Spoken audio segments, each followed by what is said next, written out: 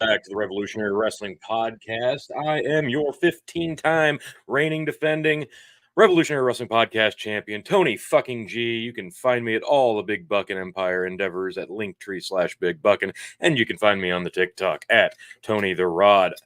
And I am joined, hopefully soon, by one Phil KOE to discuss, watch, and dissect AEW All In 2023, coming to you live from Wembley, and it is just now getting underway. Those of you who just watched the pre-show with me, let me know what you think. Let me know what you thought, and I was actually a little more impressed than I expected to be from the entire presentation of that. I didn't know what to expect at the pre-show, but it really wasn't that bad. I actually did enjoy it.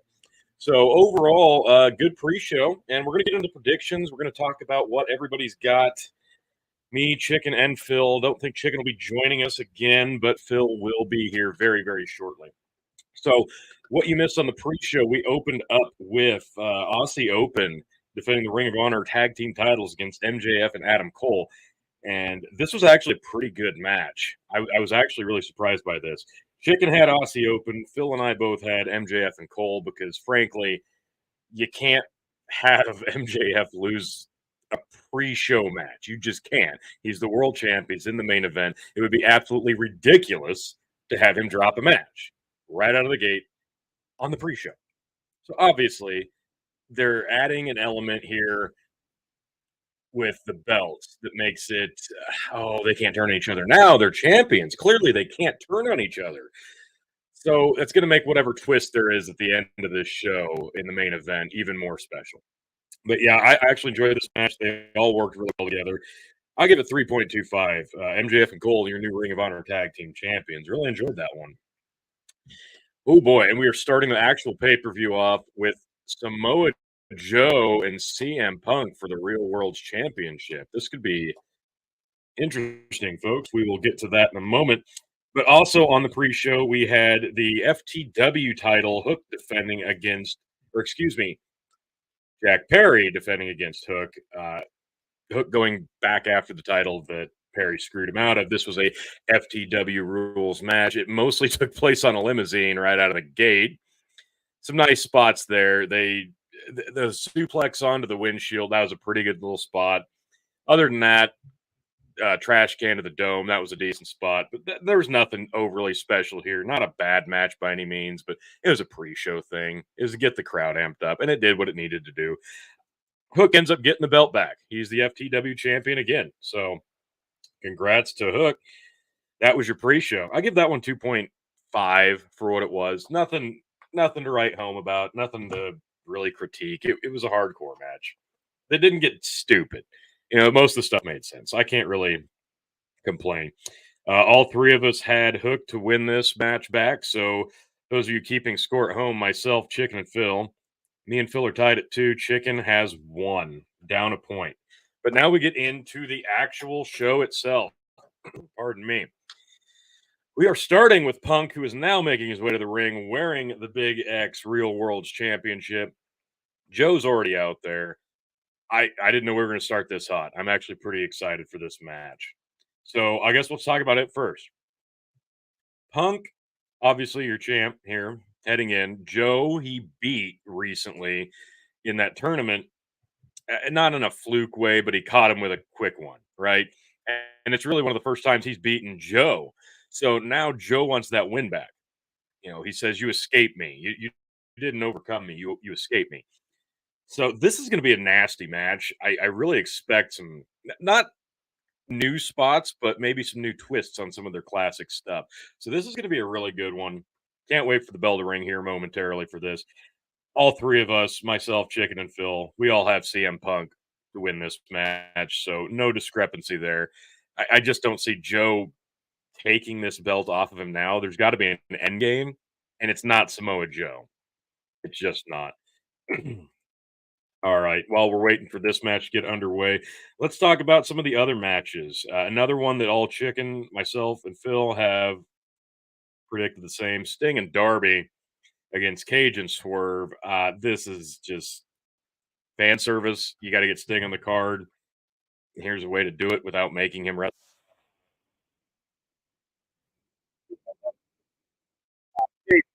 heel. Absolutely love Cage as a heel. He's terrific in the role. So that said, Swerve's a talent. Darby makes his stuff look really, really good. Sting is in the twilight. He's going to be hanging it up soon. So I don't think Sting's going to drop this. It's going to be Sting and Darby. All three of us think that Sting's never been beaten in AEW. Apparently, that's a stat I didn't really think about before. But yeah, no, he really hasn't, has he? The trios titles, the House of Black will be defending against the Acclaimed and Billy Gunn, who's not retired. Go figure. This should be a decent trios match. I like a lot of the talent in this match. It's a really weird thing the way they wasted the Acclaimed, with their title run. They rushed it, they dropped the ball. Maybe this is their way of making that up by putting the trios belts on. And Billy Gunn, just what an absolute talent, what a veteran, what a physique. Murphy and Alistair specifically, two of my biggest just big talents that I always look forward to seeing. So hopefully the match will be good. I'm going to go out on a limb with this one. I'm picking the Acclaimed and Billy Gunn to win the trios titles. Phil and Chicken have the champs to defend on that one. So got some discrepancy there. We are underway with Punk and Joe. So quickly, I will give you one more thought on, let's see here before we get underway too far. Oh, the Blackpool Combat Club versus the Best Friends, Orange Cassidy, Kingston, and Penta. Stadium Stampede, disaster, shit show. It's going to be a mess. It's going to be all over. It's going to be it's going to be impossible to follow. All three of us have Blackpool Combat Club in that one. I'm not super looking forward to that, but if that's your thing, I get it. There is a market for it, so we'll see how that one goes. But yeah, all of us have the Blackpool Combat Club in that one. I will hold off on the predictions and start talking about this match. Jockeying for position, trying to trade chops. Punk gets a headlock now. And those of you watching along, go ahead. Feel free to drop your comments and let me know your thoughts if I'm completely off base or if you agree with me. And hopefully Phil will be here soon to relieve me from having to speak nonstop. Punk still got the headlock locked in. Oh, big backdrop from Joe, but Punk keeps the headlock, rolls it over, side headlock. Joe backs himself up out of the ring all the way, drags Punk onto the apron, big overhand chop to the chest, knocks him off the apron to the outside. Punk tries to get back in the ring. Joe hitting him with chops now, though. They're backed over by the announce table. Punk's in the corner of the guardrail, sitting on a cooler, it looks like. Joe playing off to the crowd. Punk runs off and escapes whatever attack Joe had planned.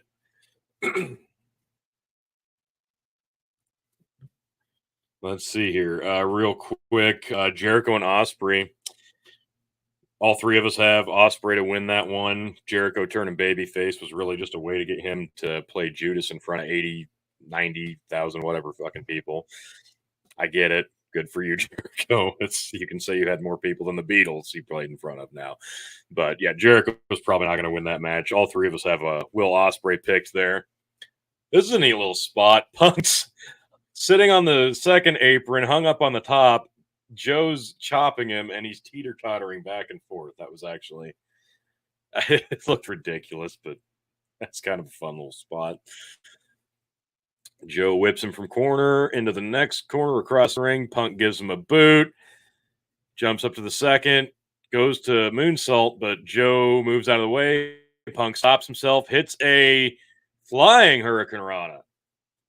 Very nice. Could have been a little sloppy, but he saved it.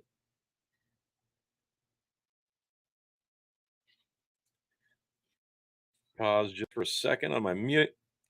What, bud? Look, I found my $6 coin. Glad to hear it. It was in the bottom of this.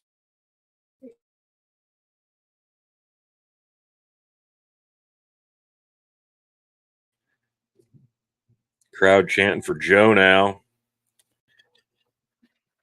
Oh, big chops. They're back on the outside. Punk's sitting in a chair now on the other side on the barricade. Big boot. That looked devastating. That was really good. Great spot. Punk laid up on the guardrail there. Grabs Punk and he puts him back in the ring. Oh, breaks count, pulls him back out. Oh, he gets shouldered. A little gingerly. That didn't quite work out the way they wanted it to. Punk standing up on the apron now. He's got Joe, gives him he goes for another swinging hurricanrana. Joe catches him. Wow.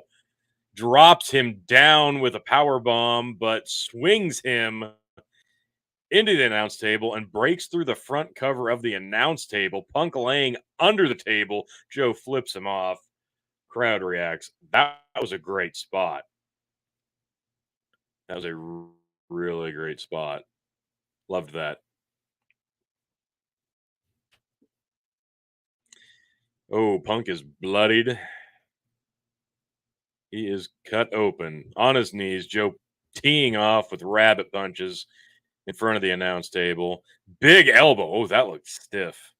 If he wasn't cut open before, he might be after that. Punk's got on some interesting tight. It's the white tights, everything with light powder blue and kind of red. Interesting color scheme. It does resemble the marquee colors for All In.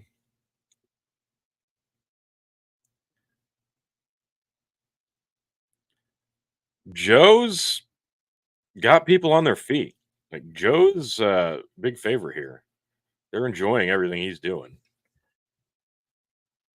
That's not to say they're hating on Punk. Okay, back in the ring. Punk hits the ropes. Joe elbows him, knocks him back down. Comeback is back off. Punk down. He is in trouble. Yeah, I'd say there's zero chance of Joe walking out of this with the belt since it's the opener, as we mentioned before. Goes for pin, gets a 1 count. Real quick, while we've got a second, the women's championship, Sheeta defending against 3 women: Britt Baker, Toni Storm, and Saraya. Fatal 4-way. Chicken has Sheeta to retain. Phil's got Britt Baker. I'm going with Saraya just because they're in Wembley. You know, she came out of retirement, came to AEW. They already put the belt on Toni Storm, so I don't see Toni Storm. None of us picked her. I could see Sheeta retaining. I don't think it's going to go back on Britt just yet. I think she's got to be a heel before she can be the champ again. So it's got to be Saraya. It's got to be. And what a reaction she's going to get when that happens. So I do anticipate Saraya winning the belt tonight. Because if not now, when? It's never going to happen if you don't do it here. Another match. Let's talk about quick.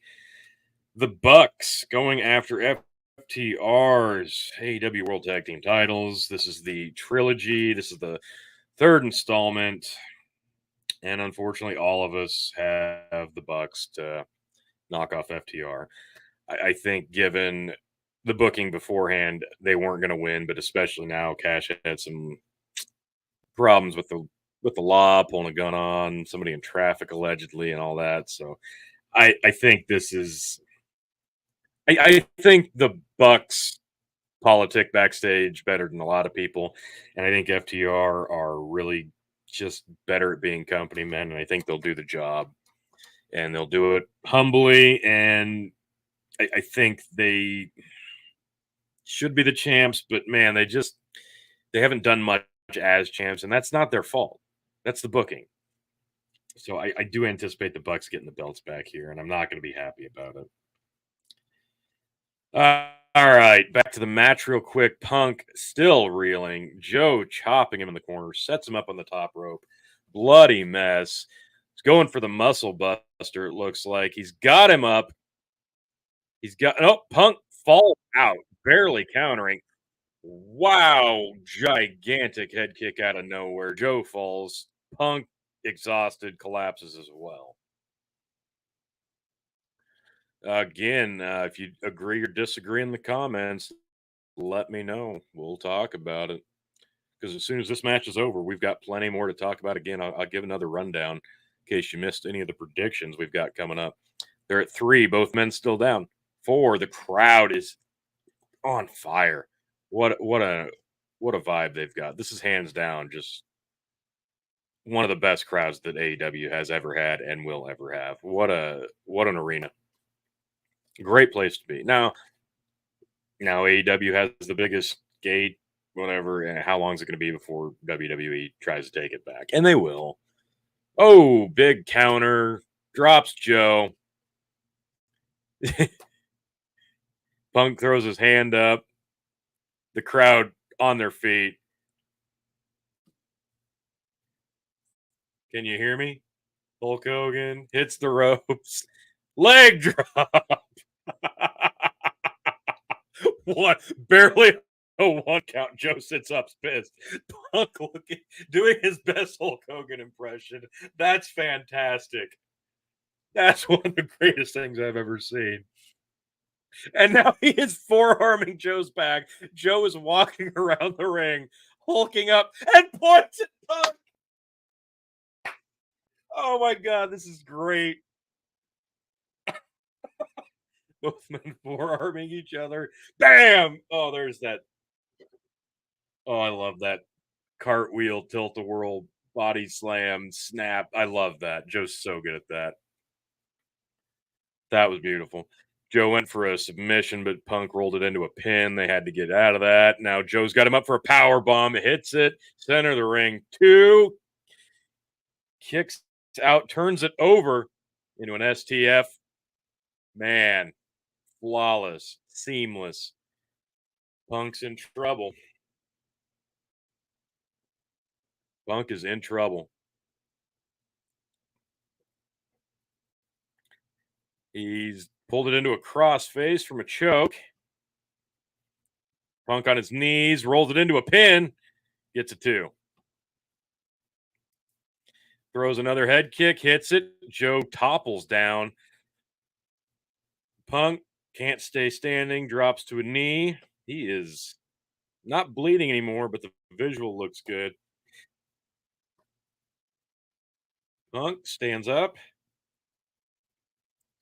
He's grabbing a leg of Joe.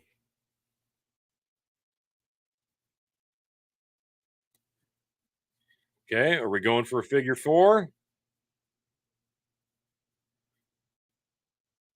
Trying to go for a figure 4 is Punk, but Joe keeps.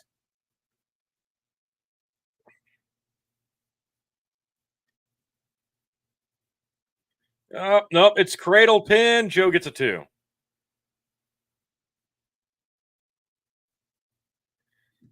All right, we've got both men back up. Both in a corner, both exhausted. Punk runs at Joe, hits the ST Joe on the running attack from Punk, drops him. Crowd loves that. Joe, they're chanting Joe again. Neither man has an advantage with the crowd. They're both so over in this arena. Joe sits him back up. Are we going for another muscle buster? No, Punk is fighting out of it.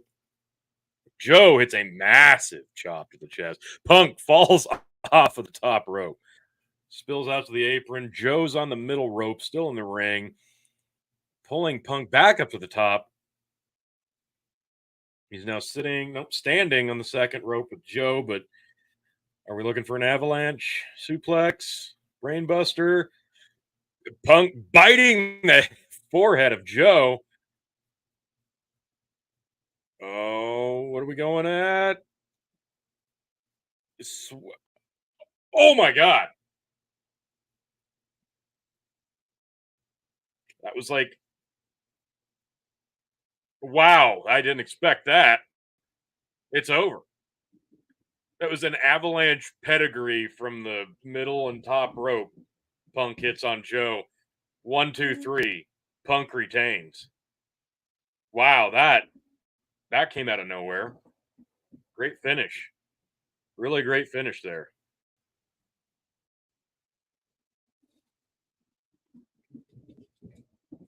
That was really good. I did not see that coming. 10 to a 10 man in the comments says it'll pop up. You look like you need a man of the hour, man of the power, man who's sweet to be sour to join. I do, Tan to a 10 man. Hopefully you know one. Just been informed my washing machine is on the fritz still, folks. It's not good news. Not good news in my house. We'll have to deal with that in a bit. Hopefully, when Phil shows up, I can take a tag out and I can go check that out.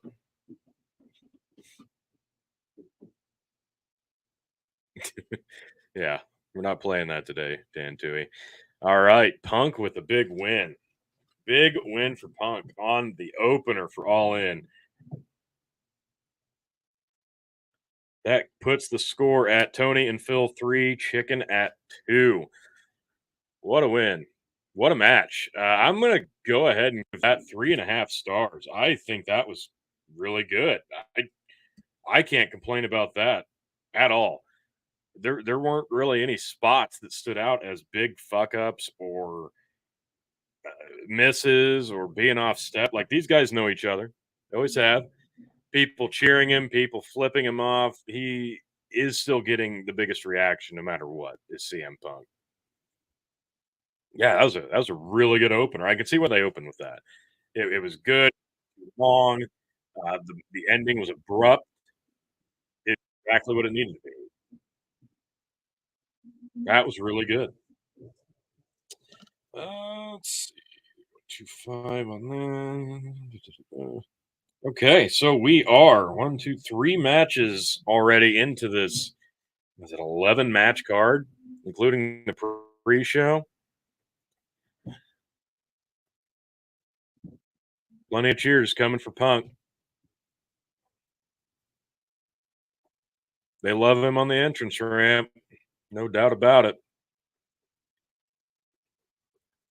Yeah, I have a feeling a lot of people flipping him off would probably be embracing him if they were, you know, right next to him.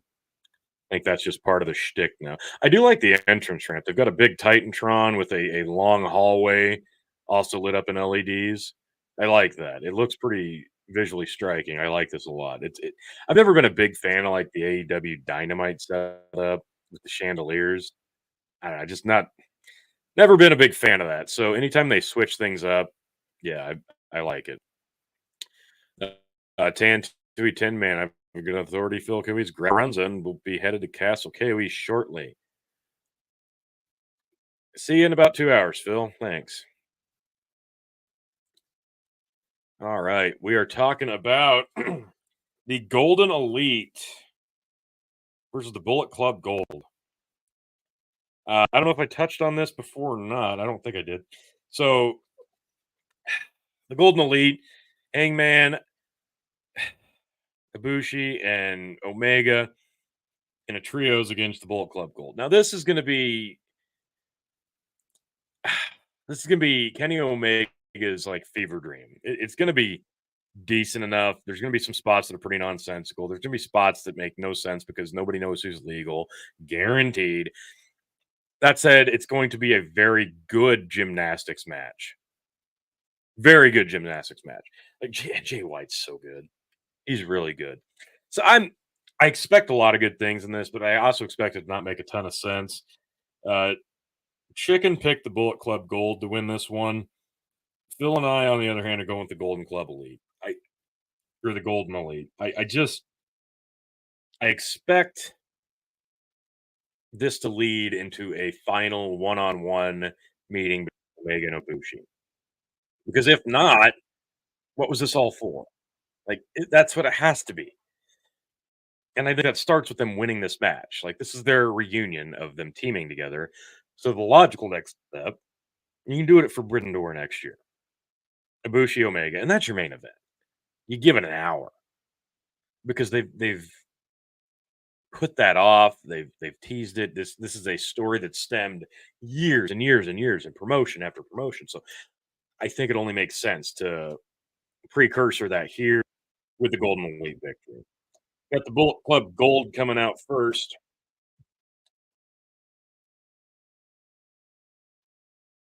Hour 45 says Tan 210, man. Sheesh. Yeah. So yeah, I exaggerate a lot.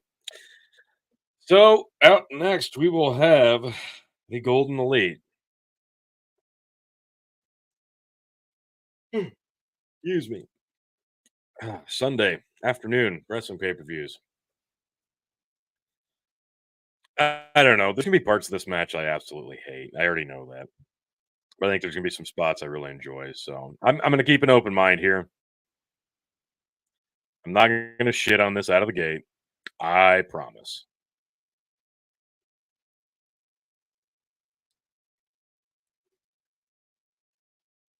Bang bang gang here in Wembley, they say.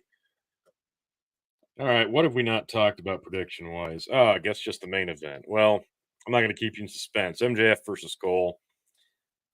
Tony Phil Chicken all have MJF to retain. It's what's gonna happen in that. I think the important thing to understand is this has all been built on who's going to screw who and who can leave with the belt. I don't know what Phil's thinking in terms of who's going to get the screw over. If it's just a classic MJF screws over, Cole gets the win. The thing I think that is going to play into this the most is going to be Roddy, who's just been dead set against MJF and Cole hanging out, who's trying to warn Cole he's going to screw you over. Some people think that's a double swerve or a trip back. And then Roddy is going to join MJF and screw over Cole, or it's going to be Roddy helps Cole to beat MJF. Or I think eventually, I think it's going to play out a little more like this. Roddy comes out to help Cole. It gets screwed up. They can't put away MJF. And then ultimately, Roddy screws over Cole and joins with MJF. I think that's the only thing that makes sense. Plus, you've got Mike Bennett in the background. He's been hanging around, so they've been kind of looming in the background too. I think they're trying to gear towards some kind of stable, and I don't know if it's going to include Adam Cole. If they end up pulling the belt off MJ and putting it on Adam Cole, it has to be Cole with a stable. So that would be fine too. You know, you get those three guys aligned with Cole, making a pseudo undisputed era with Cole as the champ. That could work. I wouldn't even be that upset about it because frankly, they've turned MJF into such a anti baby face, but baby face. Ugh, I don't know. He's entertaining in the role. He's super over in it, but what a waste. Because if it's not leading into him just turning on the crowd again, what was the point? He he's not a serious baby face. He's a very over the top baby face. He's not a cool, calm, calculated, badass baby face. He's still a heel technically. So I if this does not lead to MJF like returning heel on the crowd again, what was the point? So I'm mostly looking for Roddy to at first tease helping Cole and then turn on Cole and align himself with MJF. That's what I'm expecting.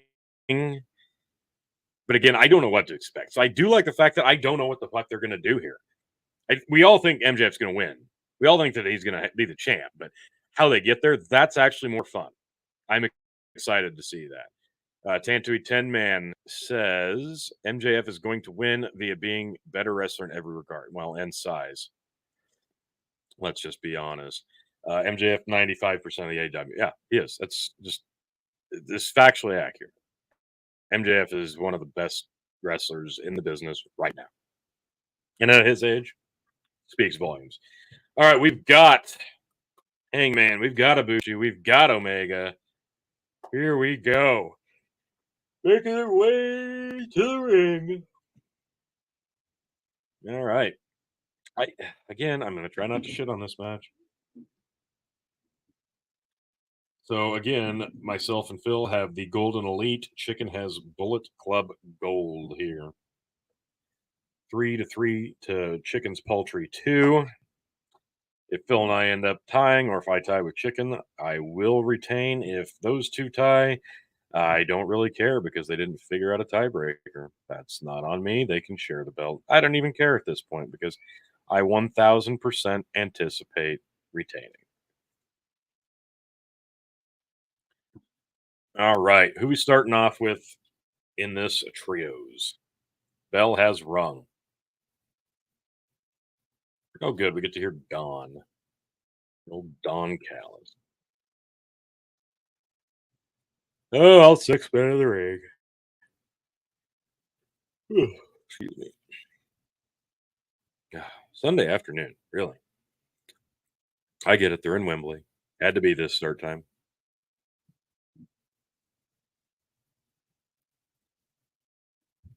The crowd is just revved up for this.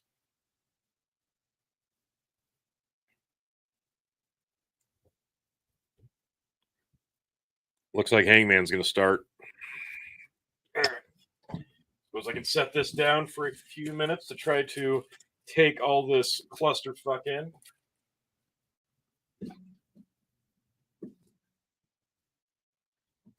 All right, let's go. Hangman, starting things off.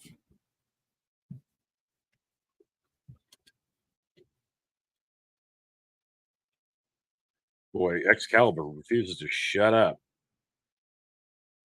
Juice looks like a homeless guy. I'll say it, but it's a great look for him. Oh, wow. Duck down, trip over, almost caught Juice. Bam, both pop up. Big boot to the face. Juice sells it great. He's back up, tries to get a tag. Hangman comes over, tags in Omega. Omega jumps up to the second rope, jumps off, axe handle smash to the forearm of Juice. So now we've got Omega and Juice. Big chop. Hangman still in the ring for whatever reason. Chops back, chop, and another chop from Hangman. The ref not doing his job, arguing with the Bullet Club instead of getting the other man who's no longer legal out of the ring.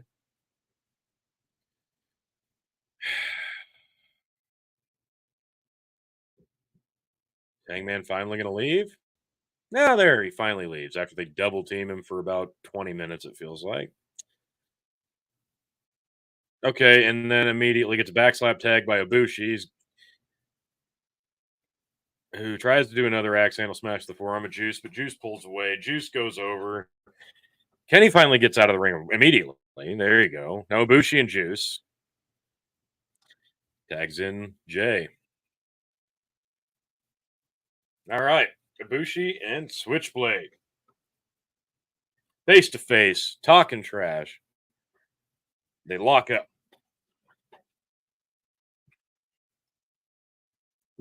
Backs Ibushi into the ropes. The referee counts, does his job. Shove. misses the kick to Ibushi, headlock from Jay, bounce off the rope, shoulder tackle, knocks Ibushi down, kicks back up. Jay White slaps Ibushi, doesn't sell it, shakes his head, says, "Bring it on, try it again." Crowd chanting, "You fucked up."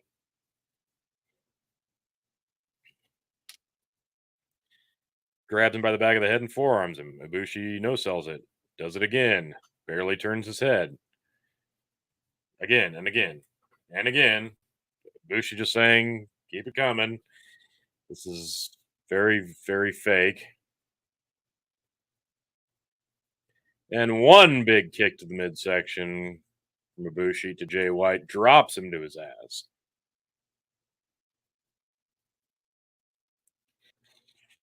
Jay White back to his feet, eats another kick, stumbles backwards into the Golden Elite's corner, and they are both stomping him in the face now. That's all right. Why are they working like the heels? Whatever. Now Omega's what? He tags in Omega. Ibushi goes to leave, then decides against it, comes back in, double leapfrog, uh, kick, big face buster. That was pretty smooth, but like, why? Now Takeshita's in the match, even though he didn't tag. So you've got Omega and Ibushi double teaming Takeshita, and Juice says, "No, I won't get involved." And then the ref goes to stop him anyway. The rules just don't matter. Great Hurricane Rana off the ropes from Omega Takeshita. Hits Juice, who flies off the apron. Now nobody's on the apron, and Kenny's alone in the ring. We're do his little Terminator shtick. Like, there's a reason this angers me. It's just, it's in crowd service. Like, they're just trying to make them happy and sacrificing all the legitimacy of the match. Mega hits the ropes, does a big flag swanton out of the ring. Jay White got the worst of that, it looked like.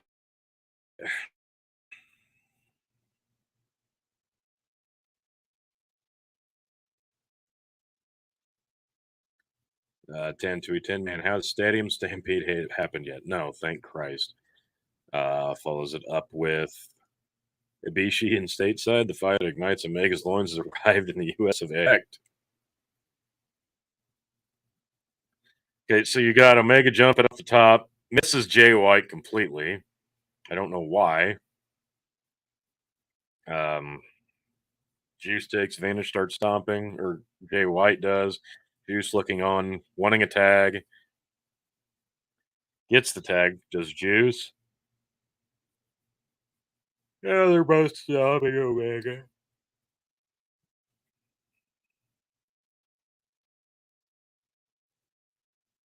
The heels get out of the ring. Now it's just Juice. Like, the heels are doing a better job of abiding by the rules than the baby faces. Juice tags in Takeshita. And Juice immediately gets out of the ring. I don't get it. Why are the heels abiding by all the rules? And then Ibushi, for no reason whatsoever, just gets into the ring, not being tagged. Now he and Takeshita are trading forearms, and the ref just stands there and watches. This is fucking ridiculous. So Juice gets involved. I do. It's so busy. This is impossible to call because you're trying to make logical sense of it, and it doesn't. Now Hangman's in there. You've got people on the outside who aren't even involved in the freaking match, and the ref is ignoring it completely. Rick Knox is a terrible referee. He's just fucking terrible. This is stupid. This could be a good match. It could be. With the athleticism and the talent and the chemistry here, they could have a really good match. But you can't follow anything. I don't even know if these are the legal guys to catch in Omega. Because the next person that gets in the ring won't be tagged, guaranteed. Takeshita bounces off the ropes, hit a flying forearm to Omega. Juice is on fire on the apron. I'm enjoying watching Juice on the apron more than I am seeing him in the ring. Jay does tag Takeshita out, who goes to the outside for some reason now, and nobody for Omega to tag if he wanted to. Hangman's just kind of and Ibushi are both just kind of asleep, watching over top of the apron, discussing the next spot, visibly on camera. Christ, like they're on the hard camera viewpoint. All right. Um, I'm sure Dave Meltzer's already given this 8.5 stars. It's maybe a 1.5 star match in my opinion so far. Uh, Jay hits a dragon screw on Kenny after catching the leg, logs in a submission. Ooh, dragon screw to the floor. Another big snap to the knee. Jay White, really good when he needs to be. Okay, Juice is in now. Was there even a tag? Honestly, I don't know. 10 to a 10 man. Wrestling will only be Omega's second love. His first love is Ibushi. Yes, that is true. That is true.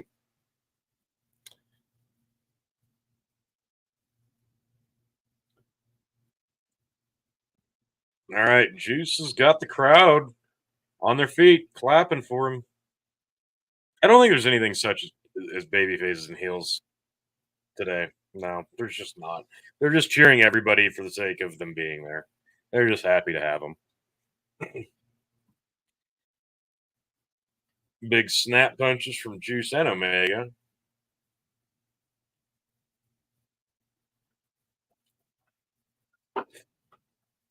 Digs the eyes into the fingers of Omega. More punches. Big right, left hand, excuse me, drops Omega. Jumps up, senton splash. Juice goes for the pin. Kicks out at 2, does Omega. Takeshita trying to cheer on Juice from the outside. Juice walks over towards Hangman.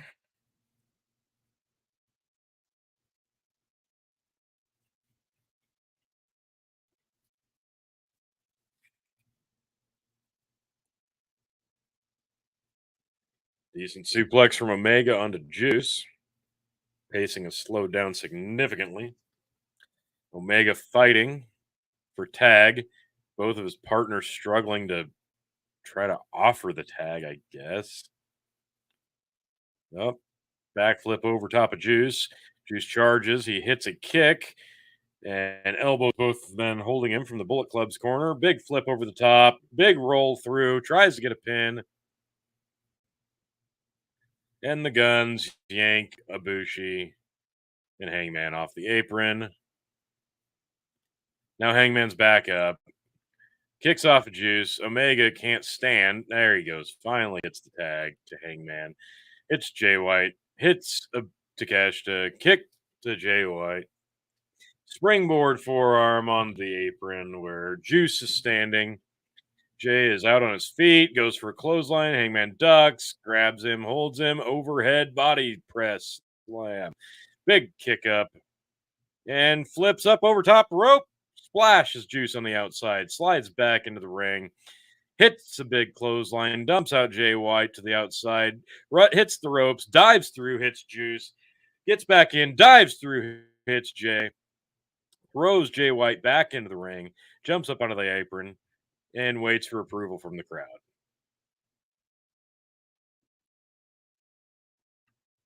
Ascends to the top rope.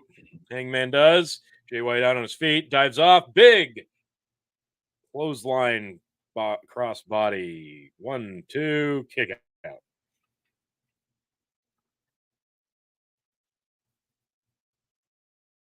Big clothesline.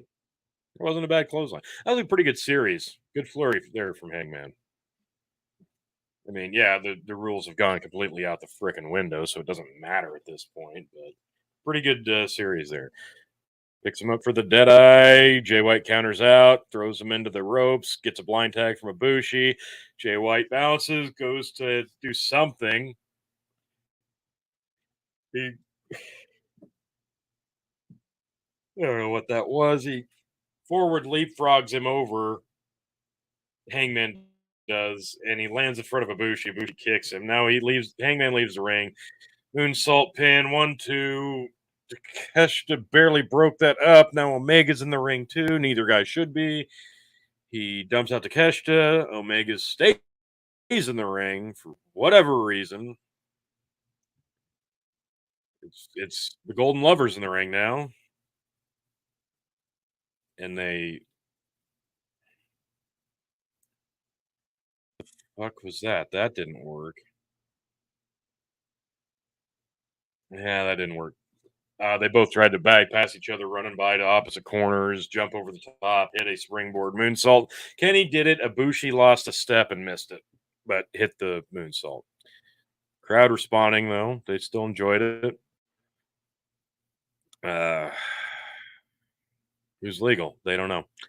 So Ibushi and Omega both get into the ring with Hangman on the apron, 2-on-1 on Jay White in the ring, and the ref just stands there and watches it. And now Hangman's in 3-on-1. The baby faces are 3-on-1 against Jay White. Hangman, Ibushi, and Omega, big running attacks onto Jay White in the corner. Double team from Hangman and Omega. Now Ibushi's finally alone, hits a big back suplex slot, pin, gets a 2 count. JR even says we got too many men in the ring. No shit. This is pointless. This is just not good.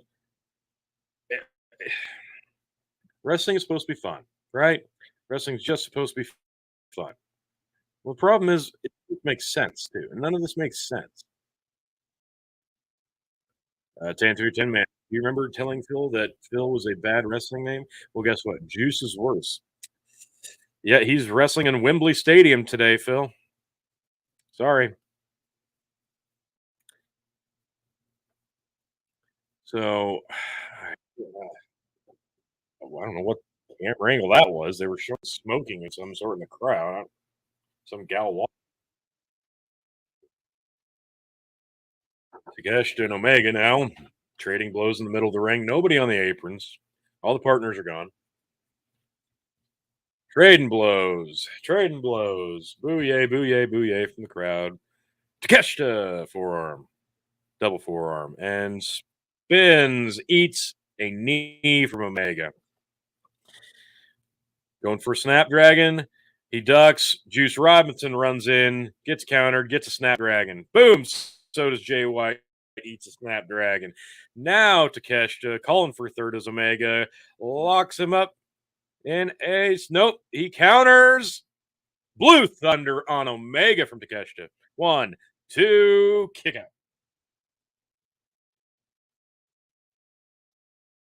Takeshita is really good. Mentioned El Generico there to Excalibur. Nice name drop. Takeshita goes for a big knee. Omega catches it. Big slap. Hits him off the rope. Big knee to the back. Poison Rana. Middle of the ring. On Takeshita. Goes for the pin. Finally does Omega. 1, 2, kick out.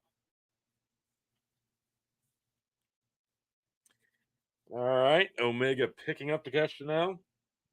Just do this match. Just do Omega and Takeshita. I don't need storylines when it comes to Omega because he sucks at storylines. He sucks at promos. Just give me this match. Takeshita gets saved by Juice, who's in the ring illegally now. Attacks Omega, goes for DDT. Omega counters it. Gets up Juice on his shoulders. Tags in Hangman. Takeshita's still up on the top rope, sitting there. Page. Okay, Omega hits a DVD Samoan drop thing. Jumps up to the top. Hits a springboard after Page hit a moonsault. Now Page jumps up to Takeshita on the top rope. It's going to be a Spanish fly, and dear God, killed himself. Oof. It's a good series, but Jesus. Oof.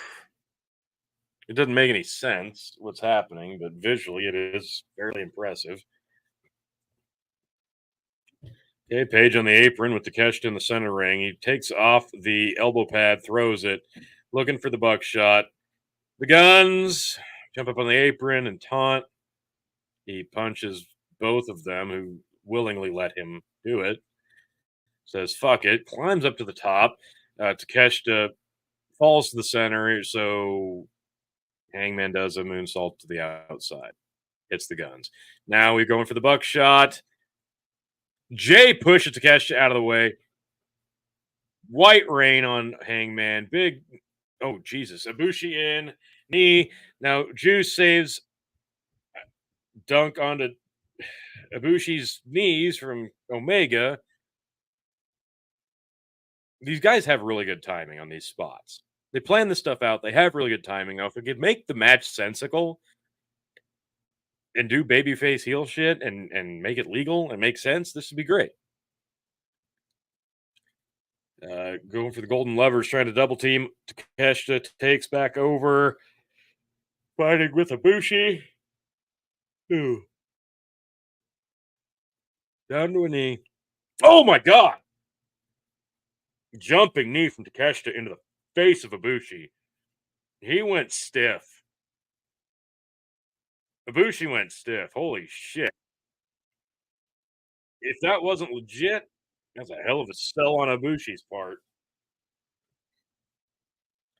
And Hangman hits a buckshot lariat to the back of the neck on Takeshita. Tags Omega in illegally from the wrong apron, way away from the corner. Omega leaves now, or Hangman leaves. Got Takeshita on the ropes. Now Jay White in, no tag. Jay White counters Jay White, goes for Snapdragon, nope, countering that, and then eats a knee, does Jay White. Takeshita's out of the ring, gone. Juice slides in, eats a knee for his trouble. Omega, another big knee on Jay White, and Takeshita's back in. Roll up. 1, 2, 3. Son of a bitch.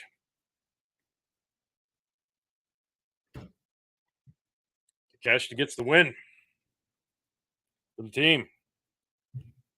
Wow, I got to tell you, I don't agree with that.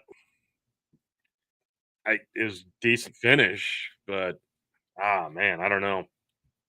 Stole one there. Yeah, I don't know why you bring in Ibushi for that. I don't know why you bring in Ibushi for that. Hmm. Well, Chicken has tied things up with us. 3 to 3. All right. That hurt. FTR and the Bucks is up next. 10 to 10 man says CI satellites at Phil KOE, a mere 10 miles from Castle KOE. Great. Can't wait. Can't wait to have a partner. Wow.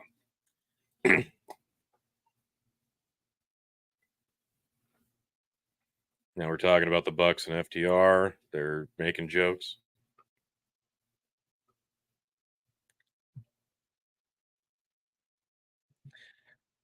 They're trying to be professional as FTR.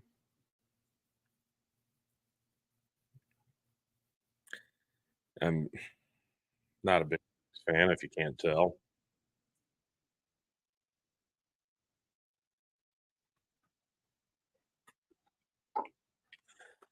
Not a bad promo package here. It's not going to matter because Bucks are going to win this, and it's going to ultimately not be great. The match will be good because of the FTR factor, so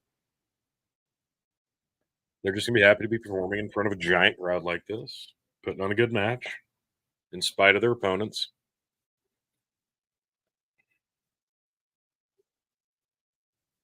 Yeah, FTR is the best team in wrestling right now. Hands down, best tag team in wrestling. It's not even close.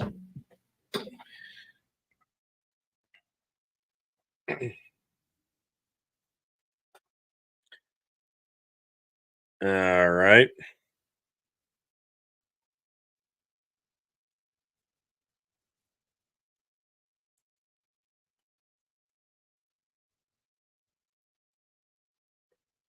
What in the hell? What is this? Holy God, that is some terrible entrance music for the Young Bucks. Yeah. I don't know. They're not getting the reception I think they expected. All right. There's some cheers. First, it sounded like it might have been a little bit of booing, but maybe they're just trying to sing along with that stupid fucking song. Bucks on their way to the ring for this tag team championship match.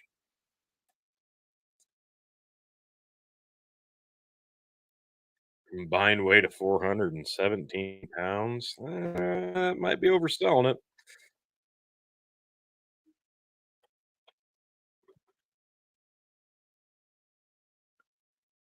Yeah, they've got this Freddie Mercury vibe going on with their attire.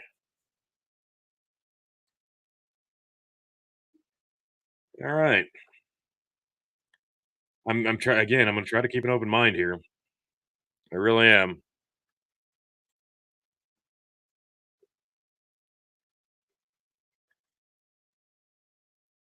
All right. Let's get FTR out here. So again, between Phil and Chicken and myself, yeah, we've all got the Bucks to win this one.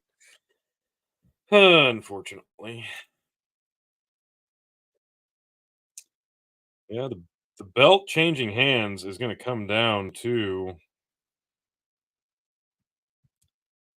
looks like the women's match and the trios championship match for me. I may have hosed myself. Should have picked the Bullet Club Gold. I just can't believe they brought in Ibushi to lose that. JR mentioning the Midnight Express, referencing them and giving FTR props.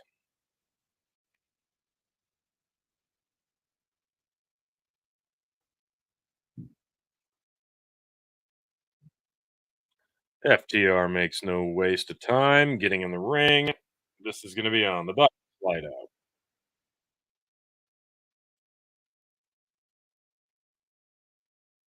Pretty good reception for FTR.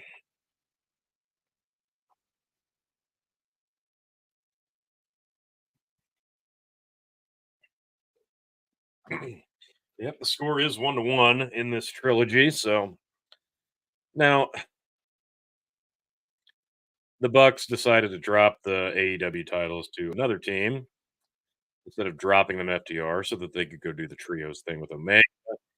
That was when FTR had all the belts from Mexico, Japan, America, everywhere.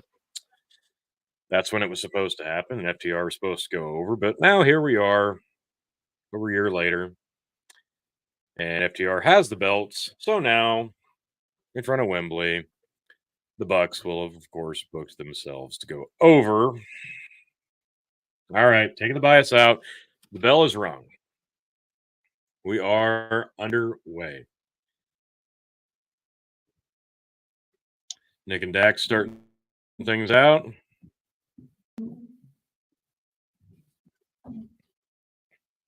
Nick pushes him into the corner, steps back.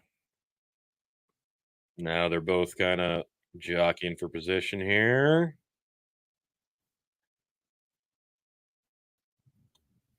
Elbow tie up. Dax wrenching on the arm. Nick hits a flip over and out of it using the ropes. Counters it. Dax rolls through, spins up, spins out, spins over, ducks under, headlock takedown. Counter Nick with the leg head, and they both pop up. Good chain wrestling right there.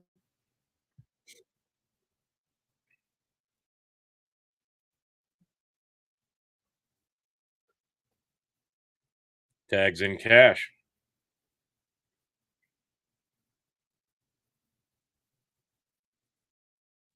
Cash with the big headlock on Nick. Wrenching it in. Bounces off the ropes. Shoulder tackle. Nick down. Ducks over. Jumps up. Nick goes for big kick. Cash ducks it. They both tried a big hip toss. Nick hits it. Also hits a scoop slam. Wrenching on the arm again. Ooh, really rough. Tacks in Matt. Matt climbs up to the top, still holding on to his arm, and drop kick stomp onto the arm of Cash. Spins Cash up, bounces him off the ropes, ducks clothesline, and tries to leapfrog, but he hits a spine buster on Matt. Tags in Dax. Quick double team move and sit down atomic leg drop. Double team. 1-2, kick out. Tags him back in. Double team suplex, thwarted by Nick, saves Matt, hits a Hurricane Run on Dax, hits punches. Cash hits one on Matt, and they're all punching each other, so they both pop up. Two Cash and Nick start punching each other. The other two pop up and trade fists as well. All four men in the ring. They back up, clotheslines all around, they all fall down.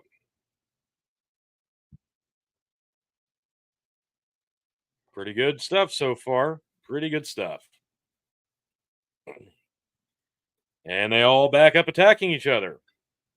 All right, let's get some control here. Get people back in corners.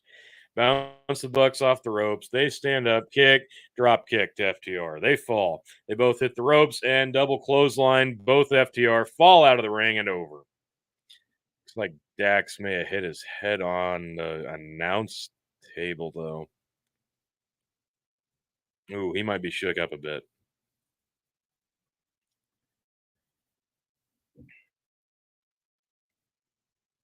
Oh, big cartwheel over the ring apron. Nick hits a kick on Dax. Spins over Cash. Matt hits a spear on the outside onto Cash. Matt picking up both FTR. Nick dives over the top rope after hitting the ropes. Bam! Cartwheel suicide dive.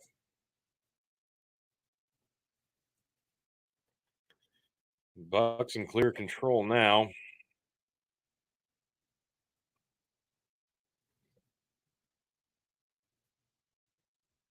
I don't know. I think the crowd is more behind FTR. I can't really tell what they're chanting, but I don't know. All right. Big Cash jumps up over and eats a super kick from Matt. Matt and Cash. Cash getting double teamed now. Tags back in Nick. Sets him on the middle rope. Leans him back and holds him up for a double stomp. Nope. Swanton. Swanton splash. Gets a 2 count. Dax finally getting back to the apron.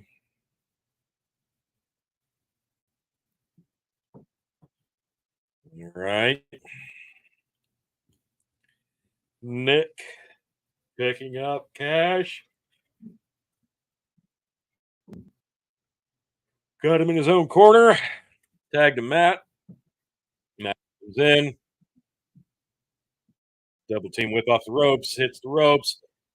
Punch to the gut. Nothing fancy here. Russian leg sweep for Matt. Picks up the leg. Gets back in his own corner. Sits on the top. Dives off with a forearm. Taunts Dax, who tries to come in, gets stopped by the ref. Ooh.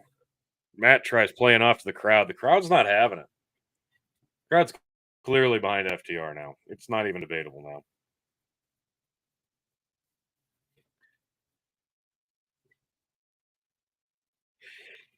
Cash fighting his way out of the corner, trying to get to Dax. Can't reach for tag. Cannot reach. Gets spun back into the Bucks corner. Nick tags in Matt. Can't pin him. Doesn't realize it. Nick stops the pin breakup that didn't count anyway. Hitting forearms.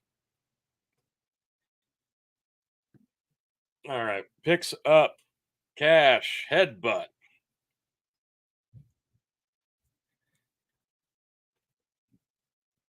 Whip. Oh, dumps out Nick. Elbows Matt. And backdrop on Matt. Cash desperately needs to tag out. Dax is pumped for the tag.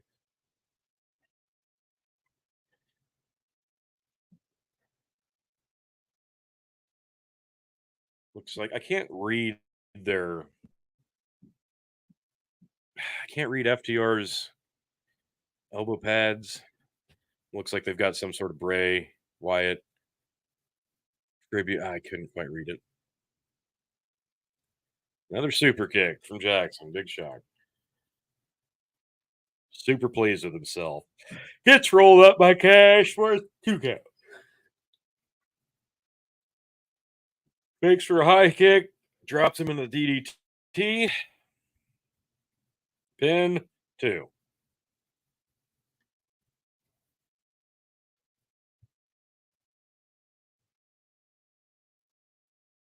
Something, something FTR, the crowd says. Yeah, FTR is heavily favored by the crowd at this point. Both the Bucks in the ring. Cash. Oh, skips the move, and Nick ends up high kicking his own brother. Flips into the ring, springboards off the top, eats a big uppercut. Falls down finally. Does Nick. Yeah, okay. One of those bands says Bray. I think another one said Brody. Cash fighting for the tag, gets it. In comes Dax. Big snaps, knocks down Matt, knocks him down again, knocks down Nick, grabs Matt, big suplex, bam. On to Nick, suplex, onto Matt, pops him back up. Nick whips Nick off the rope. Nick counters, but he counters as well. Double arm, bam, super lariat, knocks him down. Matt counters a whip and almost eats a clothesline as well. Counter by Dax, back suplex, holds on, hits a second, holds on a third. Are we going for a third German? German backdrop suplex. Could we be going for a fourth? No, Matt counters now. Of course he does. Tries to eat an elbow, but no. Northern Lights suplex from Matt. After eating 3 Germans, now Matt's going to do second Northern Lights suplex, and it will be a third here in a second. God, that's ridiculous. Stops the third, counters back in, fourth German. Holds on. Spins out, does Matt. Hits the Northern. Flips up over. Holds on. We're going to try another one, I'm guessing. Nope. Dax is going to get another German. Nope. Counters. Counter. Roll up pin. Dax. Kick out. Roll through pin. 1, 2. Tried to grab the tights. Couldn't get it. Backside. Mini moonsault crossbody. Gets a 2. Goes for another German. Matt flips over top. Lands on his feet, kind of. Northern Lights from Matt. 2. Kick out at 2.6. Crowd respects it. Both men exhausted. Another German to Matt. 2. Kick out.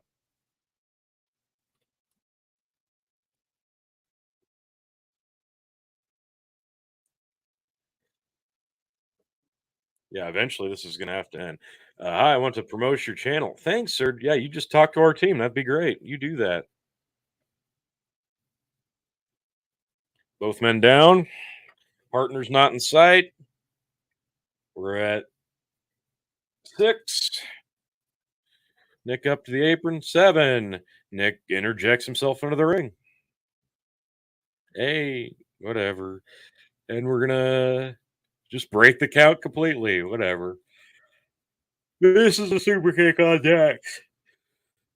Dax bounces him off the rope with a power bomb, but nope, rolls through, counter, goes for figure 4, gets kicked off. Eats a kick. Springboard into a power bomb where Dax catches him, bounces him off the top rope, hits the sit down power bomb. Matt now rolls Dax over into a 2 count. And now Dax rolls up through and hits the sharp shooter right by the damn ropes. What good is that?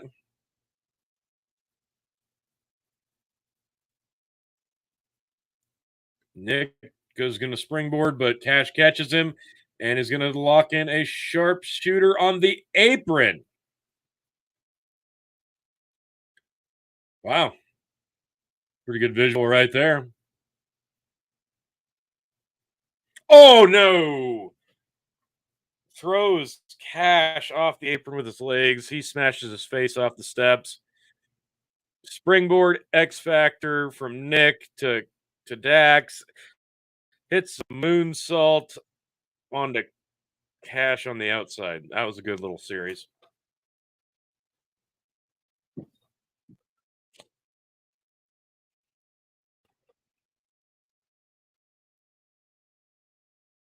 Both men in the ring down again. Matt and Dax. Nick getting back to his corner, though.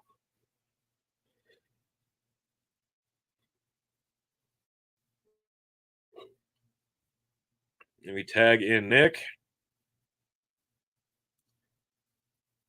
Big jumping knee and a kick. Hitting Dax. Setting him up on the top. Flips his legs over the top rope. Sitting up there now. Perched. Nick signals to Matt. Nick climbs up. Standing up there with him. Matt on the adjacent corner. Looks like it's going to be a superplex from Nick to Dax. Matt waiting in wings. Big suplex. Matt eats the knees, though, and Cash flew off the other side out of nowhere and also ate the knees. Matt clotheslines Cash out. And then hits a clothesline. Holy shit. Hits his brother. Nope. Cash hitting a pile driver on Nick. No. Eats a kick instead. Flip over roll. Rolls him over. Gets him in another pile driver. Could it be a... Oh, yeah. He tags. It's going to be a spike. Spike pile driver. Oh, yeah. Oh, hey there, T. I don't have an eardrum now. Thank you. I mean, come on. I show up right during a spike pile driver. Come on. Is that not just perfect? It would have been more perfect if I had an eardrum left. Thank you, Phil. It's overrated. Joining. Great being here, sir. Hang on. Give me just 20 more seconds. Boy, my forehead I shiny. disagree.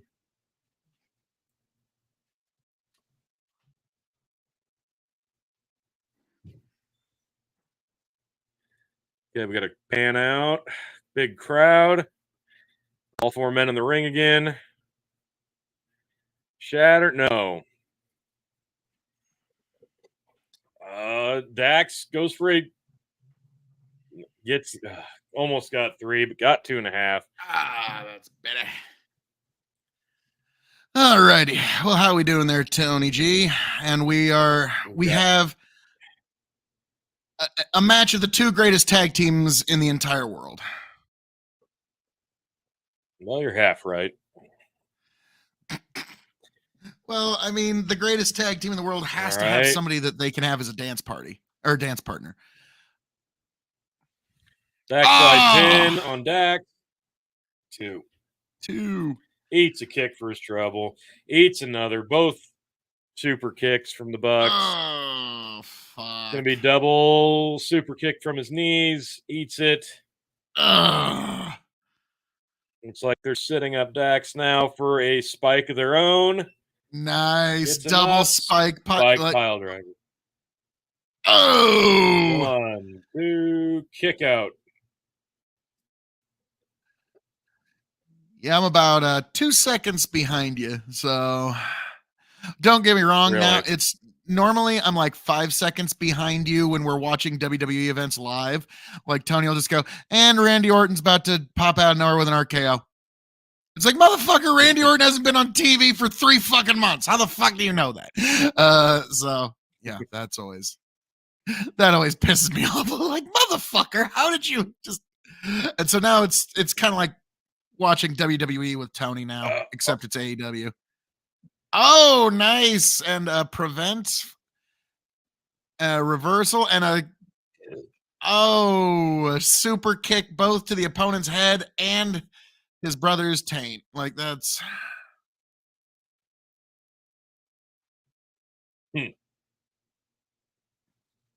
good old Jim Ross.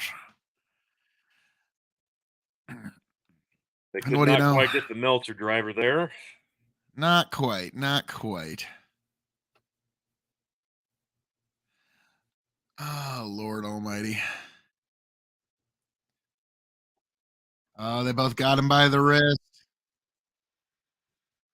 Why? Why does he have a UK flag on his? Okay, so all 4 men back here. Holy shit, Cash bum rushes, Whoa! knocks him off the apron. Nick takes him out. Cash is up now. Dax gets the tag. Dax cash in alone with Matt. Uh-oh. Now they got both his wrists. Oh, Big is they gonna double do an knee. FTR trigger? Gives him the kiss on the FTR cheek. trigger. Give him a kissy. Big Pick rig. him up. Chatter machine. Oh, shit. Kick out. Oh, I'm still in this. I'm still alive. Because I think I need this one in order to beat you, Tony. I forget how it scores right now, but Phil, we all have the Bucks. What's that? We all have the Bucks. Oh, fuck. I could have swore you had the FTR on this. I just kind of assumed you had FTR, but I'm not stupid. Okay, I just kind of assumed you. So this is one you'd like to be wrong on. Why does? Oh, okay, I was trying to figure. Oh yeah, it's at Wembley Stadium. Super kick from Dax. I was trying to figure out why does FTR have UK shit on their ass? Like I thought they were all like Maryland and South Carolina boys or something like that. Like, and 450. God damn it. A 450 splash. That was the ending of their first match, where that would have been the 3. Oh, okay. So basically, they're trying to appeal to people like you who have seen every single match that the FTR has done in the last 5 years. I'm talking about the first match between the Bucks and FTR. There's only been 2. This is the 3rd. Oh, okay. This is the 3rd.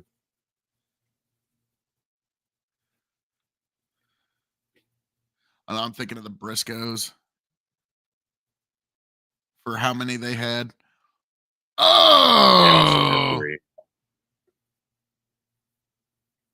Kick out. That was one of the Bucks literally grabbing the guy's wrist and yanking it over to a kick out was basically what that was. Like that was the worst possible angle you could have. And also, Tantui 10 Men made a great point earlier. Tony, do you remember telling Phil KOE that Phil was a bad wrestling name? Well, guess what? Juice is worse. And yeah, you were saying he made it to Wembley Stadium. Just think of how much further he would have made it. He probably would have made it to WrestleMania with a name like Phil. Oh, another double knee. How many Wembley shows has Phil been in? 1, 2, 3. Wembley's too small of a stadium to book a Phil show, Tony. Okay. They'd be turning away basically half the country.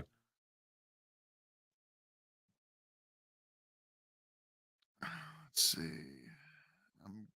I'm getting some interference on my end, but all right, now we're back.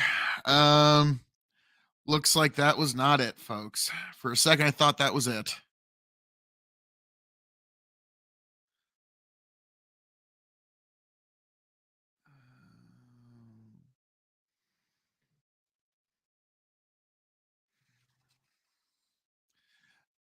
Are we going to get a Meltzer driver? And it's going to. Oh, well done. Meltzer driver into Shatter Machine 3. Oh, oh yes. Oh, yes. Okay. FTR Yes. with a big W. Boy, I wish I would have picked the FTR now. I'm shocked you didn't. What is the current score, Tony G? We all have 4. We all have 4. Yep. So if it's a 4-way tie, you will keep the championship, and Chicken and I will be declared the RWP Tag Team Champions of the world. That's not going to be a problem. I will be back. I was about to say, what? Okay, yep. Tony's got to take care of something here. I mean, folks, you've got your King of Extreme. What else do you need? I mean, you just need this beautiful face.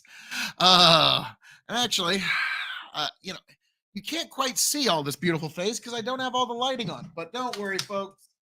I'm going to turn on the lights right now so that you can see every glorious bit of your King of Extreme, Phil KOE. There we go. Got my studio lights all on and everything. And now, oh, let's see. How am I looking now? Oh, okay. That is gorgeous. I'm sorry. That is gorgeous. I'm almost in love, folks. So I gotta say, AEW, you're clearly not a godly church-going bunch. Because some of us folks who go to church Sunday at noon starting a pay-per-view is kind of a big pain in the ass. I'm just gonna go ahead and say the Bucks are all like, oh, my ribs, they hurt so bad. FTR, they're hand bumping, they got the belts, they're I think in a couple of years, FTR is probably going to be in like the Dudley Boys territory in terms of just like how much people really appreciate them and what they mean. Like, I think like they need just a few more years and a few more big matches and a few more big wins. And I really think they are going to be on level with the Dudley Boys. I think maybe I'm wrong on that. But there are a few tag teams that just kind of define eras. And I think FTR might end up being one of the tag teams that defines this era. Am I wrong on that, T? Oh, yes. Yes. The problem is there's nobody for them to face. That's the problem. Yeah, they don't have any good dance partners in either company, really. Really, the only people now would be like the Usos, but they're on a breakup angle that's going to take at least a year for them to get back on track. I was about to say, how long do you think that's going to take? But all right, so Tony, Stadium Stampede, a potential match of the year contender right here, the Blackpool Combat Club will be stampeding within a stadium, Tony. And holy shit, this one's actually going to be in the stadium with people there. I always thought they were going to continue doing like the match happens on the side of a solo stadium or something, and that's just it. And we lost Tony again, folks. We'll see if he comes back or if he just, he was a little yawny, so he might need to take a nap. I wouldn't be a bit surprised, but he has 4 children under the age of 7, or under the age of 8. So I don't think he's going to get the opportunity, but he can at least dream. It's nice. He can dream of a day when he gets to sleep in, but that's probably not going to be today. So we got the Blackpool Combat Club on their way to the ring. They're getting followed by they're getting followed by honey bunches of oats of people. Like, you got people with selfie cameras. You got, oh boy, I like how they're all like trying to keep some weird look going. So is this just Moxley or is this the whole Blackpool Combat Club? Okay, looks like it's the whole club here. Because I could see them doing that, just letting Moxley come out, but no, it's the whole club. I like how there's people jumping over. Like, I think it'd be funny if just like some random fan just like follows. I'm like, no, what? Fuck you. I'm in the Combat Club. This is part of the angle. You could get away with that shit right now. All right, and then we've got Claudio Castagnoli. Like, I mean, he's basically worth what, like him alone. Claudio makes this match worth watching. I don't mean to be direct, but I'm going to be direct. Hey, T, welcome back. But yeah, Claudio's the main reason for me on his side, anyways. Why I'm looking forward to, because let's be frank, Tony, we've seen the Jon Moxley match. I already know what Jon Moxley's going to do. There's a very good chance he's going to bleed. He's going to like walk around like he's a wild man for a few seconds because he literally thinks he's the fucking second coming of Cactus Jack or some shit. And then he's might bleed. He's probably going to go through some furniture. He's going to pull out some unnecessary thing. Oh my God. We got Orange Cassidy and Claudio Castagnoli sharing the ring, Tony. Yeah, be still my bated breath. I can tell you're excited. I couldn't care less about this. Tony, this is the third annual Stadium motherfucking Stampede. No, I think they did the first one in They may have 2020. Said third. They may have said third, but they did that stupid Anarchy in the Arena instead of Stadium Stampede last year. Tony, that's like saying the same fucking thing. Hell in a Cell and a Kennel from Cell match is the same thing. It's completely different. Fuck you. Do you the only thing good about this is that there you go. This is the only thing I'm looking forward to right there is Kingston and Claudio. That's it. I'm looking forward to Cassidy and Claudio, and like, I'm sorry, like Kingston is just one of those wrestlers that I feel like should have connected with me, but just never has. Just like I've never seen anything that just blew me away. Like, oh yeah, we got to get fucking Eddie Kingston in on this. I think also the thing that always ruined me for Kingston was he basically ruined CM Punk's momentum. Was basically putting Punk in the ring with Kingston basically made me want to see less of both. It didn't make me want to see more of either. It made me want to see less of both of them. So that I don't think I've ever fully gotten. You're like one of the only people who feels that way because they had a really good mini feud. Yeah, the feud was great. Just the match was shit. That's all. It's kind of like Bray Wyatt, the late great Bray Wyatt. Great on the mic. Sometimes the match didn't always deliver. Now that wasn't always Wyatt's fault. Usually wasn't. With Kingston though, I don't know about that. Like, I'm sorry, especially it's a little bit like Samoa Joe, where in WWE I never really saw anything. I already knew out of Samoa Joe. In NXT, he was great, but yeah, like I never saw anything that justified the main roster call up. And Kingston, if he was in NXT, I'd be like, if I was Booker, I'd be like, all right, enjoy the final promotion that you will ever wrestle in, son. You'll never get called up to the main roster. Never gonna happen. I'm sorry. Like, I know that's being harsh, but everyone's taller than him. Everybody's got a better look than him, and most people are better on the mic than him on the main roster. So that's just how I would look at it. Sorry, T. I could just see that like grimace, like motherfuck, Jesus, like, oh yeah, because Eddie Kingston was totally coming on the show here, T. What are you thinking, sir? You wouldn't like what I'm thinking. Let's hear it. You have a tendency to not like wrestlers that remind you of you. Well, okay. If you're talking about his complete either unable or unwillingness to take a good bump in any way or to like do anything that might harm him in any way, like Mil No, Moscow I mean, style, like with yes. Joe and Kingston specifically, like there are parallels that you could make to Phil KOE. And I think that's what it is. Like whenever you see somebody do something that you're like, yeah, no, I could see that. I could see myself Now, in if that. that was the case, Years and I years would. ago. There's just this little light bulb. No, if that was the case, Tony, then I would hate Kevin Owens, because the first time I ever started watching pro wrestling, you said, "Yeah, Phil, this is Kevin Owens. It's He moves and impossible to wrestles a hate lot Kevin the way." Owens. He reminds me a lot of how you wrestle and move and everything. So, like, if that was the case, I would He's the hate Kevin Owens. But I exception love him. because nobody can hate Kevin Owens. Kevin Owens is pretty fucking awesome. But and Tony, I'm sorry if that was the case. If wrestlers that reminded me of me, then I would hate King Kong Bundy. I would hate Viscera. I would hate Golga from the Oddities. I'm trying to think here. You like them better than Kingston and Joe, do you? Yeah, actually a lot. See, yeah, there you go. Just proving my point.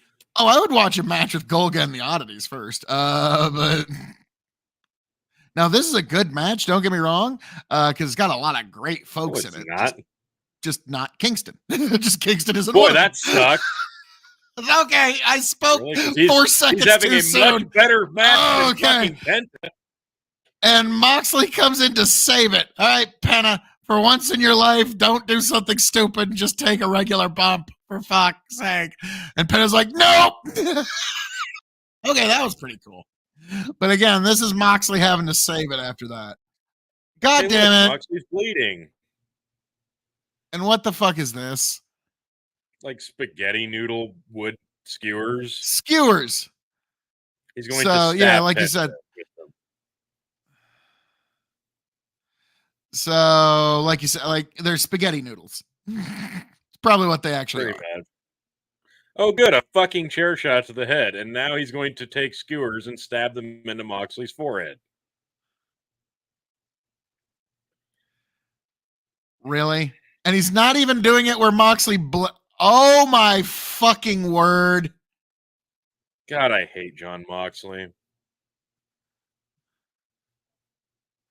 Are you like, he's got like 8 skewers sticking out the top of his head, and they're gonna make the dude take a fucking bump with fucking skewers stuck in the top of his fucking head. Like, I'm sorry. Stupid fuck. Like, if you get like a piece of wood gets stuck in his head and causes some major fucking medical issue, like, who's to really blame there? What more damage could you do to his brain at this point? Moxley's a fucking idiot. What could he do to damage his brain more? Somehow find a way to sign another contract with one of these major companies. Because WWE ain't going to use him right. Brain damage. WWE ain't going to use him right. And AEW, I don't even know what the fuck this How do you use this idiot right? He's a fucking moron. Well, like Jim Cornette said, it's like he was always like, you're trying to hold me down and stopping me from doing the things I want to do. And now we saw why they were trying to stop him from doing the things he wanted to do, because he literally wanted to stick skewers in the top of his head and set up. But like, now, Tony, do you think we're going to see barbed wire or, for fuck's sake, just, you can't just do a pile driver. It's got to be on the chair. Like, what the fuck? Like, you just. Well, we've got to reposition. We can't just abandon the spot. Or just do a regular pile driver. You know, like, what the fuck? If it's Moxley, he'd have to put skewers in his head fuck. First. Oh, dude. He might have fucked up Penta, too, by repositioning and then doing it anyways, when he could have just dropped. Wouldn't surprise me. Fuck, they're carrying Penta out of there. Is that who's leaving? I think that is. Go fucking figure. Stupid fucks. This is dumb. Was that Santana or Ortiz who did that? I forget. Doesn't matter. Oh, look, and Moxley has a fork. God, I hate this. Oh, fork to the back of the head. Fork.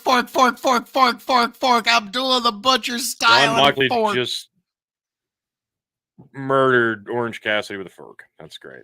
You know, that's one thing that, like, Tony, I'm under the impression that in the UFC, if a guy pulls out a kitchen utensil and starts driving it into the flesh of someone else, even if it's in the middle of a match, I have the feeling that guy's getting charged with assault with a deadly weapon. I think they should actually try to make an angle out of that, where they actually have the cops arrest Moxley like, dude. Like, yeah, no holds barred doesn't mean laws don't fucking matter. And yeah, they actually arrest the motherfucker and he's off TV for like 3-4 months. That would be a way to write him off if he had an injury he needed to take care of.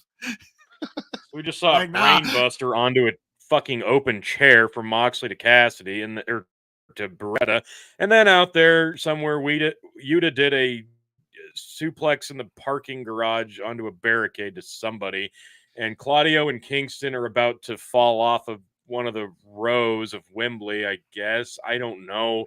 This sucks. Well, God, I was about to say, like, sucks. Tony, like, I hate to agree. Like, I don't think this match sucks, but I'm going to agree with something you said here. Or agree with, I'm going to say something you agree with. Okay, that brain buster onto that chair. I saw it. It was nice. It didn't hardly register, though. You know why?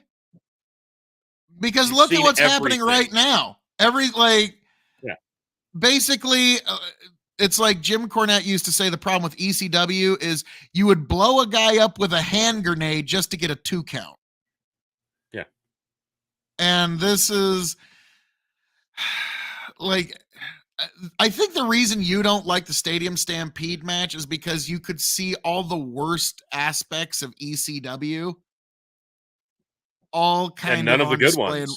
It's all the worst aspects all in display in one match if you're not there to have fun. Now, the thing is, these last 2 Stadium Stampedes were not nearly as fun as the first one. Okay? Nice. The first one was fun because it was finally pro wrestling fans finally able to give football fans some shit. This, on the other hand, is just...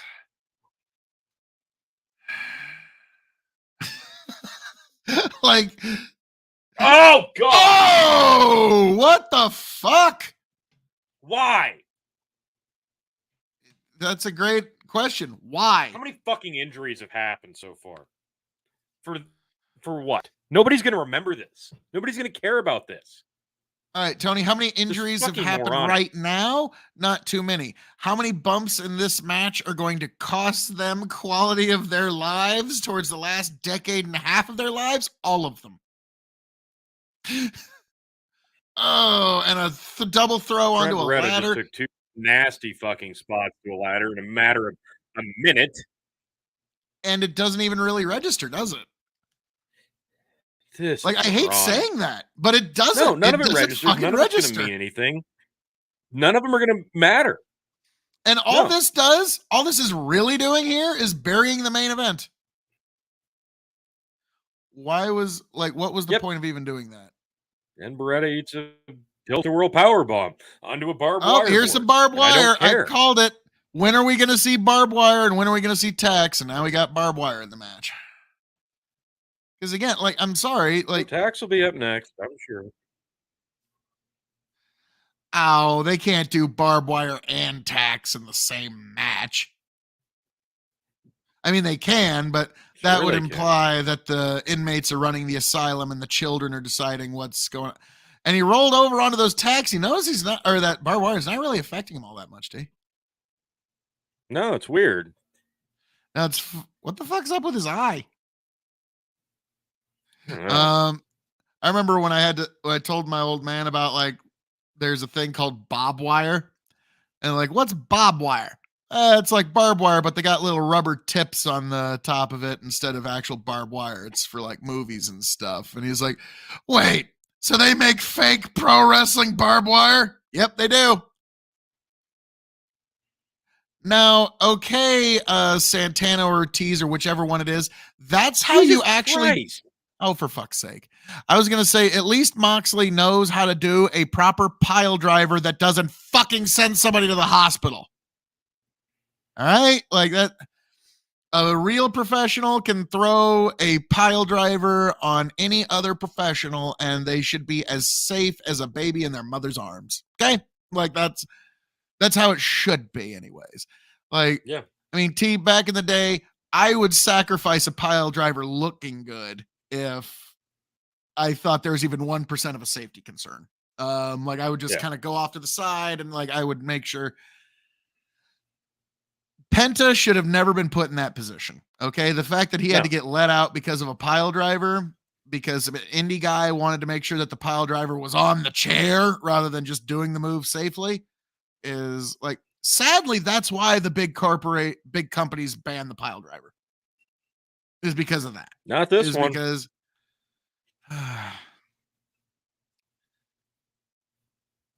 thank God we're going to have tables because we haven't seen enough bullshit. I Shit like this makes me not want to see spots. Oh, God. Seriously? I think whatever's coming next is going to make you not want to see wrestling for the next week or two. Oh, my fucking God. It's Sue? What? Chuck Taylor's mom. Chuck Taylor's mom is here.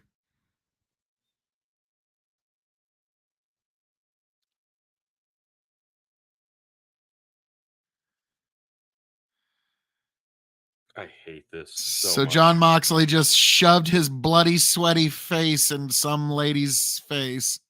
Yes. His mom. She gave him cookies. That's a baking so cute. sheet of cookies that he's now using as a weapon. That's adorable. But yes, Tony, I think I was correct. What's about to happen is going to make you not want to see wrestling for a while. What do you know? Hey, Tony, has AEW sold you on watching Dynamite this week? What the fuck?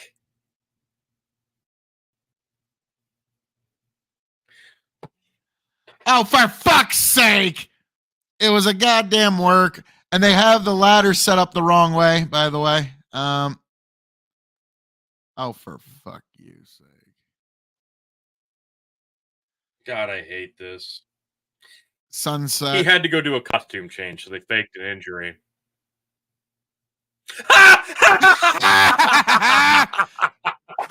Tony, you and I both saw that coming before it happened. Right. Oh, because and they're doing it anyway.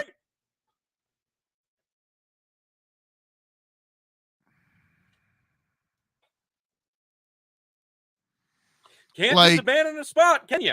Nope. Or Tony, here's even another thing. What if you I don't know, milked it for a little bit? For 5 seconds, milked it, and then got another ladder. And oh, for fuck's sake. They're all hugging him. This is fucking stupid. I hate all of this. There's nothing redeeming about this. All it's really doing is burying MJF.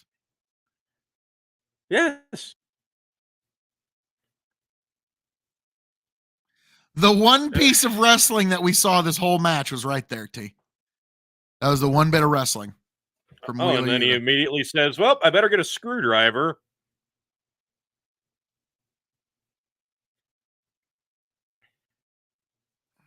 That's going to come back to hurt somebody. Jesus Christ. Tony, you're just thankful I never saw that move back in the day. Yep. All right, I'm just going to pick you up, throw you way into the air, spin you upside down, and drop you into a pile driver. And then all you got to do is just bring your hands to perfect position and not break your neck. That's all. How do these people even know whose side they are on? That's why do you assume that matters? It doesn't. Oh, Legos. Well, I think I forget which one it is. It's either And they fucked that up. Jesus, did they ever? And he's just like, don't milk And they're it. gonna Just go right get back to it. They don't know how to milk. Oh, they had to do it while he was doing the spins. Yeah, literally, they don't everybody in this match, with the exception of Claudio and Moxley, that none of them knows how to milk anything. Like that was Hogan. That was the only thing he would say to everybody: "Milk it, brother, milk it." Just rush right back to the spot that you just fucked up. God, Phil, I hate this so much. Cassidy's hulking up. I'm loving this. Bam! Okay. 1, 2. Oh! Tony. This is garbage. Any match is improved with some freshly squeezed Orange Cassidy. So, what's he got there? Oh, what yes. Is that?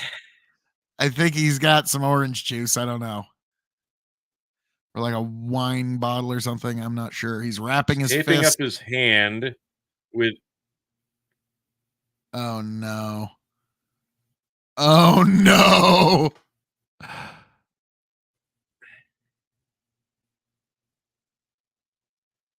Oh, fuck. Okay. Okay. I'm down. I'm down. His fist is covered in glass now.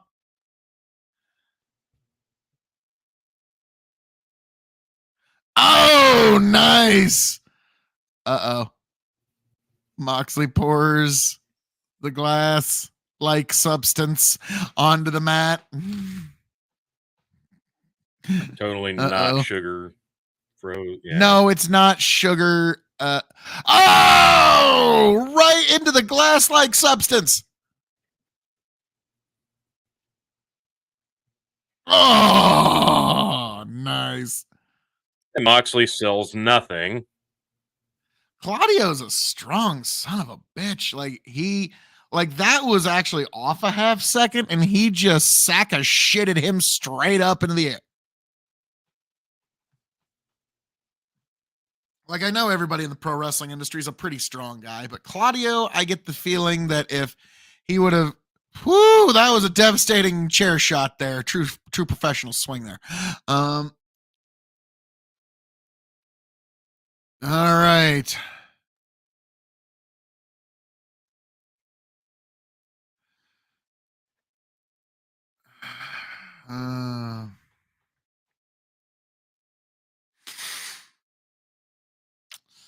And now those two are exchanging hepatitis.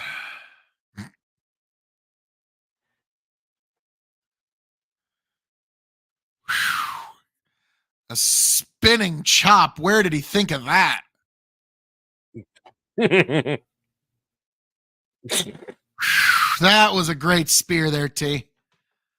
I mean, I've done better spears through tables. Jesus fucking Christ. Freshly squeezed Orange Cassidy. Did Chicken have the who picked up on that? No, we all had the Blackpool Combat Club. Nobody did. Hey there, MBK. Hello. How we doing there? That was an awful match. So what do you rate that, Tony? Because that was the payoff to all that. No words. I hated everything. Moxley has a hunk of flesh hanging from his eye. This was the worst Stadium Stampede match ever. Okay? I'll say that. By far. Did you see the hunk of flesh hanging from Moxley's face? Yeah, probably from the skewers. And for what? So I'm going to go, Tony, what on a 5-star scale, what would you rate this match? 1. I'm going to disagree, but only just because there was some parts that I did like about this. But I'm going to give it 1.5 stars as a match. And if Eddie Kingston wasn't in it, it would probably be 2.5 to 3. Okay, I'm not going to be that harsh. Okay, Eddie Kingston only takes a 0.5 star off. Okay, but that was fucking moronic. Everything about that was bad. Like, I get, the everyman son of a plumber thing, but like Eddie Kingston just looks like the guy that would change your tires. Yes, he does. Here's the thing. Like, that's the person that, folks might want to have a beer with him, but nobody wants to be that guy, and chicks don't want to fuck him. So, like, look at like terrible. Brock Lesnar, on the other hand, as an example. Most dudes want to be like Brock Lesnar, and quite a few chicks probably want to fuck him. Call me crazy. I know. I'm saying something really controversial there. Okay. Yep. So here's a match that's actually going to determine things. Okay. So let's see. I got Baker in this one, I believe. Yes, who's Chicken got? Sheeta. And who do you got? Saraya. Fuck, this one could go. You think Saraya's gonna win? You think they're gonna give it to Paige? Yep. Oh, wow. You want to do a double side bet? Where are they, Phil? Because What's that? Where are they, Phil? Oh, yeah, there is that, aren't they? Are in jolly old UK, ain't they? Yep. Which tells me it's either going to be Storm or Saraya. I'm still willing to make a side bet on that it ain't going to be Paige. Tony's like, I'll take it because that's not her name. What's that? Yeah, no shit. Like, I bet you $100 Paige ain't gonna win. Tony's like, fucking deal, okay? Doesn't matter who wins last. Paige ain't in this fucking match, and WWE would agree with me. Their entire legal department has my back on this, Phil, and nobody can match their like, shit, you're right there. Fuck, I don't even think Scientology has as good a legal department as they do. So, yeah. Paige is not in this match. Uh-oh. Fuck. You might be like, oh, no. She's coming out to We Will Rock You by Queen. She's got the UK flag on just about every piece. She's wearing basically a UK flag top. The cups are UK flags. She's being brought down by, I'm guessing, family and friends and people that are important to her. I have no idea who any of these people are. So if you're from the UK and you're like, oh my God, she's got bloody blah and blue with her. Like, I'm sorry, I don't know.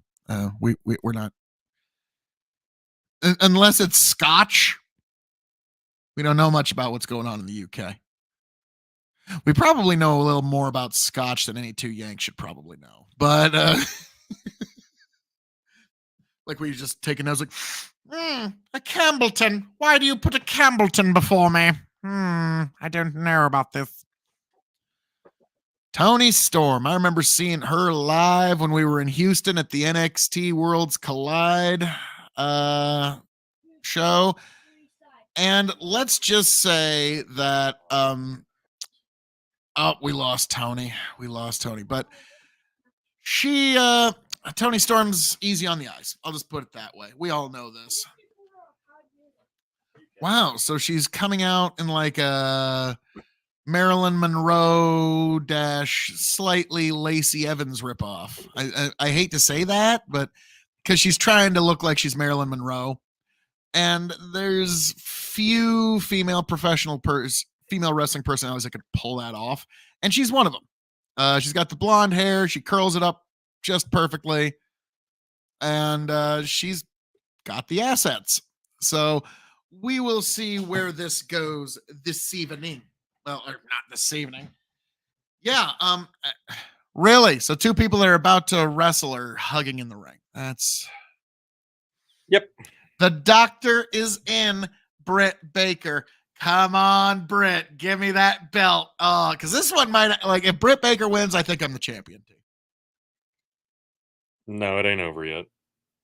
It ain't over till it's over. What are the other differences while we got Britt coming down to the ring? So what we've got yet to come down the pike, folks, Jericho versus Ospreay. All three of us have Ospreay. We have MJF Cole. We all have MJF. We've got Sting and Darby versus Cage and Swerve. We all have Sting and Darby. Yeah. And the only difference left, House of Black versus the Acclaimed and Billy Gunn for the trios titles. You and Chicken have the House of Black. Okay. So even if I don't catch this one, I can still tie it back up. Okay. Interesting. House of Black. Billy, the trios tag team titles. Oh my God. Like, it's one of those things that the world of wrestling thought they wanted until they got it.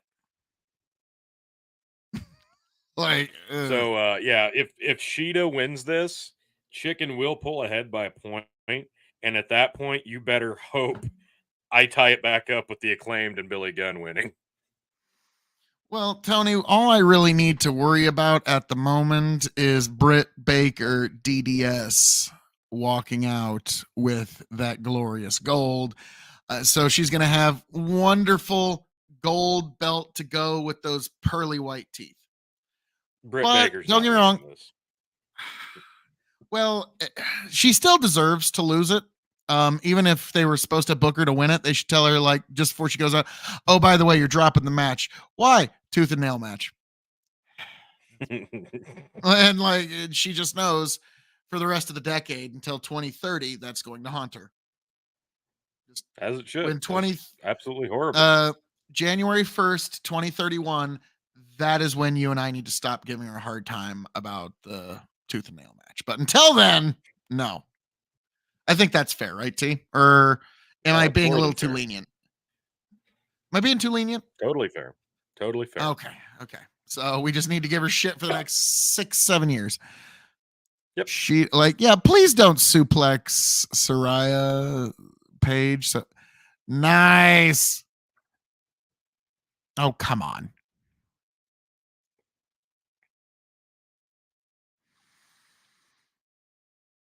All right, we are underway here. All four women in the ring. Fatal four-way action.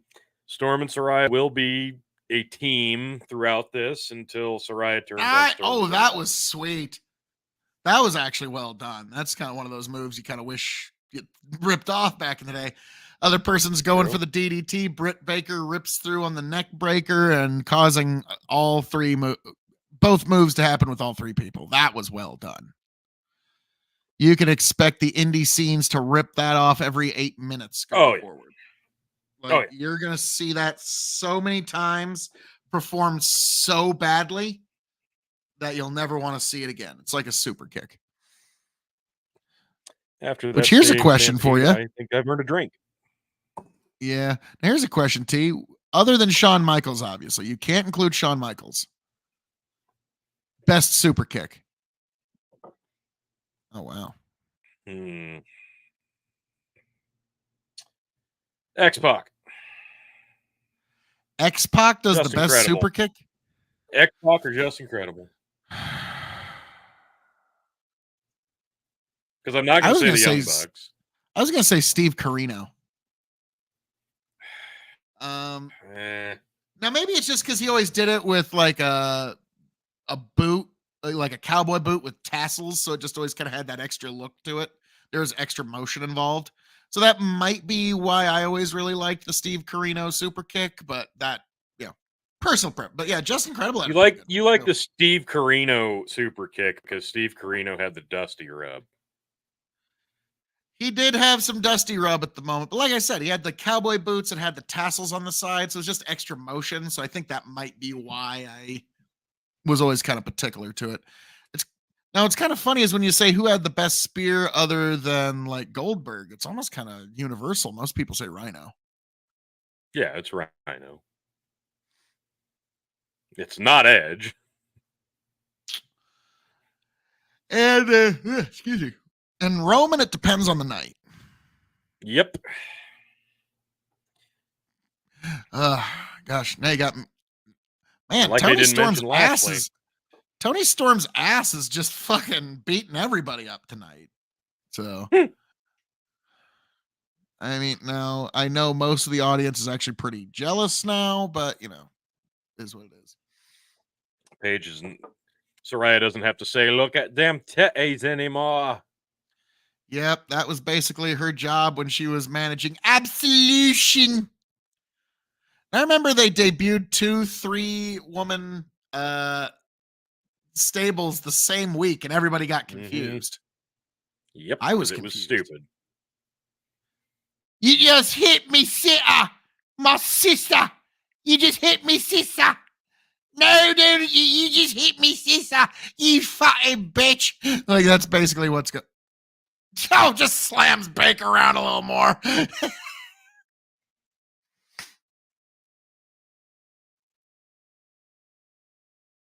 How do you have a women's fatal 4-way no DQ match after that abortion of a match that we just saw?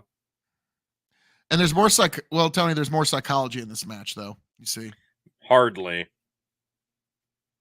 But see, Tony, there is because there's the presence of psychology. The other match was just a clusterfuck of moves.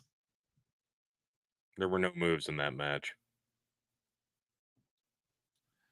Oh, I mean, there were moves because guys were moving in motion, but I understand what you mean. Now, Tony Storm's got her in the top mount, and Saraya's gonna find a way. Like she's fucking out, ref, and she's covered. So why are you not counting the pin?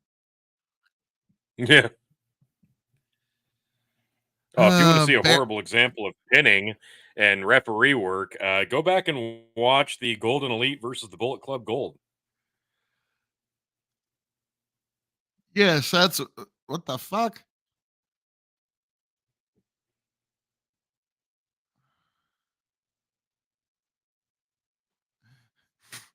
No, you can't hurt her. Why? Because when we were in WWE, we were in confusing stables opposed to each other. So we have a sisterhood. Like, I'm trying to think why she would have gotten involved for that. Well, yeah, I'd be frustrated too if I just, injected myself into something that didn't involve me and then got my shit rocked. I'd be kind of frustrated as well.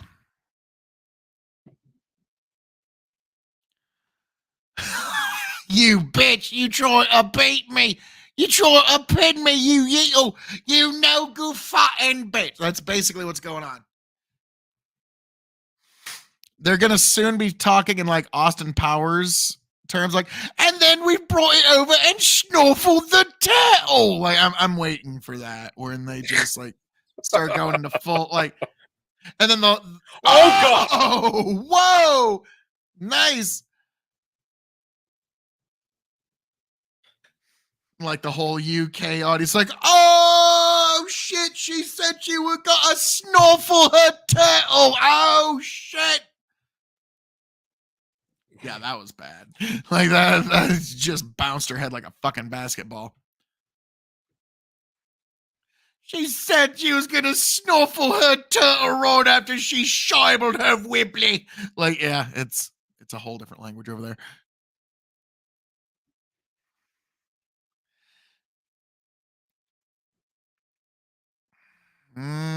T, I don't think you're gonna win this one. They got the how are these two people ever gonna get along thing going. They somehow figured out a way to make it. The fuck? Yeah, Sheeta and Baker have been so heavily featured in this match. I'm so worried right now.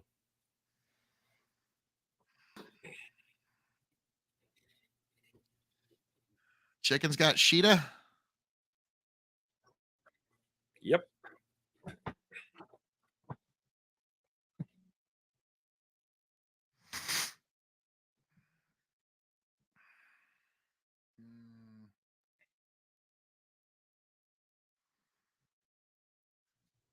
The what? It was a kick.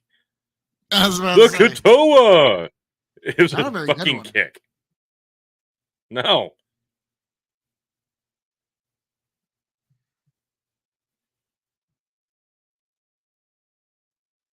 Tap out! Tap out! Come on, bitch! Tap out!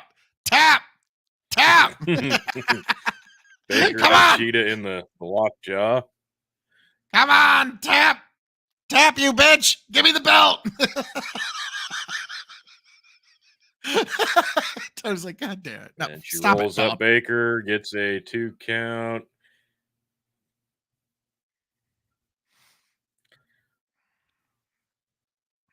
Saraya sprays Storm in the fucking face with the shit. Hits a big DDT. Oh yeah! Are you fucking kidding me?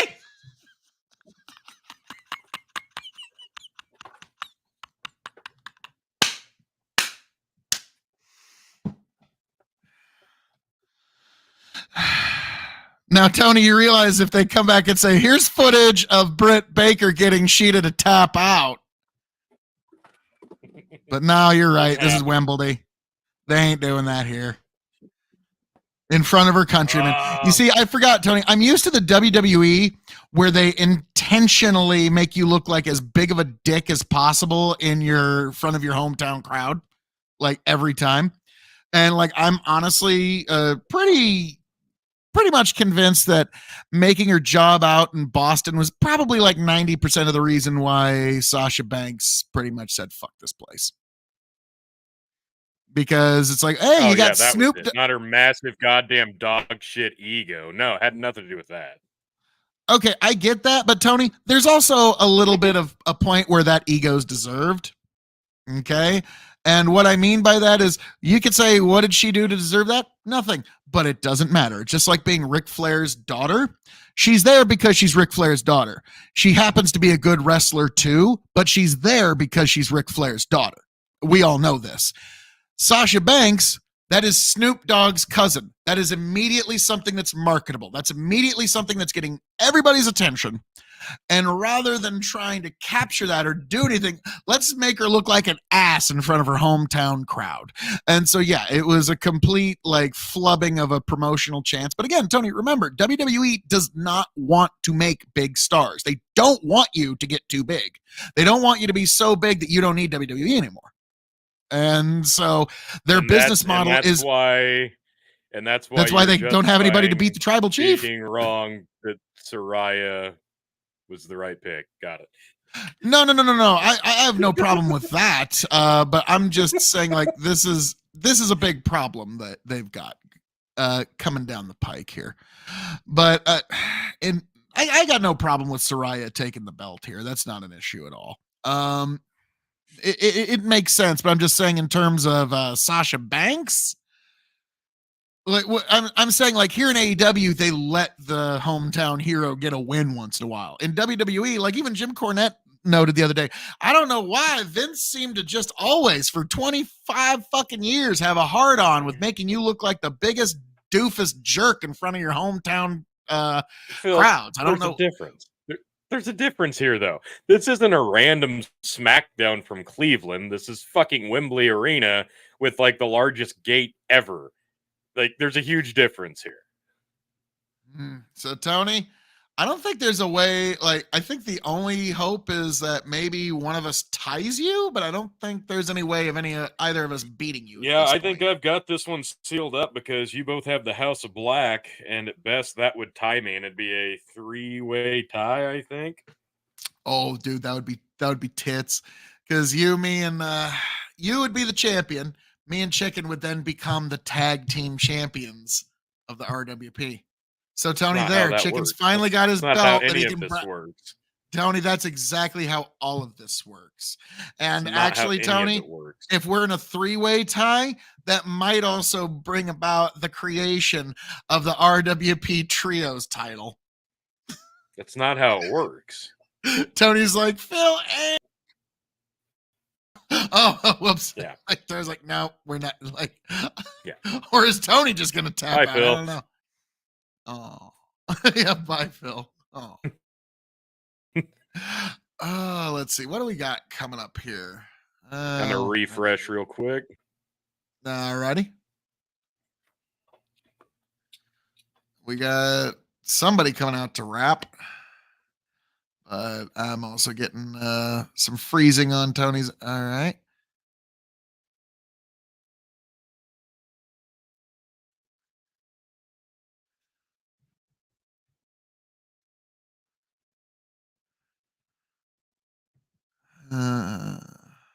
Great. So we got some folks coming down to the ring with a rap act. Let's see, who do we got here? We got Mogul Embassy's Swerve Strickland. So, all right. And a casket. Oh, is this a casket match? That would be kind of funny.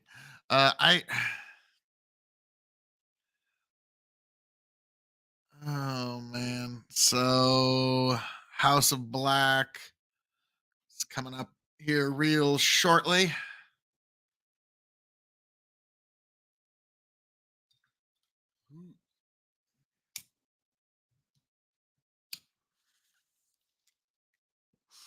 Elementary, my dear Watson.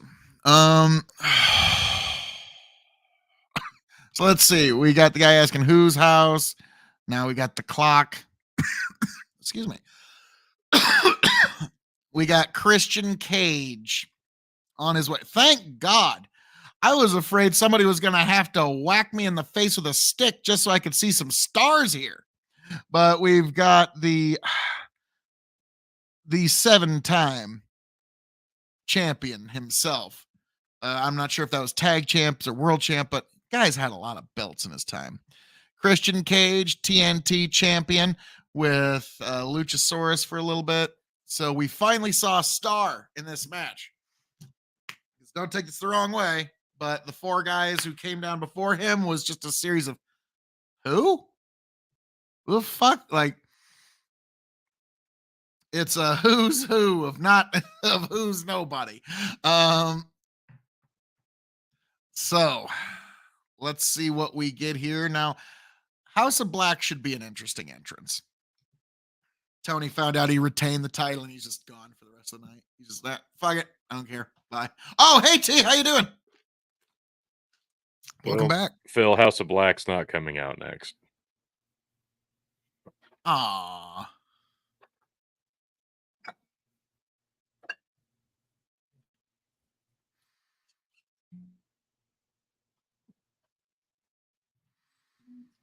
Oh, this is the Sting Darby match. Okay. Very, very good. You caught up. Well, Tony, I'm sorry. Other than Christian, the other fucking team was just like the most forgettable. Like you could, like, fuck, like who? Like it's not a who's who. It's who are these people? And I was like, oh, so this must be one of the matches.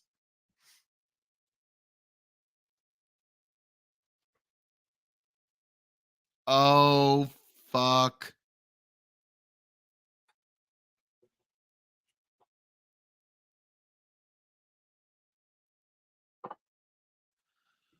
Okay, Mr. TNA, that had to fucking give you a little something there, Mr. TNA.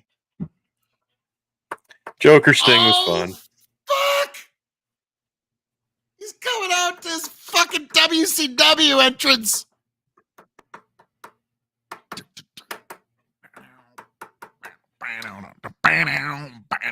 Yeah, if you come out to Metallica, you kind of have to win. Triple H made that rule. Yeah. Full Joker Sting. Full Joker Sting is here. Oh, all right. I guess to be honest, this is my first time seeing Joker Sting live. Yeah. Oh, wow.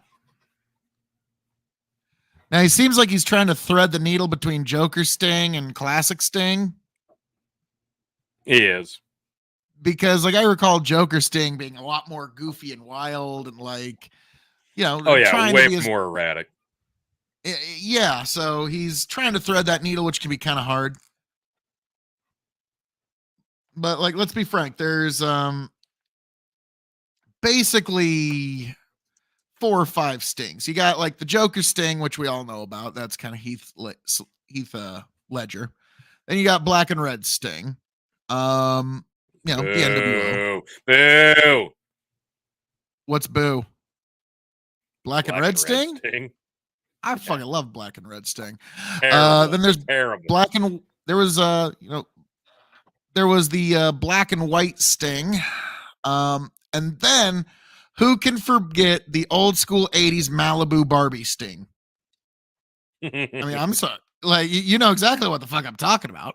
Big, bright 80s surfer color Malibu Barbie Ken doll Sting. Like, you just need to take a old Ken doll, put some fucking paint right here, and you have 1980s Sting. Like, did I miss any Stings in there? Well, there's different versions of Bleach Blonde Sting. Well, yeah, like, okay, so there was Malibu Barbie, Sting. There was airline pilot These Barbie two have Sting. a history.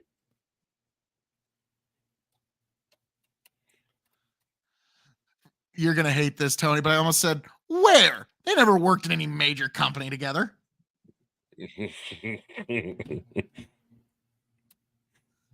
And if you say TNA, I'm like, well, okay, that still tracks though. Like Jim Cornette said, when COVID hit, that was the only place that didn't have to change their attendance requirements at all. Oh, only 10 people allowed in the arena at any given time. Well, that doesn't really, you can't even tell at a TNA show. Like, they were just like, wait, what? You could put screens in to paper the crowd? That's fucking brilliant. Why didn't we think of that sooner? Yeah, TNA, I'm surprised hasn't adopted that formula permanently yet. Has TNA filed for Chapter 11 yet? Is it still a company that's in business? Yes. That a bank will allow them to sign checks and give them to other people that those people can cash those checks? Stinger. It's not TNA anymore. It's Impact. Oh, so actually, technically, no, there is no. Okay. Jesus goddamn Christ! What in the fuck, God. Man? Like Darby. What? Wow. I have to ask, Tony. How old is Darby gonna be when he has to retire? Like 8 minutes? Like Tony's like, I don't know. Let's see how far this match goes. Yeah, let's see if he gets through this match. Is today his birthday?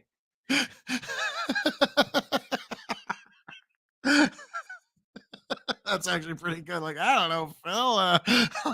How long do you think this match is going to go? About half that long. He's going to get pulled out, and then Sting's going to have to just fucking improvise. Oh, I fully anticipate having to watch Darby Allin in person, like, become a quadriplegic. I really hope not. No, I don't think he's going to become quadriplegic. I think he's going to, for a moment, get a stinger that's going to change his entire life. And he's going to, like, definitely look at wrestling. Phil, he's already got a stinger in his corner. Tony. Okay. Now we're watching one of the mistakes that's going to give him spinal stenosis when he's older. He's all tied up and he's going to be wrestling today. No, he's not going to be able to protect himself if he goes down any other way than the way he exactly plans. Like there, he could have slammed his face into the mat and knocked himself out. Oh, God.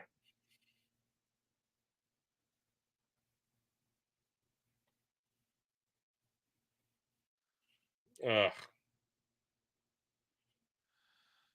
I think it's ironic he's got at a least spine tattoo. I think that like at least that part was realistic where Sting said, "Okay, I will take your bindings off of you." That's Yeah. God almighty. Now, is this a casket match or something? Oh, yes. So is the objective to put both people in the fucking casket? Oh, I'm sure we've got a 69 the opponents in the casket.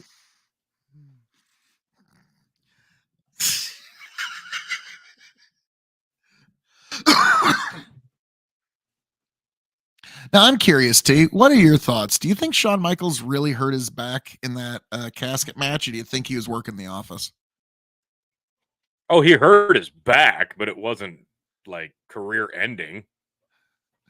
I think he probably did hurt his back, but in my opinion, I don't think it had anything to do with that casket. No, yeah, no. Because, like, when I saw the footage, I'm like, yeah, you could see, like, his back almost came within like 2 inches of the edge of that casket. Like it's kind of like Hulk Hogan, like, oh, you hurt my neck, Undertaker, on that steel chair tombstone. It was in the general vicinity of a steel chair, so you hurt me, kid. It's kind of like Jim Cornette said. You think the best seller in the industry would fake an injury so that the office would have to continue to pay him, and then shortly after there's no competition for him to unretire and go to, shortly thereafter that career-ending back injury is healed and he comes back every bit the performer he once was, and you think this is some sort of a work, sir? Like, yeah, that's like, I hate to say I agree with that analysis. Because I don't know if you know this, while Shawn Michaels was retired, he actually did have a match. Yes, he did. Did you know that? It was in his Texas promotion, and like, I'm sure everybody had to be pretty pissed that, like, yeah, really, Shawn, you had a match.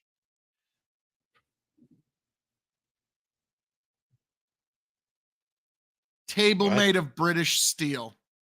What is that? What?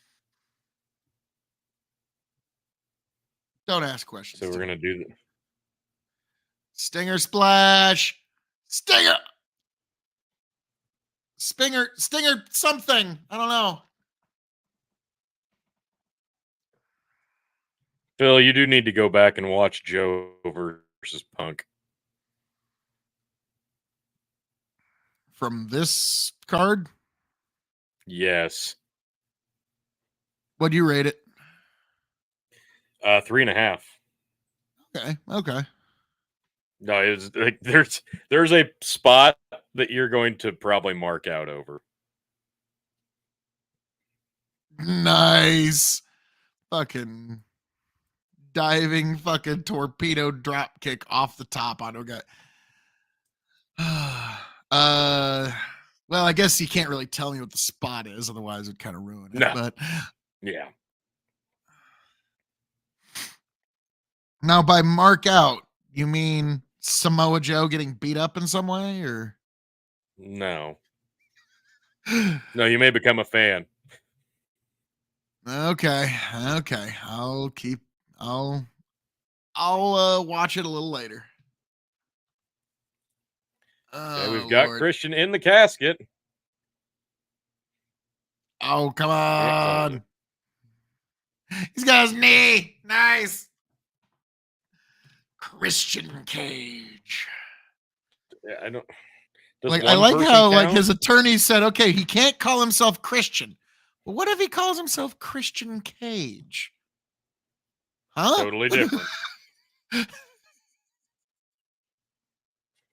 It's like, okay, he can't call it, like, that'd be like the actor studio being like, he can't call himself.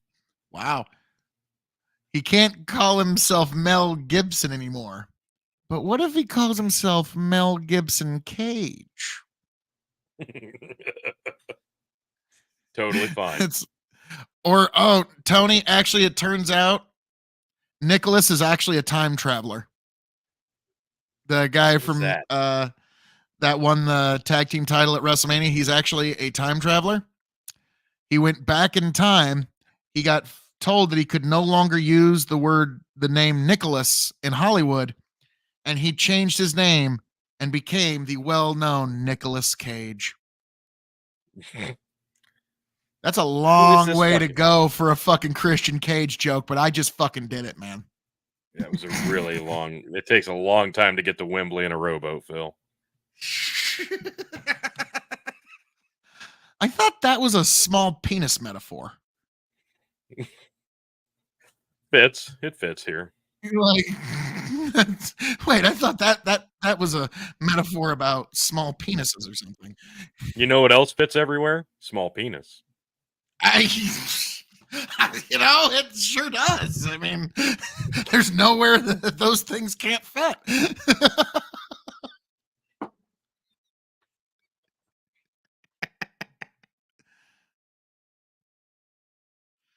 That reminds me, there's something I need to tell you off air later when the show's over. Small penis reminded you need to tell me something off air? No, just it made me think of inappropriate, like just all things inappropriate. Like that reminds me, there's a funny thing I need to tell you. When it's one of those like, oh no. Darby, he's doing a coffin drop off off the top rope to the outside on top of the closed casket. His opponent rolls off and Darby his whole spine just eats that and you can see it dented in hard. He just ate his whole spine just ate that whole fall of like, what would you say that was? 10 feet? 10-foot drop onto steel caskets. My uncle used to be an undertaker. They don't sell fake caskets. There's nobody that makes them. Okay? Trust me. Hollywood's wanted them for years. No, fuck you. The undertaking industry's like, no, you buy a real fucking casket. Fuck you. So no, Darby fell on a real fucking casket there. And knowing his fucking crazy ass, it's probably going to be the one he gets buried in. Yeah. That's the I'm not wrong. Knowing Darby's crazy ass, he's going to keep that casket till the day he dies and say, put me in this one. No submissions? Then how do you win this thing? Casket, Phil. Oh, for fuck's sake. I forgot. For just like I say, he said, there's no submissions. Then how do you win this? Oh, yeah, the casket. Weren't you just talking about the casket? Well, like, you mean the thing Darby just destroyed? Yeah, that's. I kind of figured that was sort of out now, but no, that's. Phil, you're watching AEW. They don't abandon spots here, even when they should. Like, dude, that ladder collapsing when Penta. That was the greatest thing climbing the wrong side. No, he will still climb it. Dude, that happened to you. Yeah. Mike was on the right side of no, you were on the right side of the ladder. Mike just starts running up the wrong one, and you're like, what's your plan here, man? And Mike's like, plan? No. Which is really, Tony, where I got my debate style be from. More specific. Like my debate and live presentation style's a lot like plan. No. Let's find out together what I'm about to do. I promise all of your ribs will still be intact. Maybe not in the same order when this is all said and done. Just came up with a great spot. Just go with it. What? No. What is it? It's a surprise. Jump. I'll take care of the rest. It looks. Oh, he's throwing Sting's bat in there with him. Yeah, I would definitely take my you just gave the Stinger his bat, you dumb son of a moron. Stinger's bat saves the fucking day. That was. Fuck! Oh. That dude just got kicked square in the fucking head. Like, that wasn't even like a little bit of like. Thing just got a broken jaw. Like, Tony, I'm honest with you. If anybody kicks me in the head like that, like, that's a bar brawl after that. Like, what the fuck, bro? Yeah. Like Tony, if in a match you kicked me like that, you'd be like, Phil, your punches are a little stiffer. What's going on, bro? Yeah, don't worry about it. These are called receipts for giving me a fucking concussion, you asshole. Yeah, yeah. And Swerve standing on the top rope, looking down at Sting prone over the casket. 450 like maneuver in the general direction of the casket. His foot was basically way in the way. It's kind of like when Phil KOE would take an F5 or anything that involved basically a flat face bump. The foot would be down way in advance, like minutes before even. Yes. Sting getting back up. Ooh. Scorpion death drop on the casket. Oh, fucking A right. Scorpion death drop on the casket, folks.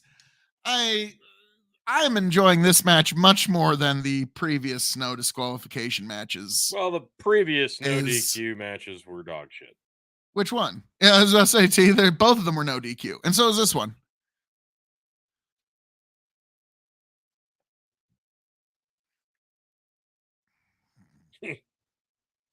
Just starts. Oh! Oh!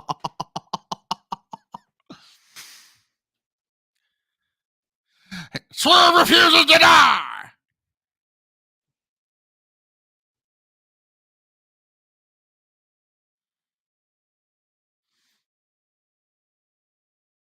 Oh, Jesus. Oh, that's it. No, his dreadlocks. No, his hair. His hair. Those dreadlocks are sticking the fuck out. And you know, he's like, please let me out of there. This hurts like a motherfucker. So Darby coffin drops off the top onto the coffin with Swerve halfway sticking out. So that had to hurt both of them more than anybody wants to admit.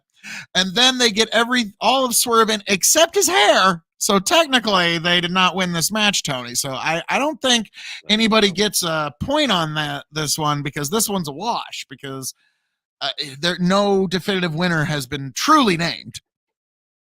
I mean, what's the difference of me giving us all a point or not giving any of us a point? What's the difference, Tony?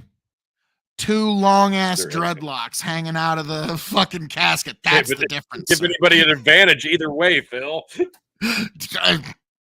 That's not the point here, Tony. Swerve was swerved, okay? Like, we cannot have this. All right.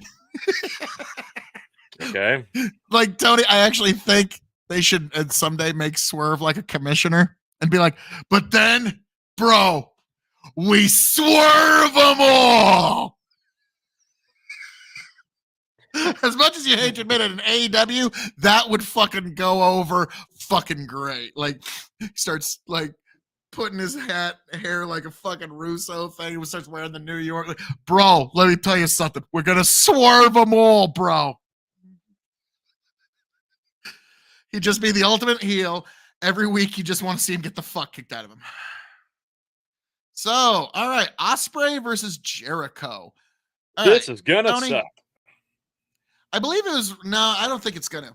You remember, I think it was Wrestle Kingdom 13, maybe 12 or 13, where it was Kenny Omega versus Chris Jericho. You remember that one? Yep. Okay. I was going through a rather interesting time in my life. Wasn't the best of times in my life at that particular time. I was cleaning out my truck at midnight just to get out of the house because things just weren't good at home. Okay. Well, it was, I could have done better.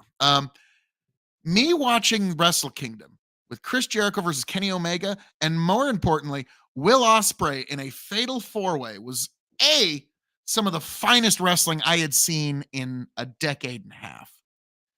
And B, I'll never forget Will Ospreay and Chris Jericho that night, kind of like, despite all the shit that was happening in my life, all the nonsense, for that hour and a half, 2 hours, I was kind of back. I was back in my happy place.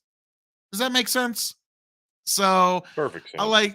So for me, like, Will Ospreay kind of has a very special little place right here for me, but oh fuck, is Chris Jericho on stage to sing? Fozzie's playing, Phil. Tony, I used to think this would be a good idea back in the day. Do you know why? Because he's got a new something to promote. Hey, Phil, you know what? What? No, it's official now, Phil. Fozzie has now officially played in front of more people than the Beatles. Hey, Tony, fuck you. I'm just going to say fuck you. It's true. Hey, I didn't looking that up. I didn't do this. It's not my fault. I don't think that's accurate. It's accurate.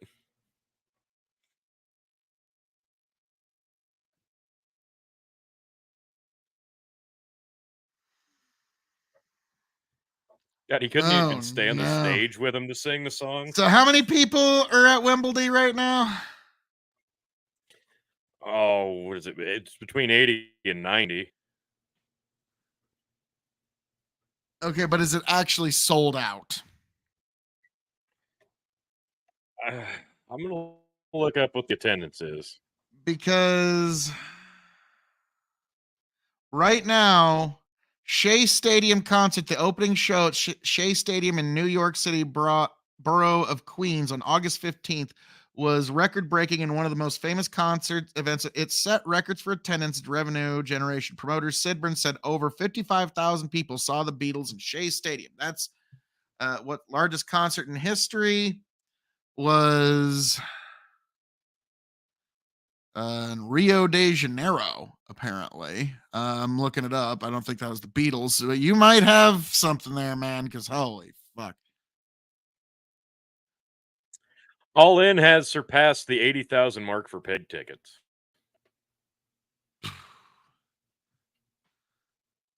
I don't even know how this is possible. But okay. This one, no one's ever going to top. I don't think anything like, well, no, not this. Like, listen to what I got here. The biggest crowd at a concert at all time. Rod Stewart at Copacabana Beach, Rio de Janeiro, Brazil, December 31st, 1994. 4.2 million fucking attendees for Rod fucking Stewart. What? Look it up, man. They held the whole thing on Copacabana Beach. The whole fucking beach was the venue. And there was 4.2 million people attending. I don't know if all of them were there for Rod, but they might have just been there because it was the party of the fucking decade. Wow. That's like, yeah, when I read that, like, no fucking way. But that's what, like, this is what I'm getting told here by guitarlobby.com.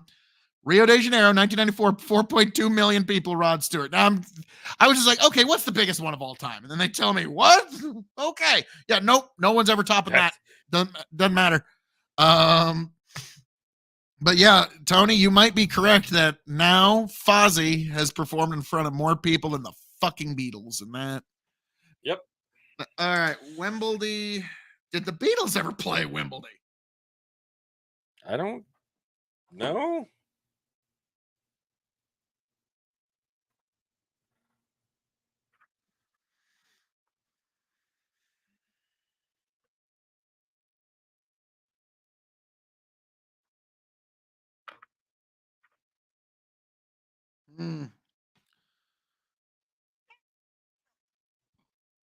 Okay.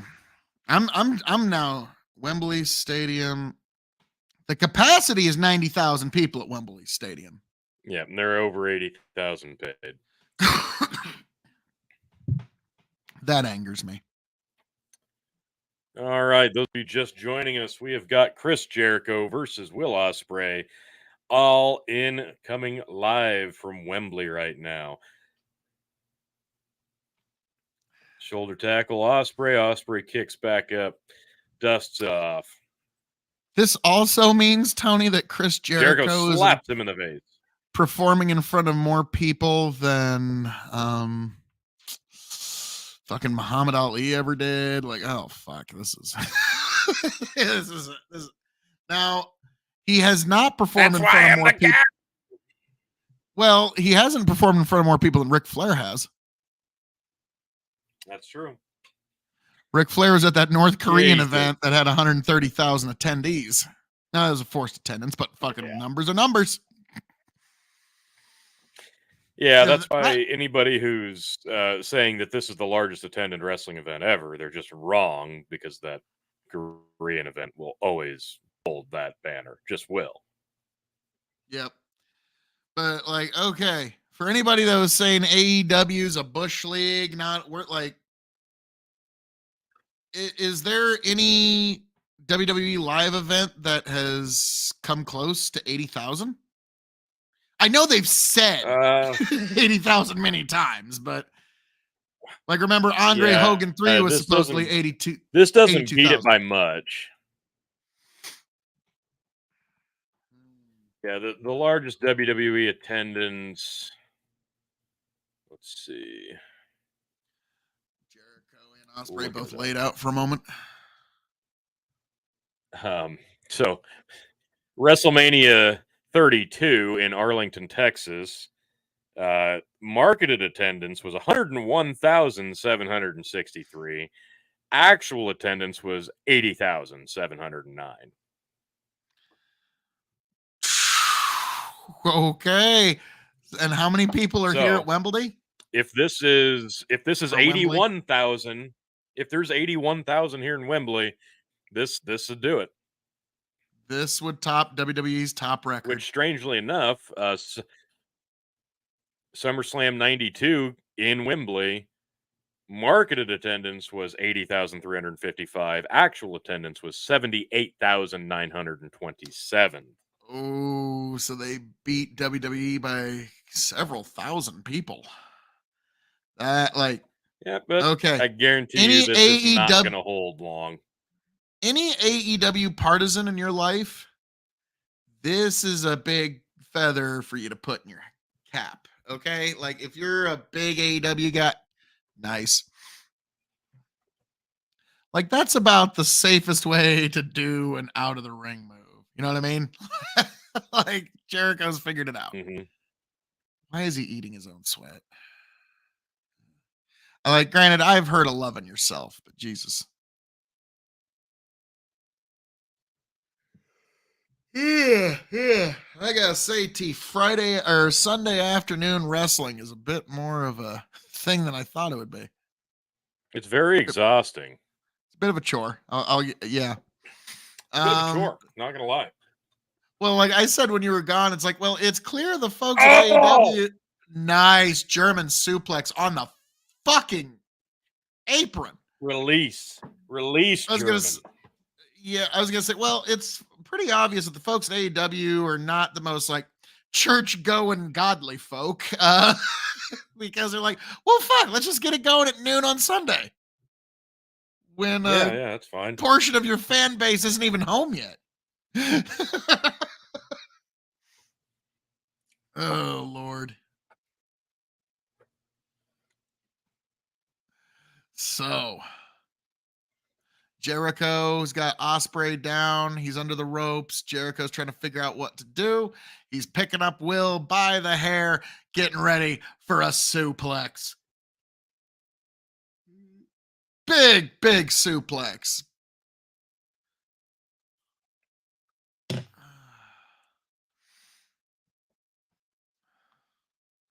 Cocky pin doesn't work. Doesn't even get a 1. So after how many matches are left after this, T? 2. This and what else? House of Black versus the Acclaimed and Billy Gunn and MJF Cole. Okay.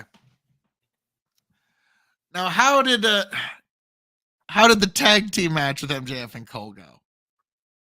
It was really good. Like, it was a really, really good match. They won the tag titles, the ROH tag titles. Sweet. I don't know why, but I just love the idea of that. Fuck, he's good. I don't even know what the hell you call that, but that was fucking amazing. Springboard corkscrew. Whatever. Standing shooting star. If you were to throw a kick Two like count. that in a Taekwondo tournament and hit it, I think you've pretty much won the match regardless of what happens the rest of the match.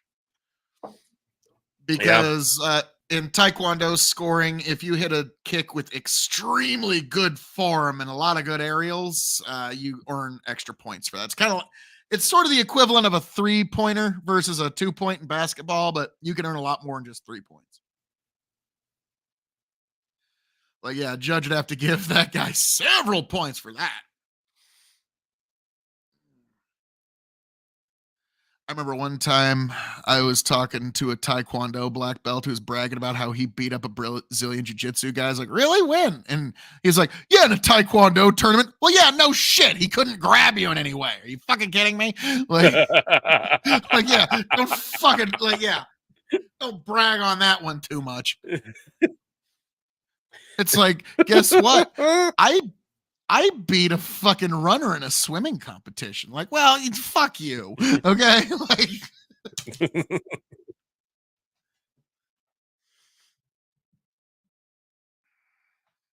or it's like, guess what, Tony? I beat Usain Bolt at a hot dog eating contest. I beat the shit out of the chess world champion. Means I'm better at chess, right? Right. It's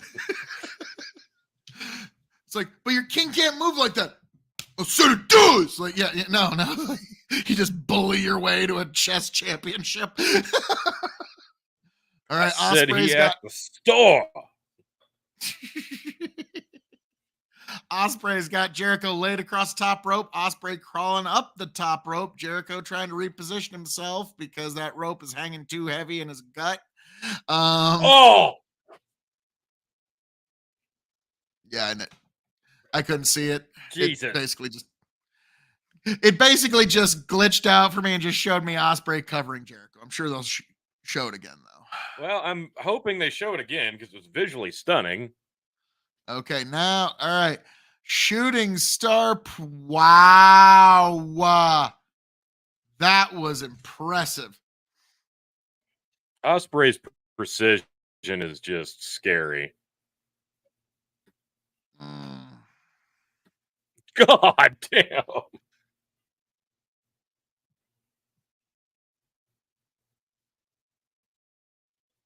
2 count. Yeah. God almighty. Phil, do you want to sing Judas for us? No. Judas in my mind. Oh, sorry. Oh, he blocked the Judas effect elbow. Better than John Jones' elbow, apparently.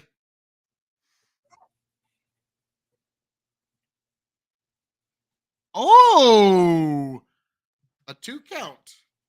You gotta give him credit. That was a pretty good 2.9 count. It wasn't a 2.99 count like Brock Lesnar can do. Like, I wonder, like, how much Brock Lesnar and the ref have to work together to get that 2.999 down. Like, I imagine they've had to come up to Manitoba. Oh! No, oh, shit. Changed a power bomb into a hurricanrana and then flipped it into a fucking the walls of Jericho.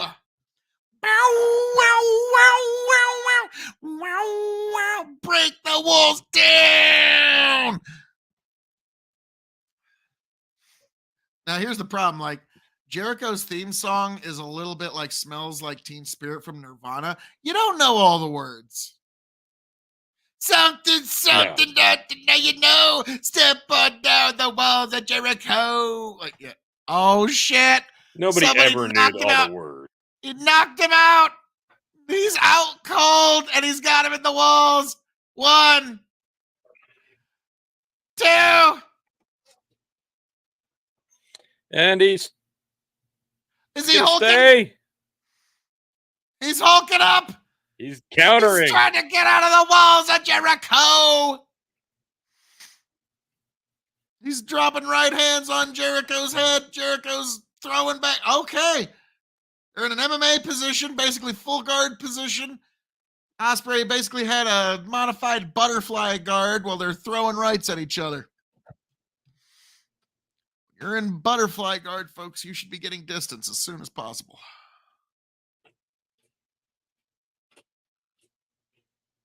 And if you've got above a green belt in jiu-jitsu, you should never. Holy! Oh, nice Spanish fly. 1, 2.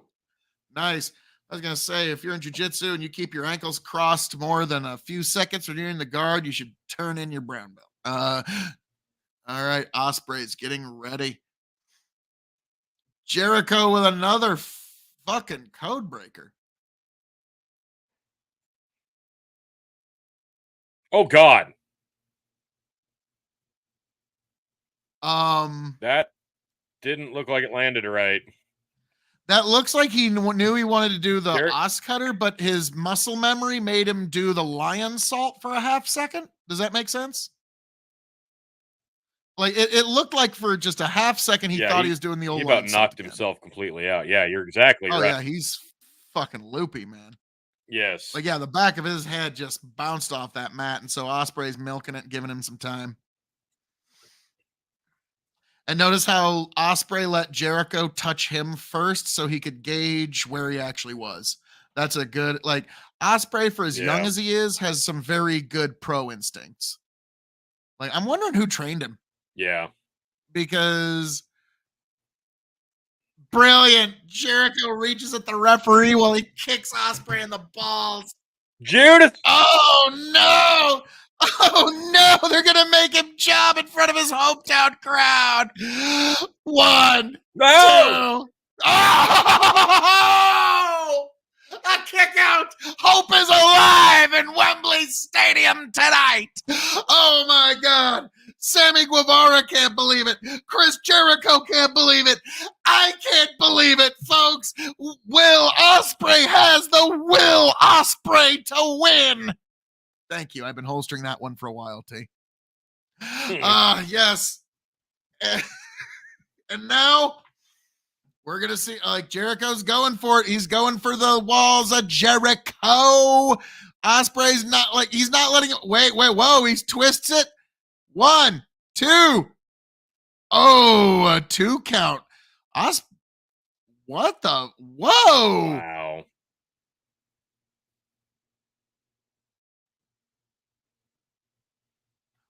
That was 90% there. Okay. Oh, he misses. Oh, back elbow bone. And he's got him up. What the fuck? Yes. 1, 2.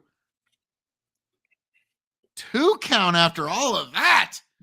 Like, don't get me wrong, that's a great move, but don't make that your finish because you're not going to be able to hit that on everybody, okay? Like, you're not going to be able to hit that on most people. What's that? Yeah, no, most people. You're not going to be able to hit shit like that. Jericho's like, fuck you.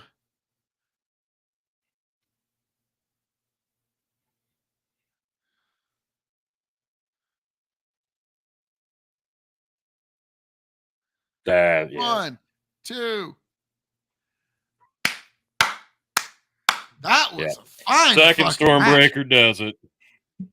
I'm giving that's the best Jericho match I've seen in ages. 375. Oh, Tony, this wasn't the first Stadium Stampede match. Fuck you. 3.5. I'm giving 375. And that's mostly on Ospreay. Oh, that's all Ospreay. Are you kidding me? This was Ospreay's broom handle moment. Like, and this is coming from a guy who loves Jericho. Okay. But Jericho. All right, Tony. I'm not saying that it can't come back, but I just feel like Jericho's heart hasn't been in the last 3 matches I've seen of his. Does that make sense?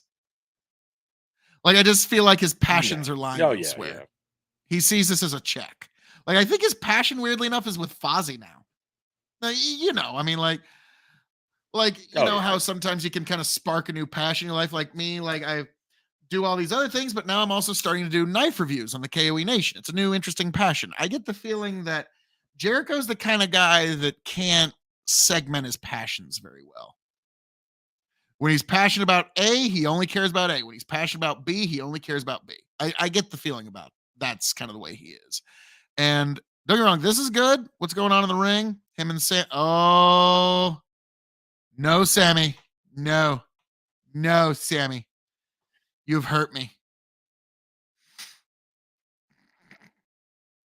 Jericho's doing the don't touch me. He's doing the pissed off, shitty girlfriend. Don't touch me. Yep. What did I do wrong? You don't even know what you did wrong. Like, yeah. So right now, Chris Jericho is a shitty girlfriend. And to be frank, with what he normally We're finally wears going to do the out, Sammy Jericho feud. finally, with what he normally wears, when you see him out on the streets, he does look like that one aunt that would like pick you up when you were too drunk and give you a ride home. You know, like that. It's like, now I'm not gonna tell your mom about this, but yeah, that's what Chris Jericho looks like. That one aunt that would say, "I'm not gonna tell your mom about this."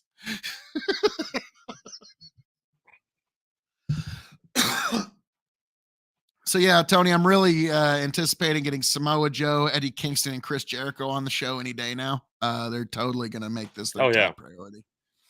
Oh yeah. But Tony, they're on their way. Still, everything I saw from Chris Jericho tonight, 1,000 times better than anything I've seen Eddie Kingston do. So. I'm sure you think that.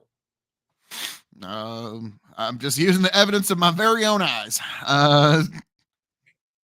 I'm sorry, he fucking sucks. I'm sorry. Why do people pretend he doesn't? He's good on the mic, but he sucks in the ring.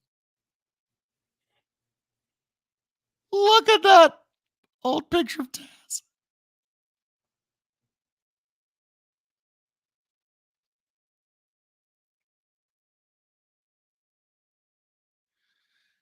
$81,000. Okay, see, here it is. New worldwide record for a pro wrestling event, but it's not. Well, okay. The 130,000 people for the North Korea show was across 2 nights. So this might be the biggest single night attendance. Okay, but it doesn't say that. It says event. All right. Oh, yeah. Like, if that's the case, then no, it's still not, because WrestleMania is 2 nights. Ooh. So it set some kind of a record. This is the single largest gathering of folks to watch wrestling possibly ever. That weren't forced. In one night. And definitely the largest, however you want to look at it, Tony, this is the largest gathering of people that come see wrestling willingly. Like, North Korea still got it, but willingly, the people who actually put their hard-earned dollars to come see it, this one might be it. Not people who were like told by the government, go see it or else you're not gonna be alive tomorrow. Oh, okay. Mm-hmm. Like, yeah, they got the gun to the back of their head saying, yeah, you're gonna do this. Oh. Most of them were just happy to get a meal. House of Black versus Acclaimed and Billy Gunn. Yeah, they should probably not do that entrance anymore. The Firefly entrance should probably be not that anymore. Yeah.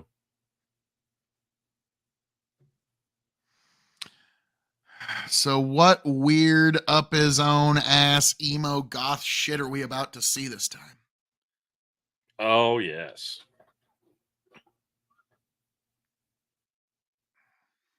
It's like, why do I get the feeling that like House of Black is like one of those like, I'm so goth I fart bats.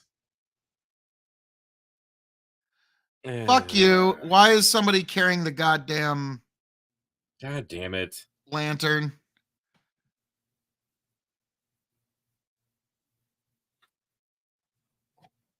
Like, did any of these guys work with did any of these guys work with Bray more than once or twice? Oh, Buddy Like, and Alistair probably did. I mean, like, yeah, they maybe worked a few matches together, but I don't think that deserved bringing out the lantern. You know what I mean? Yeah, no, I don't Like, disagree. I think Rowan's probably the last guy that can get away with carrying the lantern anymore. You know what I mean? Like, Mm-hmm. Rowan and in a pinch, Braun Strowman. Yeah. Yeah, I've heard Braun's taking this pretty hard. Actually, I like, usually those big tough guys are usually like teddy bears when it comes to stuff like this, like the emotional stuff. And I've heard Braun's not taking Yeah.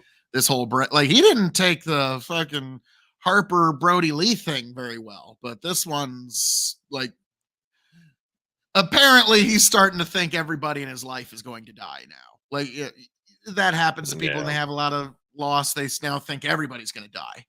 And so that's apparently what Braun's going through is he's now don't get me wrong, like it's a good thing, get on the phone with your mama, I never say I love you enough. Like, yeah, that's good stuff to do once in a while. But that's just what I've been hearing about that. Now we got Billy Gunn and what are these people's names again?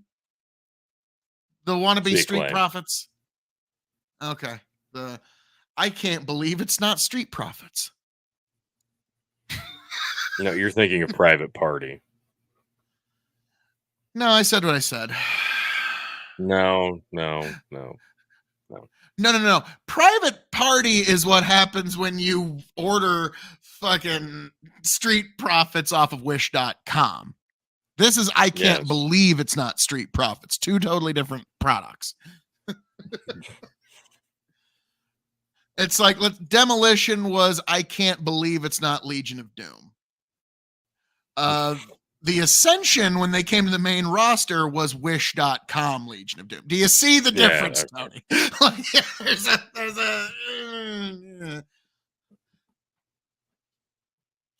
Thank God. It's no holds barred. For a second, I Yes. thought there was going to be a rule or two at some point tonight. Like, Tony, how many matches tonight have had rules? Let's see. Well, the Golden Elite versus the Bullet Club was supposed to, but fucking didn't, so no. So Aussie Open MJF Cole did, so that's 1-1. Ospreay Jericho did 1-2. 2-2. 3-2. 3-3. 4-3. 5-3. 6-3. 6. Over half of them, honestly, 50%. 50% had no rules.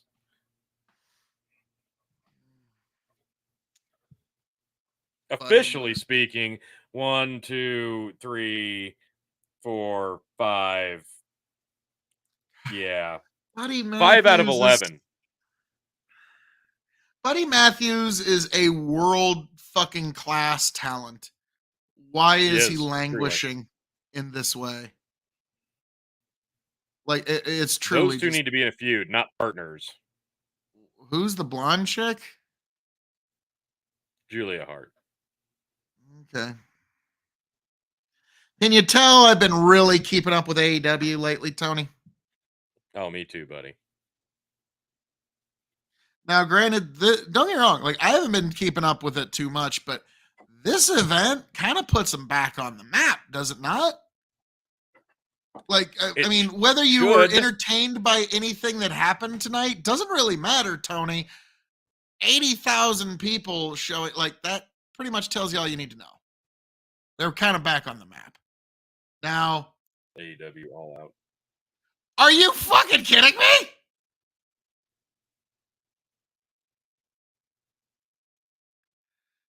What the fuck? What are we doing here?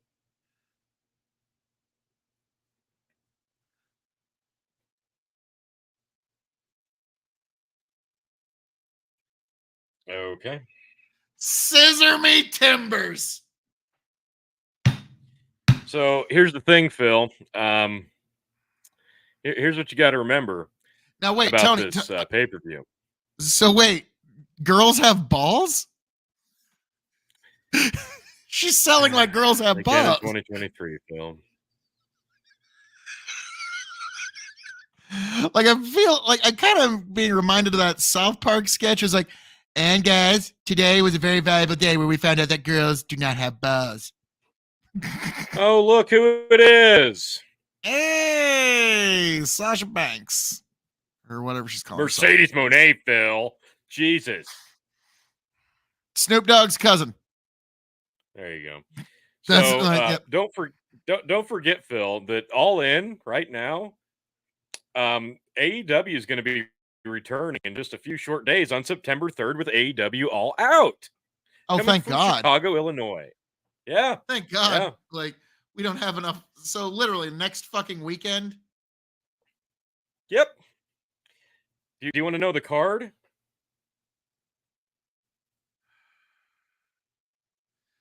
Give me the top 3 matches. I don't need to hear about every nobody on the card. All right.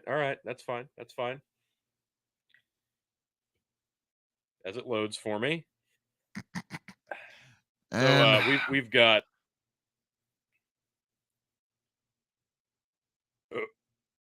this can't possibly be it. So the top 3 matches on the card, Phil, here they are. Because they're the only 3 matches on the card so far. A week out. For a pay-per-view. Okay. Bold moves, Cotton. Let's hear it.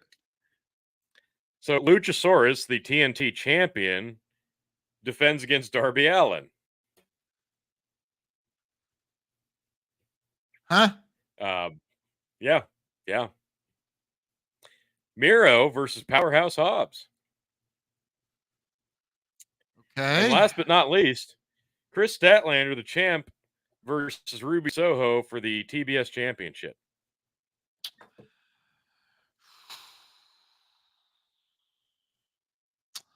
I might be sick that day. We can't all be sick that day. Hey, how about Chicken has to do that one all on his own? You know, I like that one. Like, make him do a whole event solo for once. For once. Fuck you, the whole Chicken. event too, not just a little bit of it. Just showing up for an event would be amazing. Tony, okay, whoa. Chicken being there for the entire event, like from prediction, watch along, and review, that's like Santa Claus. That's like the Undertaker. That comes but once a year. Okay, so let's not push our luck, Tony. What's that? Like Slash. Like the Flash. It is real, you guys. Slash. Oh, Slash.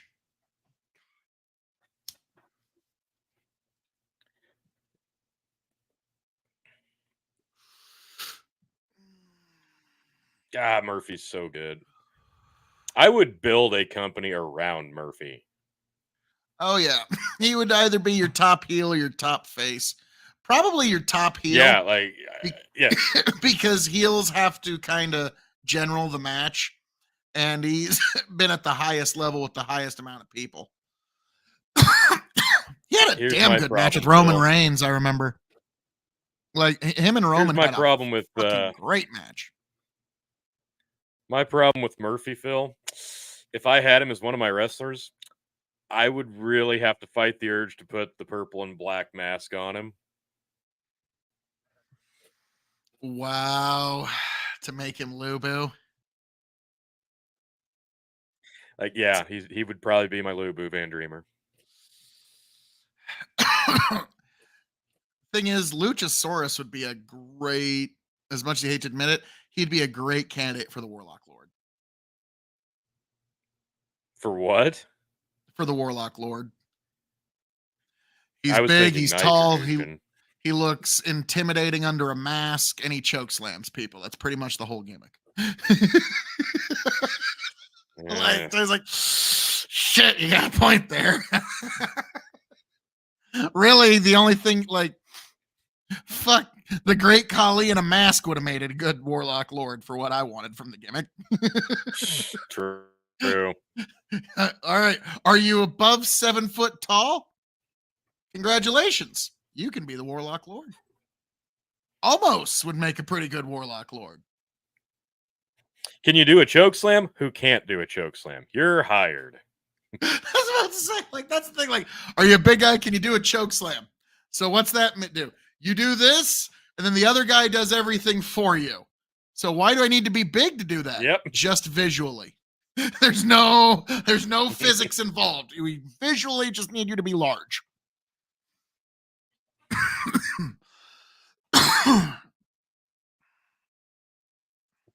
Jesus. What does it... Do his shorts say play with my ass?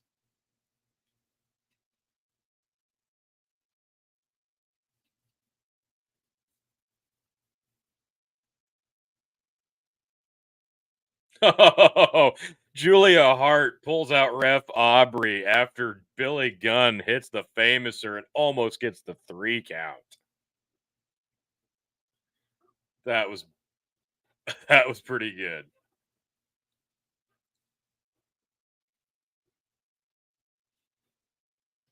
Billy Gunn eats the spinning roundhouse kick.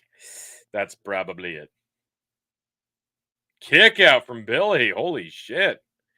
Good for Billy. I thought that was going to be it. I think Caster's tights literally say play with my ass, which interesting choice of words. Billy about to eat a triple team move. Slips out of it. Keeps Brody King in a sleeper. The Acclaimed return. Jump. Make the save. Oh, Brody's going to eat. Oh. Bam. Drops him. Big splash from Caster. Mic drop. 1 count. Brody King up. Tony, when I pulled out my earbud, the last thing I heard you say was, do his shorts say play with my ass? Yeah, I think Caster's tights say play with my ass. I'm sure it says play with Mr. Ass or something like that. I don't think it matters. All right. That's 3. That is Booyah! 3. Tony, you pull definitively. No tie. Ahead. What's no that? No tie. Yep. No tie tonight, boys. What is the definitive score at the moment, T? Well done. Well done, champion. Score is 8-6-6. 8-6. So you're ahead by 2 points. Now, whoa. Tony. The real score is 7-5 because Swerve's hair was clearly outside of the casket. So, yes. I mean, like that match has not been completed, sir. Okay? Like, that's fair. Not at all. That's fair. Tony's like, it has no fucking bearing on the outcome. It doesn't matter. It's the principle of it, God. Yeah, it really is. It really is. They let you yank on dreadlocks in the NFL now. So dreadlocks being like they made the bat and the dude's fingers count, but his dreadlocks didn't. I call bullshit on that. So yeah, no shit. I agree. Billy Gunn, a champion at 75. I don't think he's quite that old. Like, but now I have to look up how old he is because we're gonna look that shit up like and we're gonna be like, oh, 7. Okay, we're gonna be like, Gun 59 years old. Yeah. Whoa. Sure I thought he was going to shock us the other direction. We're like, dude, he's 43 years old. What the fuck, man? Like, yeah. Like, whoa, man, I feel kind of like a loser. Like, look at them abs. But now I feel even more like a loser. That bitch is 60. Look at him. Yep. It's incredible. I know he's going to say I'm 59 years old. Dude, you're pretty close to 60 at this point. And he's looking like this. Like, dude, I know motherfuckers who were 19 and didn't look that good. Okay? Whoa. Exactly. Dude, Billy Gunn. Yeah. And like, dude, I remember actually during the Attitude Era, he had a little bit more chub on him. Like, not like he wasn't fat by any means, but like his pecs, it was just had extra muscle weight. Definition and also fat on it. Like, and I'm not saying, and I mean, kind of like these two young guys here. Okay, like there's not just pec, there's also a little. Like, do you see what I mean? Bulk. But bulk. Yeah, now Billy's just shredded now. Just shredded lean meat. Like his muscles look like a fucking horse. Okay. Like they look the way a fucking horse's muscles look underneath their skin. And that's Billy Gunn walking around like, fuck. Okay. I didn't know it was possible to age like that kind of line. Hang on. I will be right back. It is, Phil.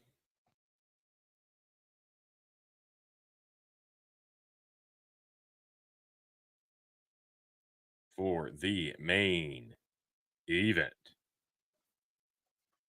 Adam Cole, MJF for the AEW World Title.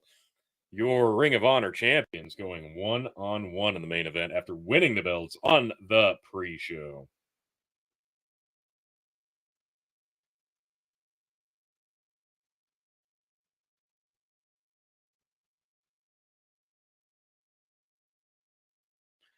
So, yeah, again, I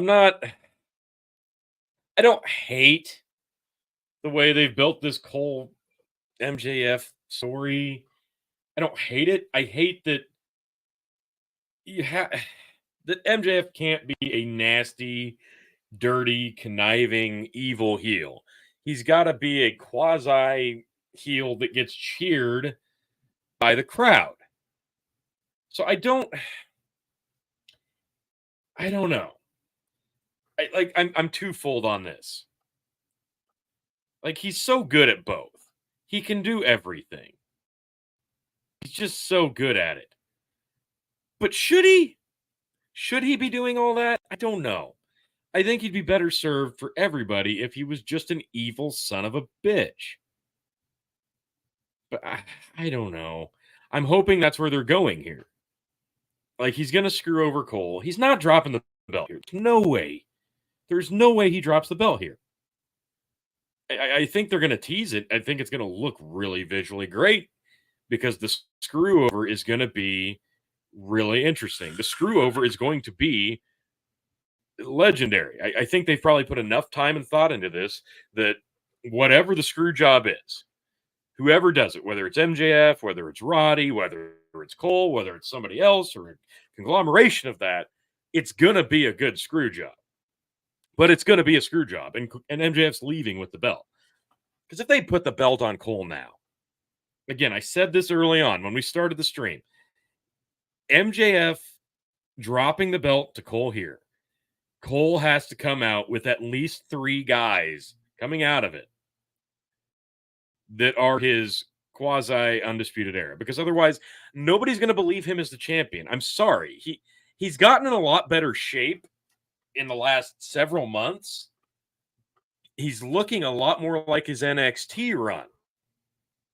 But overall, Adam Cole is still a very, even in AEW, a very undersized individual. So to be a champion, to be the world champion, he has to have a strong stable surrounding him. So if you're going to do the belt change here, if Roddy comes out and helps him win the world championship, and then you get the Kingdom, Bennett and then Bennett Taven, they join in, that can be your 4-man stable. But I don't think they're going to go that simple here. I don't think it's going to be that easy. I think you're going to see a lot more ins, a lot more outs. I think by the end of it, you're going to be very confused as to who's on whose side, because Roddy's been trying to protect Cole from MJF, and Cole's just ignoring Roddy. So I think Roddy's going to swerve that he's helping Cole, but then he's going to end up helping MJF. then maybe the Kingdom joins them and there's your four-man stable. But that does end up leaving Cole kind of out in the cold. What does he do from there? Does he just have no choice but to say, you got me? And then he joins them too? There's so many directions they can go here. So I do give Tony Khan and AEW credit a lot here because I don't know what they're going to do. The only thing that I do know for sure, and it's not even 100%, is that MJF is going to leave the champion here. Cole is out in the ring. MJF is now making his entrance. I'm really excited for this main event. And yeah, again, we recap the card. 5 out of 6 matches officially had no fucking rules, and 6 out of 11 didn't have rules if you include the Golden Elite versus the Bullet Club, which had possibly some of the worst refereeing I've ever seen. And there he is, the devil himself, even though he's been super duper duper duper babyface. He's coming out on a platform with a throne on it, wearing the devil mask and robe. Even though earlier in the night he was super duper babyface. This is why this has been very strange booking. I'm still a little perplexed, I'll be honest, but MJ's so good at everything he does, I can almost forgive it. Oh my God, he has people on both sides of the aisleway bowing and worshiping him.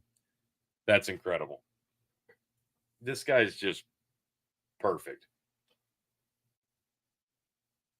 MJF's amazing. He takes off the devil mask. And now his music plays. Beautiful. Absolutely beautiful. So, I don't know. We started this thing at noon. It's 3:20.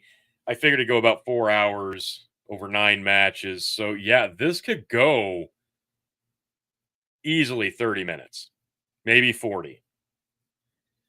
Your Ring of Honor Tag Team Champion and AEW World Champion, Maxwell Jacob Friedman, heading to the ring to battle his quote-unquote best friend, Adam Cole.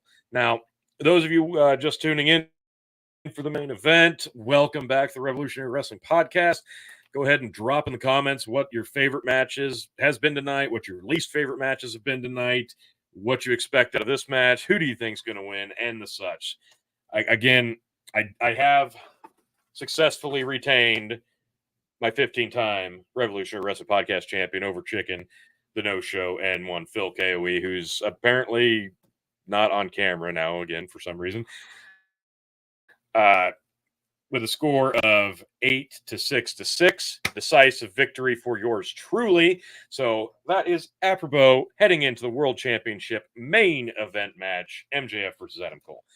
MJF, again, one of my favorites in the current roster of today's wrestlers. He's just so good, so flawless, has such a great mind for the business. And Cole's nothing to sneeze at by any means. But again, he's just very, very undersized. I just don't know if he can carry the mantle. Even in AEW, where they don't necessarily have a lot of the major players aren't monsters. Justin Roberts is announcing the match. And we're going to be underway here very, very shortly with the main event of All In.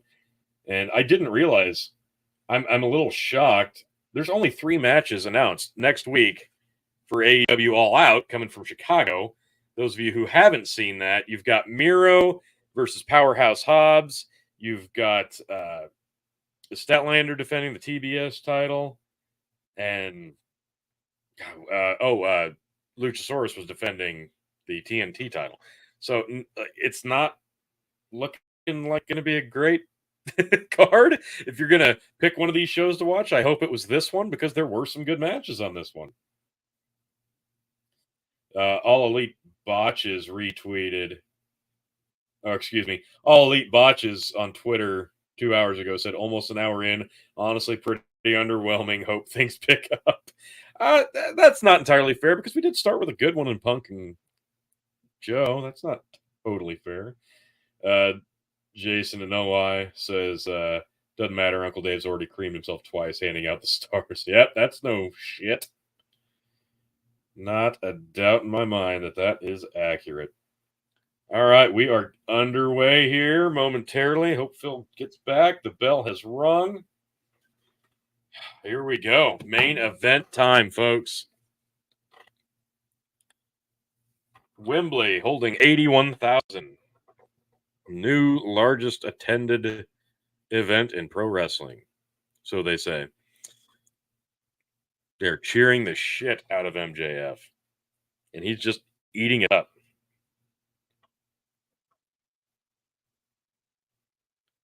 Yeah, so they went to a draw in a 30-minute time limit draw on their last encounter.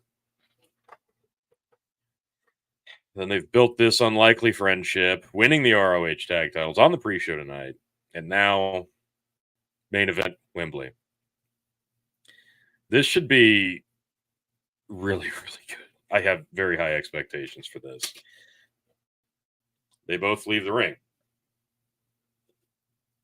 What the hell is this? They both got out of the ring, went under the ring, and got t-shirts? What? Oh, they got t-shirts from out under the ring that say "Better Than You, Baby," their team name. And they're playing to the crowd with it now. All right. All right. They're pushing the idea that they're a united front and this is just friendly competition. Keeping the shirts on. Yep. No swindling, no cheap shots, no cheating. Just athleticism in the sport of the game, right? That's what they're going for here. Great series of back and forth. No man getting an advantage. Headlock, head scissor. Another headlock, head scissor. Both men back up. Crowd cheers. Great back and forth to start things off. The athleticism on full display. Damn it, Phil. You bailed on me, bro. It's main event.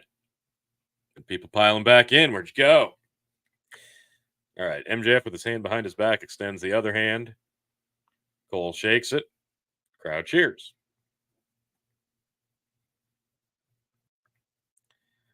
All right. They tie it. MJF gets a headlock. Cole bounces him off the ropes. Pushes him under the other. Ducks a clothesline. Does MJF. Ducks a second. Cole drops down. MJF catches the ropes and struts over top of him and does a hip swivel Rick Rude. Cole charges. MJF drops down. Cole goes over top. Leapfrog from MJF. Cole ducks. Cole goes for super kick. MJF grabs the rope and stops his momentum. That was good. That was good. Cole gets in an Adam Cole, baby. Crowd reacts.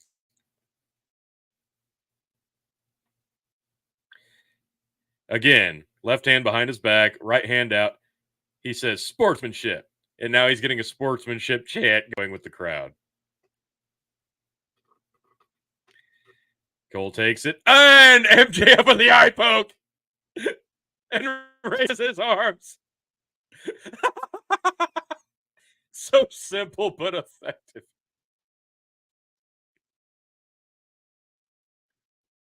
You know, they were doing a "he's my scumbag" chant.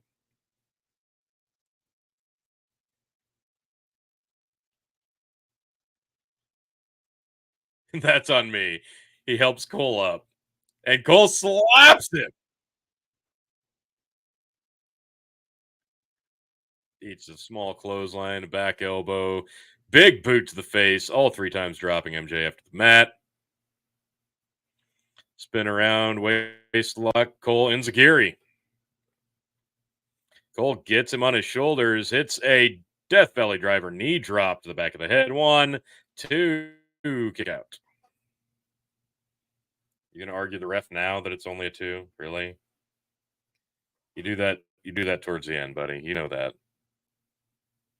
I think they're just trying to buy as much time as possible.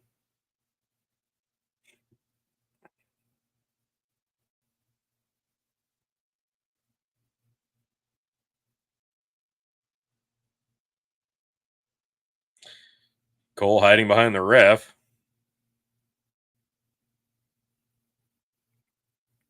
Oh, Cole suckers him in, drags him face first into the turnbuckle. Cole stomping him now.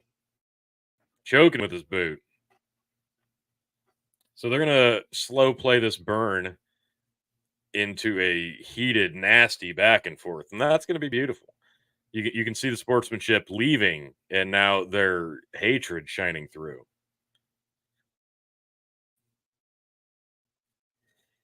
This is really good so far. Good luck. Oh! MJF elbows him in the gut, tries to run off. Cole grabs the hair, yanks him down. Cole trying to play heel better than MJF. Plays the crowd. Crowd is thoroughly in favor of MJF.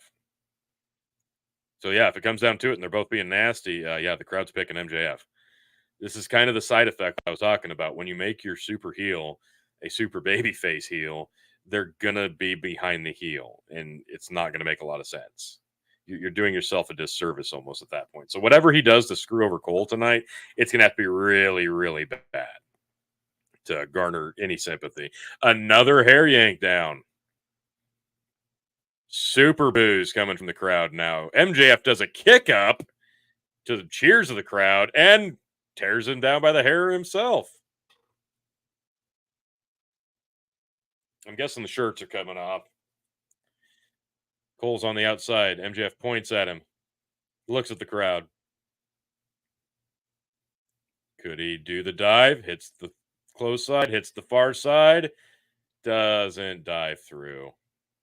Cole rolls back in behind MJF and super kick puts him down. 1, 2, kick out. Beautiful super kick. Oh, I had you beat, and he smacks him in the forehead. He says, I'm better than you. Slaps him again. Cole is playing the heel. 1,000% here. Tears off MJF's shirt, throws it out of the ring. The crowd is booing. Huge.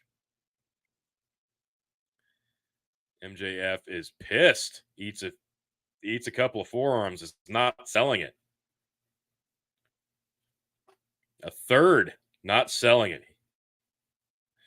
And Cole rakes the eyes right in front of the ref, and the ref does nothing about it.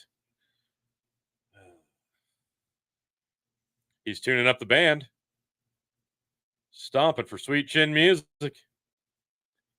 MJF catches it, smiles, flops it down, clothesline, back elbow, knocks him down, scoop slam, back on his ground, grabs him by the hair, face first into the turnbuckle, 5, 6, 7, 8, 9, 10, 11 times.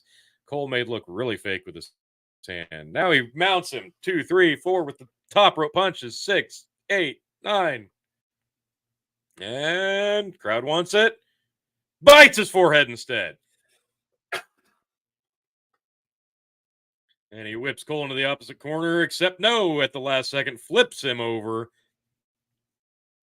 Damn. MJF gets up on the middle rope, says, come on to the crowd, and they are cheering the hell out of him. This guy can't do any wrong. At this point, he could literally drop his shorts in the middle of the ring, take a big shit, and it would just make them love him more. Like, it's undeniable. He could go out and sucker punch somebody in the front row, and they would cheer it. This crowd is not going to boo him. I don't care what they do in the swerve now. It doesn't matter. He's teasing the dive again, hits the ropes. He does it, dives through, takes out Cole. He hit it. He can't believe it himself that he did it. And the crowd can't either. It lands. The Suicida pays off. Now he looks to the crowd for support. They do. Grabs him by the hair, rolls Cole back in the ring, slides under the rope, goes to the cover. It's been too long. 1, 2, kick out. Shoulder up. He's disappointed. He took too long. MJ facials and body language are just so good. So good. All right. Cole in the corner. MJF asking for more crowd support. Whips Cole. Cole reverses, whips MJF into the other corner. MJF hits him with the back elbow on the rush. Double stomp to the arm as Cole's arm was hung up on the rope. Oh, sunset flip, gets a 2. Counter, gets a 2. Another reverse. Another reverse. Another reverse. The ref's just hitting the mat when there's not even a pin. And flips over into a bridge. And holy shit, what core strength. Amazing bridge up for MJF. They tried to do another work, but Cole kind of lost his footing. They had to go away from it. It was going to be a power bomb. Oh my God. They hit a power bomb that time. MJF pops him up, drops him on his knee, lands on his head. This Cole gets a 2 count. That didn't quite go exactly how they wanted. It wasn't nearly as seamless, but man, what a spot. Oh, drives the knee into the spine of Cole as his head hits the back of the mat. Gets a 2 count. Nasty spot. Good replay, though. Phil is back, but he's on the phone. All right. You're missing a great match. Yeah, he's going to have to watch both world title matches because he missed the opener of Punk beating Joe. Oh, MJF. Second rope, dives off, eats a super kick. Ric Flair cell falls out of the ring onto the apron. Cole goes after him, drags him in, and it's going to be Dragon Heat Seeker, pile driver. Spikes him. 1, 2, foot on the rope. Just a 2. Cole can't believe it.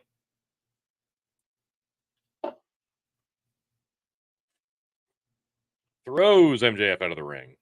Follows after. So yeah, they're going for a definite shift here. He throws MJF into the steel steps. I don't know. Maybe they're really trying to go for MJF as a babyface after this, but And I'm back. even if they do a successful double turn, triple turn, like Cole can't recover from this. They just love MJF too much. Standing on the steel steps now, suplex up. Oh my God! Oh, I sure came back at a hell of a time. Whoa. Oh my God, I wish they would not have done that. No, Tony. MJF's vertical spine suplex on the steel steps. And I think they were supposed to land on the top, obviously, but instead, MJF basically just landed on the actual steps. On the corner. On the corner of it. Literally the worst way you could. He's okay. There's literally only one way that you could make a guy land worse than that. The only reason I know he's okay is because he's laying there as dead as possible. Yeah, there would already be the X's out. Yeah, there would already be doctors all over him if this is legitimate. So that's the one thing. Oh, yeah.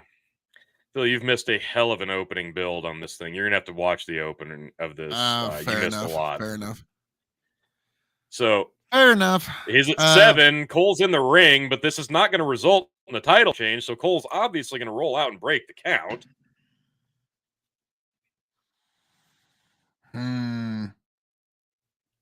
He's at 8. What the fuck?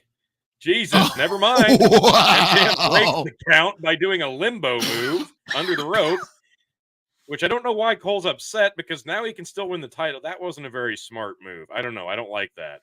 I was about to say, what was he going to do? Like the Lex Luthor at SummerSlam celebration, like holding the American flag, even though I'm not the champion. Yeah, that was stupid. I don't understand that. Did anything ever bury a guy more than that? Well, okay, other than the Fiend with Randy Orton. Yeah. Cole standing on the second rope. MJF can't even get up. He rolls out, falls out of the ring.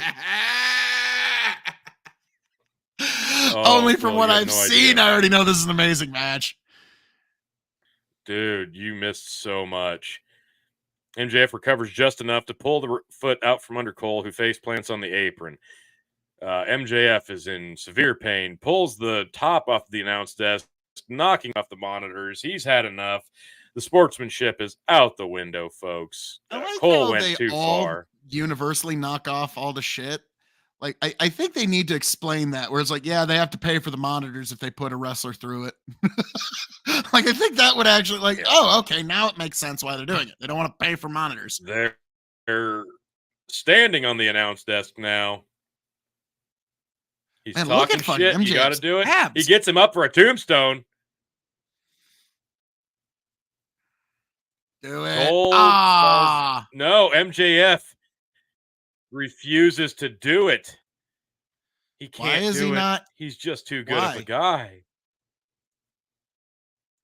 Again, Phil, you missed so much in the beginning. So what are they, like best friends or something? Oh, you missed so much in the beginning. I did.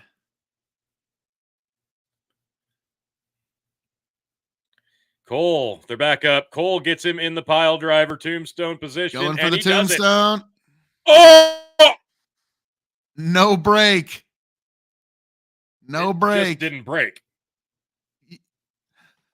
I mean, Tony, you got to realize that there's a chance that I weigh more than both of these guys combined. I don't know if I'd go that far. Jeff's pretty stocky.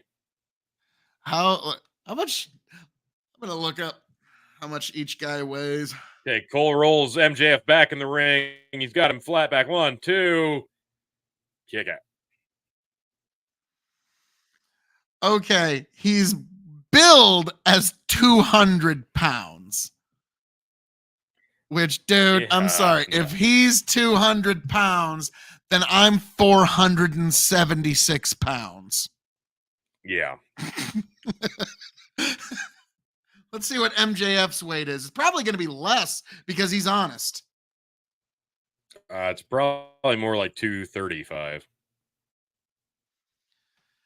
His weight is 229 pounds is what he's billed at. So, and they're saying Darby Allin is 175 pounds.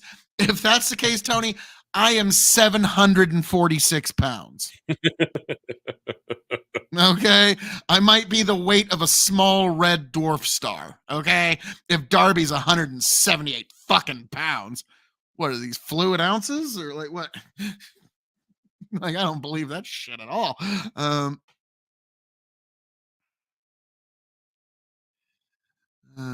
Trading strikes, Jesus, Canadian Destroyer. And a super kick. But MJF gets a little super kick on the way, falling down. That was pretty decent. Because, Tony, you remember all those guys in the UFC when they get hit with the knockout shot, they get one last punch on the way down? That happens all the time. Right? Oh, yeah. I've seen it once, actually, in the UFC. Yes, actually. But enough about Czech Congo versus Pat Barry. No, that wasn't it. Are you sure? Go back and watch it. Pat Barry's knocking out Czech Congo, and his Chet's going down. He cracks him with a knockout shot. That's exactly what happened in that match. That's not the one. If you've never seen that one. Of. Okay.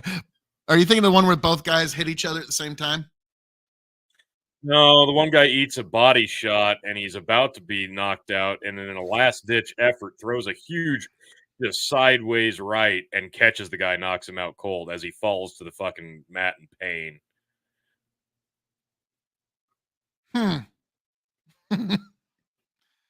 Uh-oh. Both hit the ropes. Duck, duck. Double clothesline.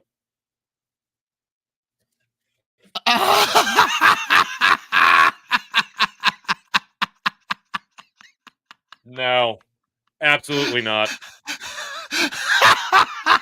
Absolutely not. No, it can't go like that. They can't do this again. Put the belt on both of them. Put the belt on both of them. They can't do it again.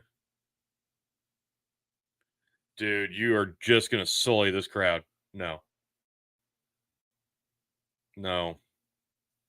You can't do that to this crowd. No, they can't. No.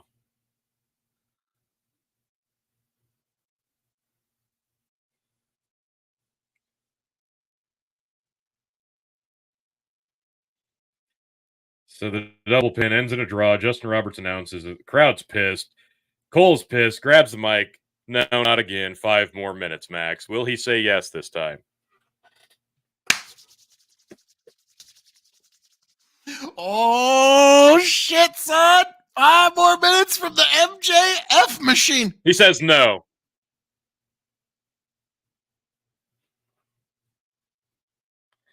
Five minutes isn't enough, Adam.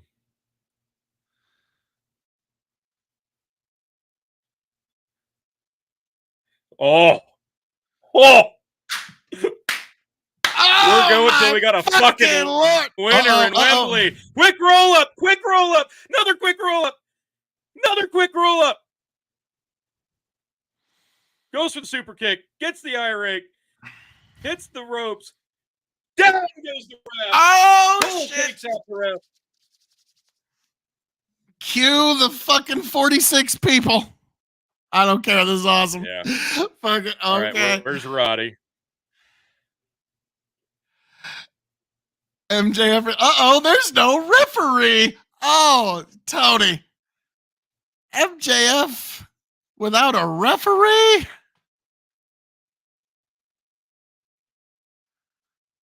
MJF goes out, gets a chair, bring it back in. Oh, MJF's like, what am I going to do without a ref?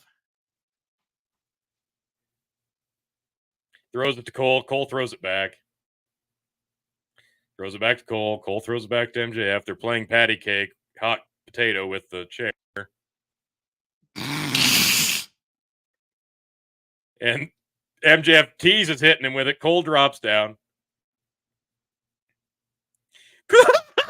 MJF opens it, puts it on his own neck, and lays down. Cole's like, you bitch! You motherfucker!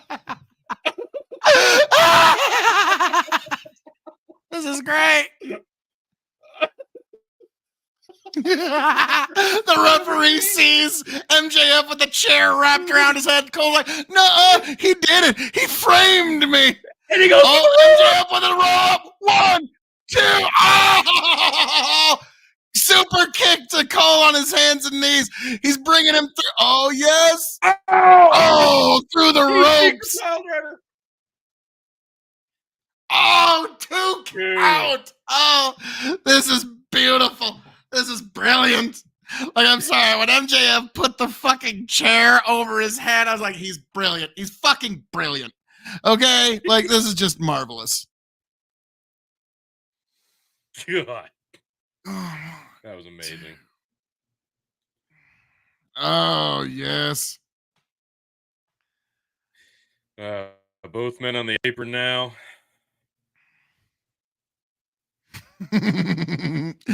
MJF, Adam Cole on the apron. MJF got him in a waist lock. Cole does something to get out. I don't know what. He's got no. Oh. Straight jacket suplex. Oh, man. Nasty little German. I haven't known the name of that move since.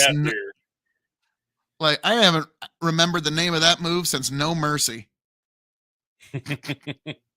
No Mercy is how a lot of people learned a lot of the names of a lot of the moves. True. Still probably top 3 best pro wrestling game of all time. No Mercy. Cole on the apron to the outside, drops down. Jumps Canadian off, Destroyer. Super Canadian Destroyer off the fucking apron to the outside. MJF limp. Cole awesome. Using every energy he has left. MJF falls. He's got him up. Gets him back in the ring. Into the ring. Roll in. 2.92 count.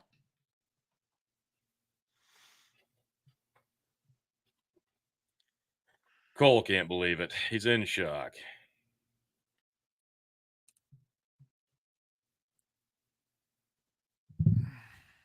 All right, Cole standing again. Could he start tuning up? MJF face first in the middle of the ring. MJF face down in the ring. Cole's trying to pick him back up. Oh, now he's getting ready for Oh, he's another gonna do it again. Canadian Destroyer off the middle rope. MJF's gonna yank the ref. Christ. He pulls the ref in the way, and Adam Cole hits a super Canadian Destroyer on the shitty referee. Are you kidding me? That went just about. And MJF's reaching in to them tights. He's got his ring. Got the ring. Got the dynamite diamond ring. Ref still out cold.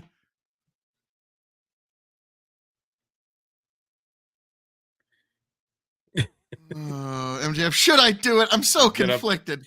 Is he gonna use it? Is he gonna do it? He's looking to the crowd for advice. He takes it out and puts it back. Oh, their friendship. Who's behind him? It's Roddy. Roddy kicks him in the balls. Not in the balls.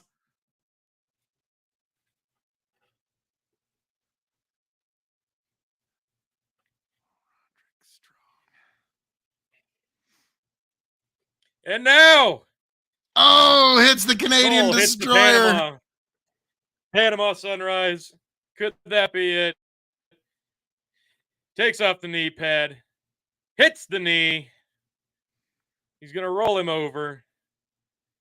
One, two, three, but there's no referee. 4, 5, 6, 7, 8, 9. Oh, heartbreak for Cole tonight.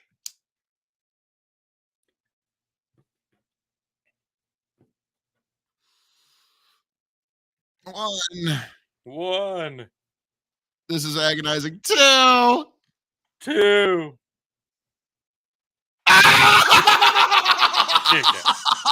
Oh, kick out. Oh, yes.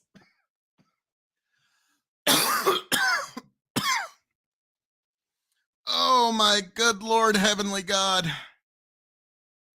Roderick Strong. So the entire Undisputed Era is in AEW now. Or is Bobby still sticking around? I forget. No. I think Bobby's Fish out. is gone. Fish is gone again. See, I think all of Roddy throws in the belt. Roddy says, take the belt. Blast him. Do it. Now Cole doesn't know. Oh, but he says, screw it. He takes off the shirt. Throws the shirt. And he picks up the belt. He's gonna Cole's do got it. The belt.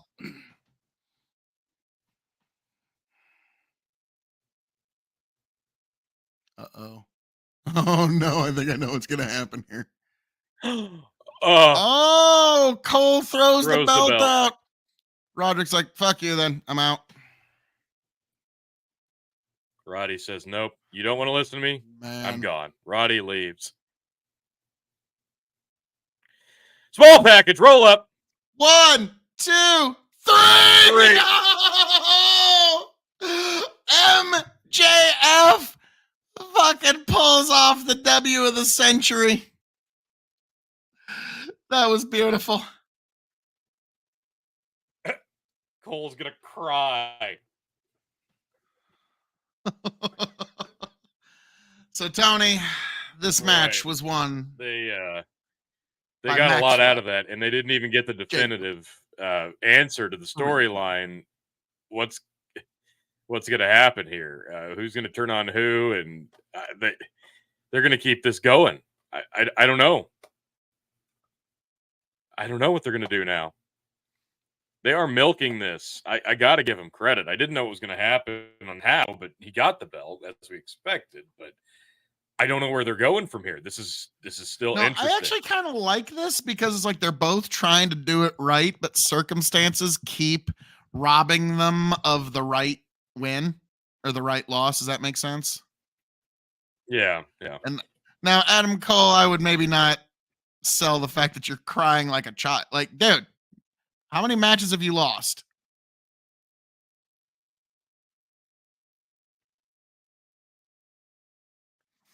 Like, no, don't touch me. Don't touch me.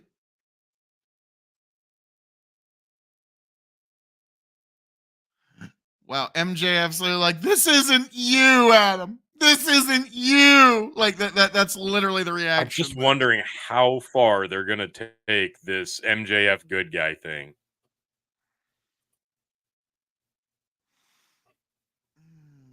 Boy, howdy, Uncle Howdy. The MJF good guy thing. They're gonna keep it going until the very moment. The fuck is this?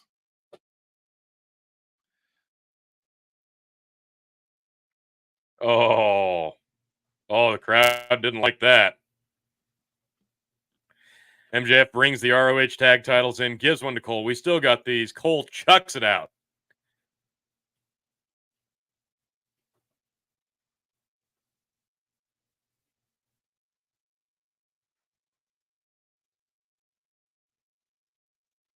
Wow. Wow. Wow. Wow. Wow. This is pretty good.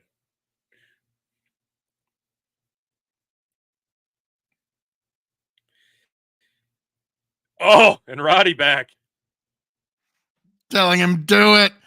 MJF offering himself up, serving himself up for Adam.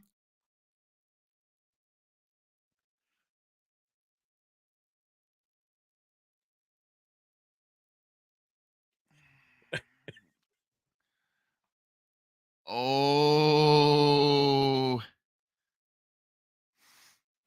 Right now, MJF's doing the. Like, I don't know what to think about this. Oh, and they hug it out. So, And they hug. yeah, there's plenty more to milk out of this cow, I'm afraid, Tony. This one's gonna go for a while. MJF, Adam Cole hugging in the middle of the fucking ring. That's lovely. That's lovely.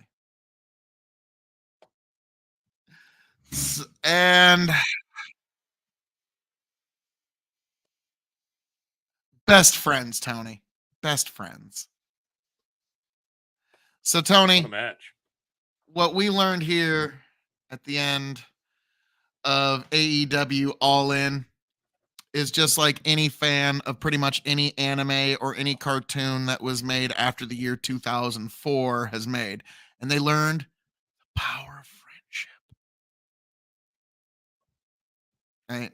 I'm sorry. That's everything. Like Tony, right now, if you go upstairs, I'm guaranteeing you one of your kids is watching something about learning the power of friendship. Okay. So yeah, it's inescapable. So, Tony, Wembley Stadium. Really good match. And considering they had 81,000 people on the edge of their seat for this emotional drama that was MJF Adam Cole. Yeah. But yeah, dude, he made that guy right there main evented the single largest night of professional wrestling in history. That guy. And Adam Cole, you can't really fucking blame him for his career move right at this moment, can you?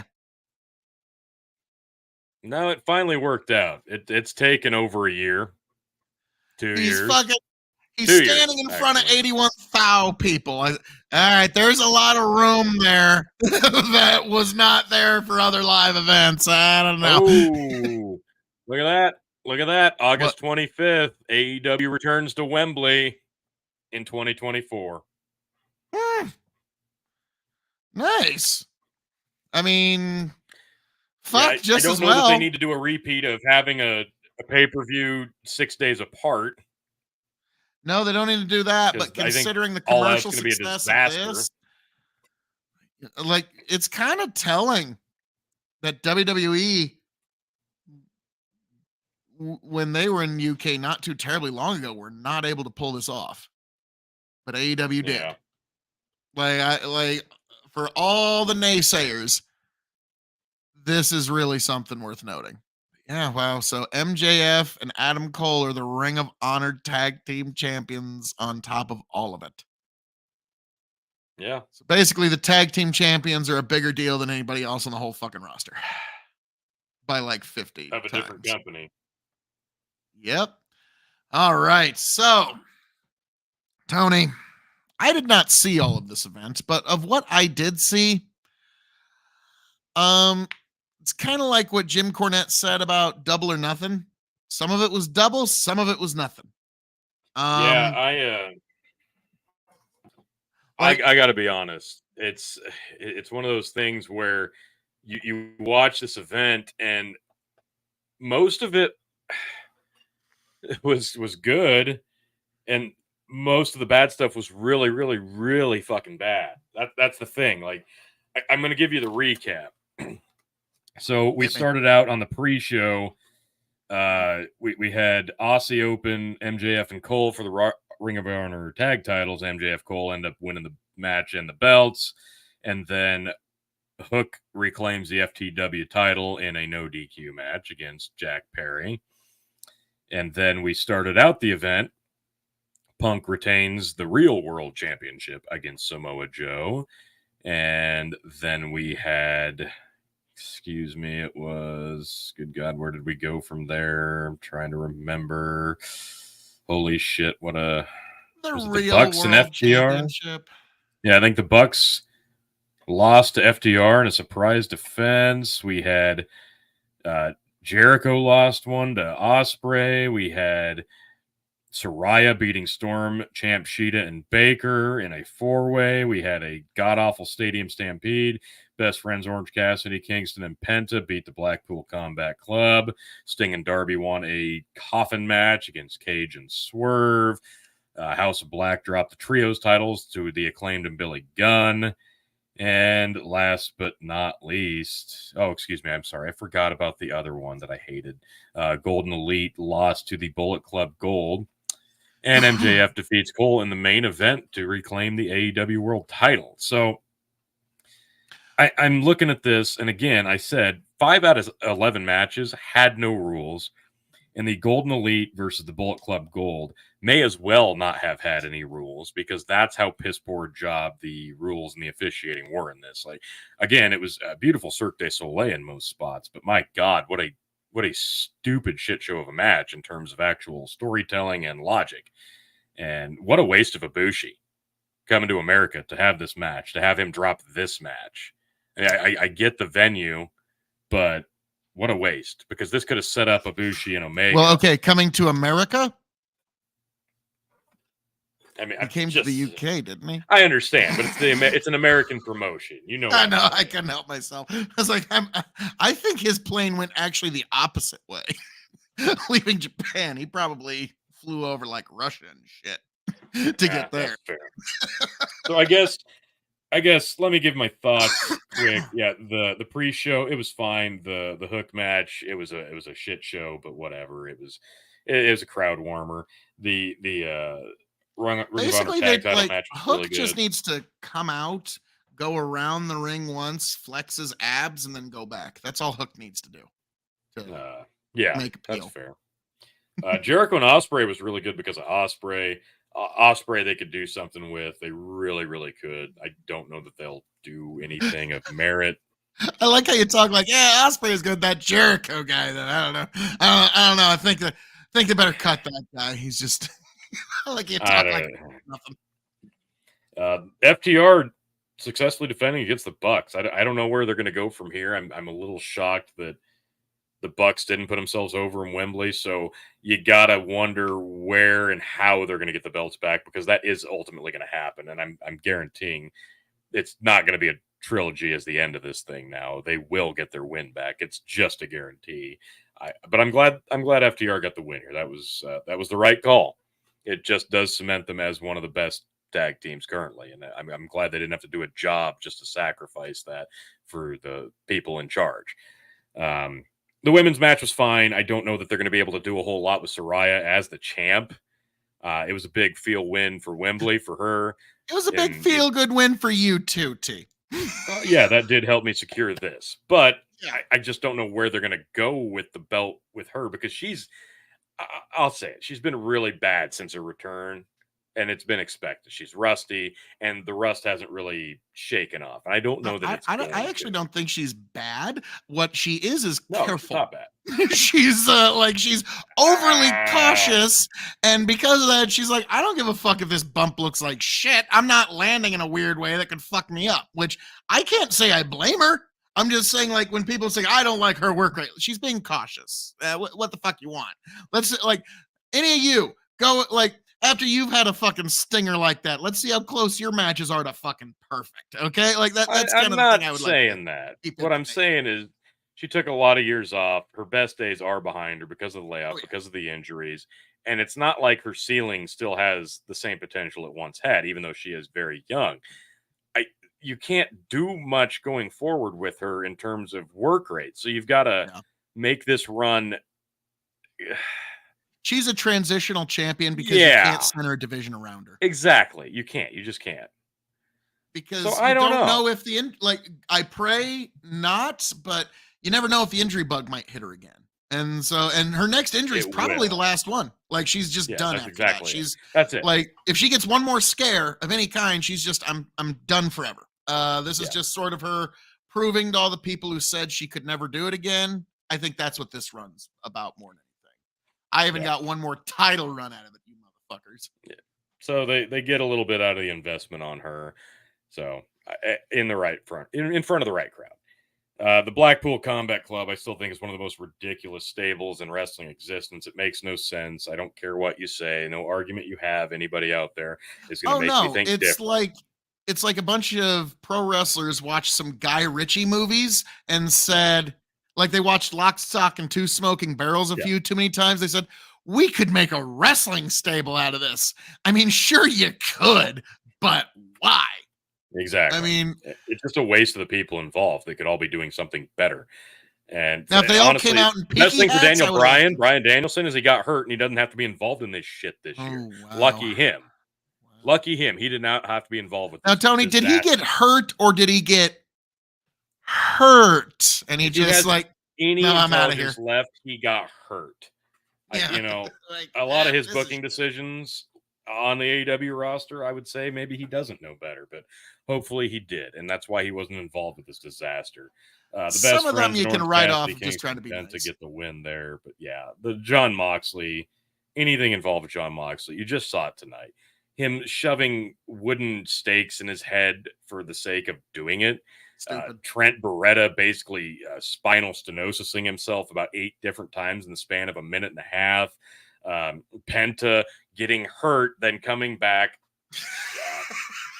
breaking the ladder to do a Canadian destroyer, whatever the fuck, through a ladder, through a table. Just karma speaking. You idiots shouldn't be doing this. Nobody in this match would give up on a spot when their stupid idea for a spot failed. They just kept doing it until it worked. It was just a disaster. It was very embarrassing. Like, I'm sorry, but you can't look at that and then look at like old school Japanese death matches or some of the stuff ECW was doing 20 years ago and say, oh yeah, this is comparable, because it's not.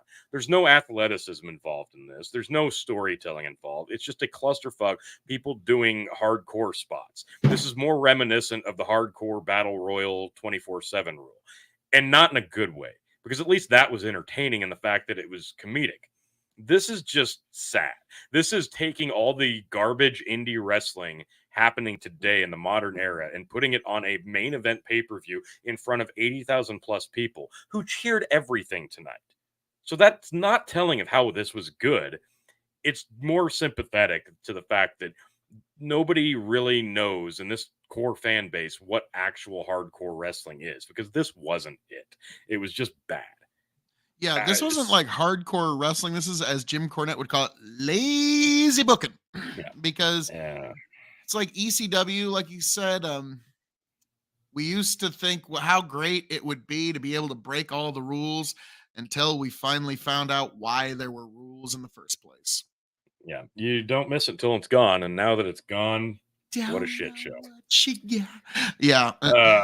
Other than that, we got Sting and Darby beating Cage and Swerve in the coffin match. Sting still being able to go. No. Impressive. That was the actual draw tonight, Tony. Yes, that was the Swerve draw. had two dreadlocks Yes. sticking out of the casket. If fingers count, dreadlock counts. So, Tony, your counts for our scores are all inflated by 1 point. I am going to appeal this to the KOE Supreme Court. Fine, but it doesn't change the outcome. No, not a bad match for what it was, given who was involved. I love Cage. Swerve's an athlete. Darby's fun to watch, even though he's not long for this world. And the fact that Sting can still go is still pretty impressive. So I can't shit on that one by any means. It was good for what it was. I think Darby's determined to beat Sting to the grave at the way he works. Just by his work rate, he's determined, like, no, we're either dying at about the same time or I'm going to beat simultaneously. You. Yeah. Sting's first loss and last match in AEW will be to Darby Allin. That's just how they're booking this. Eventually, it has to be, and I'm sorry, it's going to be one of the most beautiful things we've ever seen. Okay, and we know it's going to be everything we need it and want it to be. And Sting, please just come in the old school Sting black and white. We don't need any Joker Sting. We don't need.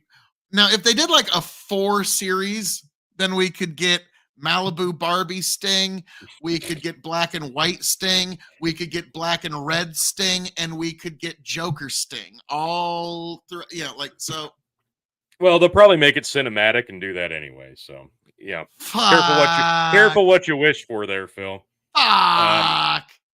Before the main event, the House of Black dropped the trios titles to Billy Gunn and the Acclaimed. Not a bad trios title match, but it was a lazy booking, fucking no DQ thing, so nobody really gave a shit. Billy Gunn's awesome. The Acclaimed are still over, so yeah, there you go. Like that was kind of other than Billy Gunn, that was my take on the match. Then we got into the main event, and what a main event it was. Great showcase all around. What, just from top to bottom, this show opened with Cole and MJF and it closed with Cole and MJF. And they took what was a really unique, interesting, possibly detrimental idea in the booking to make them best friends and make MJF a non-heel babyface heel. And he's taken it and run with it so hard that it's undeniable. And the crowd in front that he was doing this for, they weren't going to boo him no matter what he did. If he took out his pants, off his shorts, and shit in the middle of the ring, they would have cheered him harder. It didn't matter what he did. Even if they tried a double turn, triple turn, quadruple turn, screw job in this match or after, MJF could have taken a live puppy and football punted it into the 5th row, and it would have gotten a pop bigger than you and me watching Brock Lesnar getting kicked over the top rope at fucking Royal Rumble in Houston. Okay, I don't know what the fuck it is MJF's tapped in on, but he's brilliant. Well, that's what I mean. That was the booking direction of this entire storyline. They did the 30-minute match in a draw. People were behind Cole. They weren't behind MJF because he was the bad guy. And then they forced them to tag together through the tournament. And the story they told was that these enemies are becoming frenemies. And now these frenemies are becoming friends. And now they're best friends. And now they agree. They lose the match in the tournament. And MJF's so sorry. So he gets him a match with the ROH tag champs. And they do that on the pre-show of this show. And he gives Cole, his new best friend, the main event spot against him for the championship, since they didn't get to solve it that first time. So he's become this quasi-babyface heel, non-heel factor, but it's gotten him so over to the point he can't be a heel now. And it didn't matter what they tried. And I'm glad they kind of did it the way they did, because now they can get more life out of it, and it didn't force things. And if they tried to force things, it probably would have ruined it. So the good thing about this is you're going to get more story. And eventually, when MJF does do something so dastardly that you don't have a choice but to boo him again because he is downright despicable heel, it will mean that much more. So it's great to see that he can play whatever role and he can transition between babyface and heel wrestler, because tonight he wrestled through and through as a babyface. It was amazing.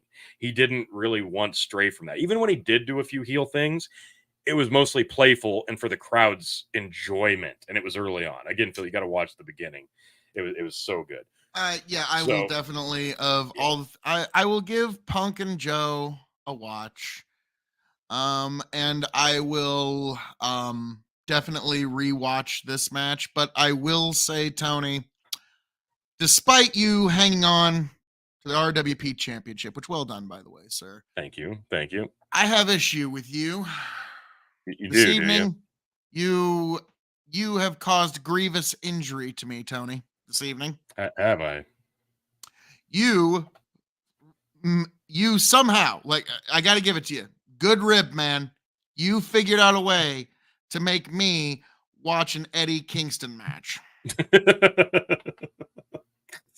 It's not my fault. I didn't plan this. It's kind of your fault. You're like, Phil, you better get here quick. Oh, goody. I'm here in time for the Eddie Kingston match. Hooray! Like, yeah, whenever Eddie Kingston comes to the ring, I'm like the genie from Aladdin. Jafar, he's our man. If he can't do it, great. Like, it's just, I'm sorry. I don't see a lot. Like, he's good on the stick. If I had him in my federation, what have you, he would be a manager that can sort of ish take a bump. I mean, in that, like, he can like fall down in a way that looks almost like a wrestling bump. And so like that would be what my use for it. Like, basically what Adam Cole found out he was going to be doing if he signed his WWE contract, that would be what Eddie Kingston would be doing. Because he's good on the stick. I'll give him that. But yeah, he is. You made me watch a fucking match of his tonight, Tony. So you and I have in the fucking thing. It's not my fault. You can't blame this on me. I'm blaming like you and Tony Khan. It's just a couple of Tonys in this world are responsible for me having to watch a fucking Eddie Kingston match. Like, I don't know what to say, folks. So, folks, let us know in the comments how much you dislike Eddie Kingston matches too, on a 5-star scale. 1 meaning that you do not enjoy and you would rather watch something else. 5 meaning unbelievably you would much rather do anything else than watch a Eddie Kingston match. And so that is my problem with you, Tony, is like, I mean, my God, could you imagine like Eddie Kingston versus Samoa Joe? Just like you would have to like Clockwork Orange me, like strap me to the chair, hold my eyes open, put the dropper there. Like, no. Like, yeah, that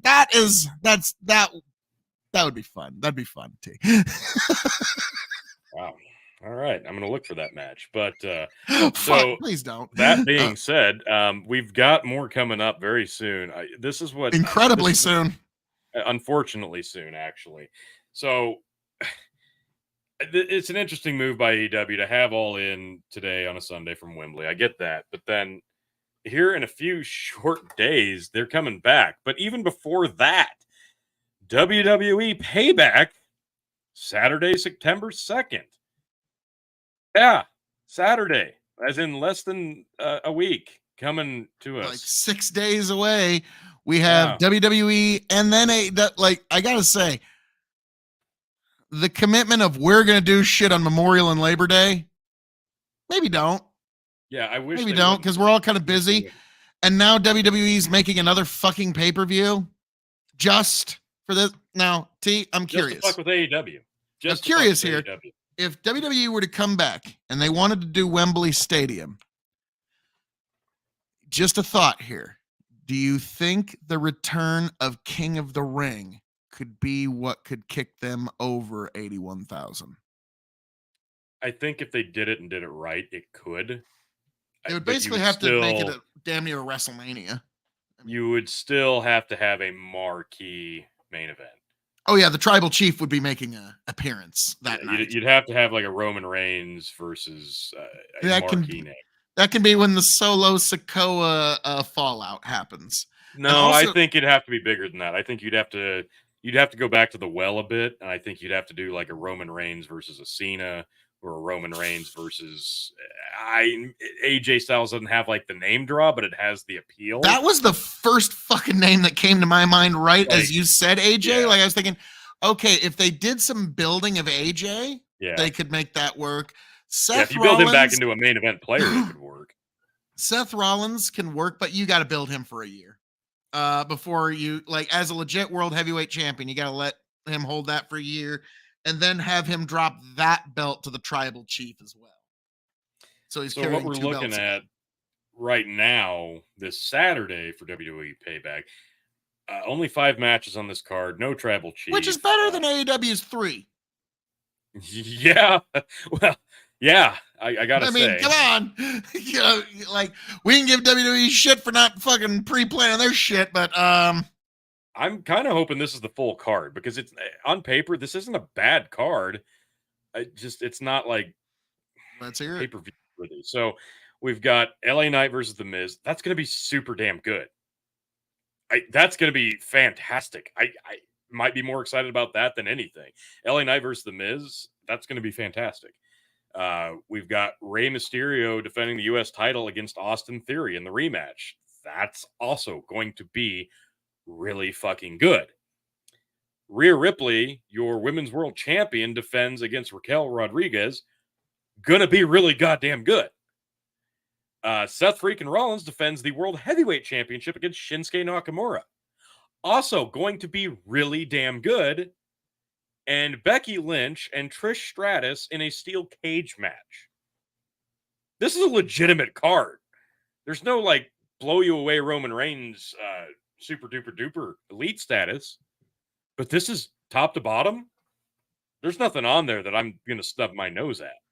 Basically, this is a card where they're trying to prove that they can do any kind of drawing without the tribal chief. More or less going to give Roman a month off and maybe even find a new dance partner for him somewhere and all that. Because, Tony, do you know who I think is going to take the belt off the tribal chief? Maxwell Jacob Jesus Christ. Friedman. And if you're like, but he's not going to be out of his contract for like 2 or 3 years. I'm like, what? That's plenty of time. Okay. Like while the tribal chief's reign continues. And then when he finally breaks Sammartino's record and Roman Sammartino is now reality, MJF is going to come on in and he's also going to steal the spotlight from Cody again. And be the one to actually take the W from Roman at WrestleMania for the fucking belt. And Tony, gotta admit, there's a sort of sweet, beautiful poetry to that. Oh, yeah, it would be. But in Phil's fever dream, that's Payback for this Saturday. On Sunday, a week from right now. 6 days. Fuck! A week from right now, we have All Out in Chicago, right after All In. And there's only 3 matches announced. We've got Luchasaurus, the champ of the TNT. All your wrestling in, you put all your wrestling going against out, Darby you put Allin. All your wrestling in and I don't shake know it all out. It's all in and all out. You do the AW pokey and you shake it all around. That's what it's all about. Hey! All right. So anyway, Luchasaurus defends the TNT title against Darby Allin. Miro versus Powerhouse Hobbs, and Chris Statlander defending the TBS title against Ruby Soho. This is going to be super duper skippable because as of right now, that's it. That's their card. So I don't know how in the hell they've got Dynamite, they've got Collision, and that's it. So they're going to have to make up like 6 matches, I'm guessing, on Wednesday and Saturday before Sunday. Not liking the chances of this being a very good show. Honestly, they probably could have just not done this show. They could have just done All Out in Wembley. I don't know or understand the booking idea here. I guess this will result in some extra pay-per-view buys, but it's not going to be a good show no matter what they throw at it at the last second. Do they have... I assume... Yeah, there's going to be some shit announced between now and then. I mean, there'd have to be. What the AEW core fan base right now is praying for is that this is an excuse to debut Edge, who just retired on SmackDown here a week and a half ago. No, 90-day no compete alone says that's not happening. Yeah, I don't think that's gonna happen, even if there wasn't a no compete. I just now, granted, Tony, you did give me a really cool thing to update my 2K universe for. It's like, ooh, move Edge over to AEW. That'd be sweet. But that's about as far as that's going to go. Because now the 90-day no compete, like if you think Edge got out without a 90-day no compete, then that motherfucker is the new Johnny fucking Cochran. Okay, like that guy's got whoever his agent is should probably negotiate the Russia-Ukraine peace treaty.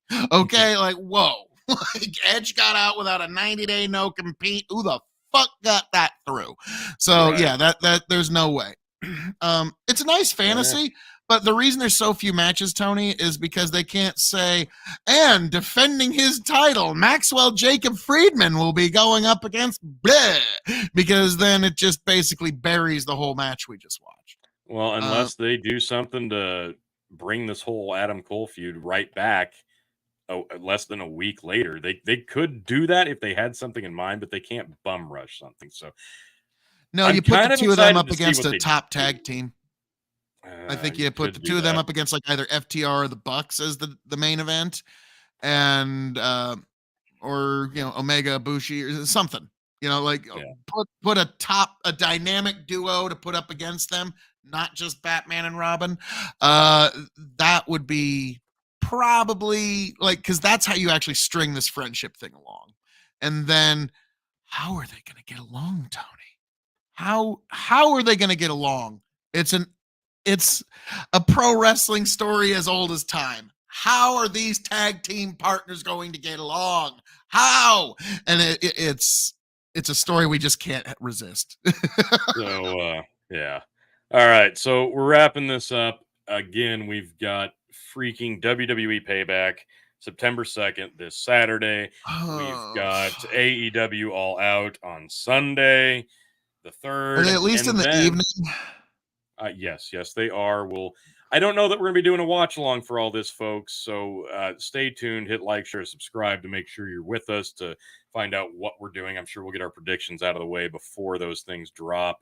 We'll probably do it in one shot, hopefully. Actually, folks, let us know in the comments which one you would like to see us watch along. And if we get enough critical mass, one or the other, we'll consider that. Now, you never know. This is a pretty busy weekend.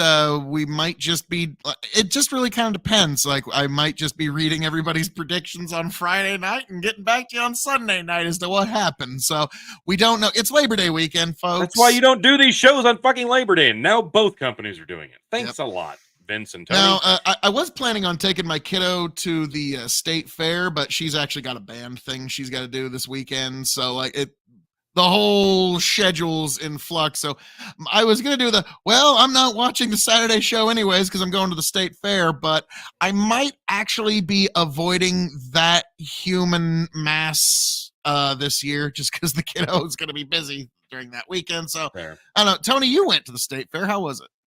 That was good. And if you want to see our review of it, go to Striker G on YouTube to see the entire review and video of the Nebraska State Fair 2023. But Striker G, is that STRYKER? It is, Phil, and that's GEE, Striker G. Yes, Striker G. Yes, folks, here at Revolutionary Wrestling Podcast, we are never above shameless self-promotion. And folks, speaking of shameless self-promotion, is why I'm here to say, all that being said, thank you for joining us here at Revolutionary Wrestling Podcast here on YouTube and Spotify, folks. I am your King of Extreme, Phil KOE, the man of the hour, the man with the power, the man makes of the podcast cower, the prince and potentate of the political parlance, the lord of the Scottish Highlands, and one damn handsome man if I do say so myself. You can, of course, find me at KOE Nation on YouTube, TikTok, Twitch, and X. Gonna give it to you, folks. Yes, that's KOE Nation on YouTube, TikTok, Twitch, and X. That's K as in King. O as in, oh my God, you can find KOE Nation on YouTube, TikTok, Twitch, and X. E as in, oh, Thank you, Phil. I'm extremely happy to know that I can find KOE Nation on YouTube, TikTok, Twitch, and X. And also, folks, be sure to check out me and Tony G at Hazard Analysis on YouTube. The algorithms are not kind to us. To find us, you actually have to type in Hazard Analysis 001 to find episode 1, and then you can find our channel and subscribe, because the YouTube algorithms are not being kind to us because we're saying the shit that big tech doesn't want you to hear. So the only way you have to fucking find, this is basically hacking into the dark web, finding Hazard Analysis on YouTube, okay? It's that kind of like rare spicy meme, okay? So find us on Hazard Analysis. Also, Big Buckin' Empire on YouTube and Facebook for our weekly show sometimes. It just depends. We're going to be getting, and don't worry, Big Buckin' Empire, we're getting back into the swing of it this wintertime. It's going to be marvelous, folks. And ladies and gentlemen, all you beautiful people, it has been a pleasure being with you this evening. God bless every last one of you. Raise a glass to yourselves. I hope you all make it back here happy, healthy, much the wiser. Yes, Nebraska, runza. Tony, I'm signing it off to my indomitable broadcast partner, Tony G. Take it away, sir. All right, yes. This was hands down my favorite AEW pay-per-view in a long time. Definitely their best one this year. Hands down, in my opinion, not even close. I do recommend catching several of the matches. Basically, if it has rules in it, those are the ones you need to watch, excluding the Golden Elite versus the Bullet Club Gold. All the others you can pretty much skip unless you want a good laugh or to be disgraced about the wrestling business in general. I'm looking at you, Stadium Stampede. Again, we've got this Saturday WWE Payback, this Sunday AEW All Out. And then coming up later this year, October 7th, WWE Fastlane, then AEW Full Gear, November 18th, and finally WWE Survivor Series on the 25th of November to close out the year, unless somebody drops one in December. So that's what we've got coming up. Not after this weekend, we've only got like 3 left. Yeah, after this weekend, like I don't have to worry about RWP pay-per-views for harvest season. That's for sure. Not until October. So yeah. And taking a bit of a hiatus. I'm sure we'll have something we can drop in the meantime. Oh yeah, Well, I mean, it's like, unfortunately, a lot of folks who are subscribers now, they came from our live stream the other night, Tony, where like there's always breaking news, like with the sad passing of Bray Wyatt and Terry Funk. May they both rest in peace. And we will keep you updated in the weird, wild, wacky world of professional wrestling and all the things that come. And be sure to stay here at the Revolutionary Wrestling Podcast for all the breaking events. But Tony, thank you much. And auf Wiedersehen, goodbye. Yes, we will. Like, share, subscribe. We will catch you on the next one coming up this next weekend. Payback, All Out. All of that coming up very, very soon. Make sure you're here with us. You want to catch the predictions, the watch along, the reviews, all of that, whatever we do for each show. It's going to be good no matter what we do, because that's what we do. We do good here, and that's all that we do. So make sure that you are here for all of that. And folks, anything you want to see from the Big Buckin' Empire are comical, newsworthy, political, sometimes not funny, but more sad state of affairs. Check out the Dog and Chicken Show, Hazard Analysis, all of that. Linktree/Big Buckin'. And of course, myself on TikTok, Tony the Rod, and Phil KOE over at the KOE Nation, where he mentioned. And we will catch you next time. Your 15-time Revolutionary Wrestling Podcast champion, signing off and signing out. See you next time, folks. See if it just smooths itself out. Back, tell you what I'll do if I ever get back. I promise to refabricate you, raging rivers of gold. That's what the brochure advertised. And now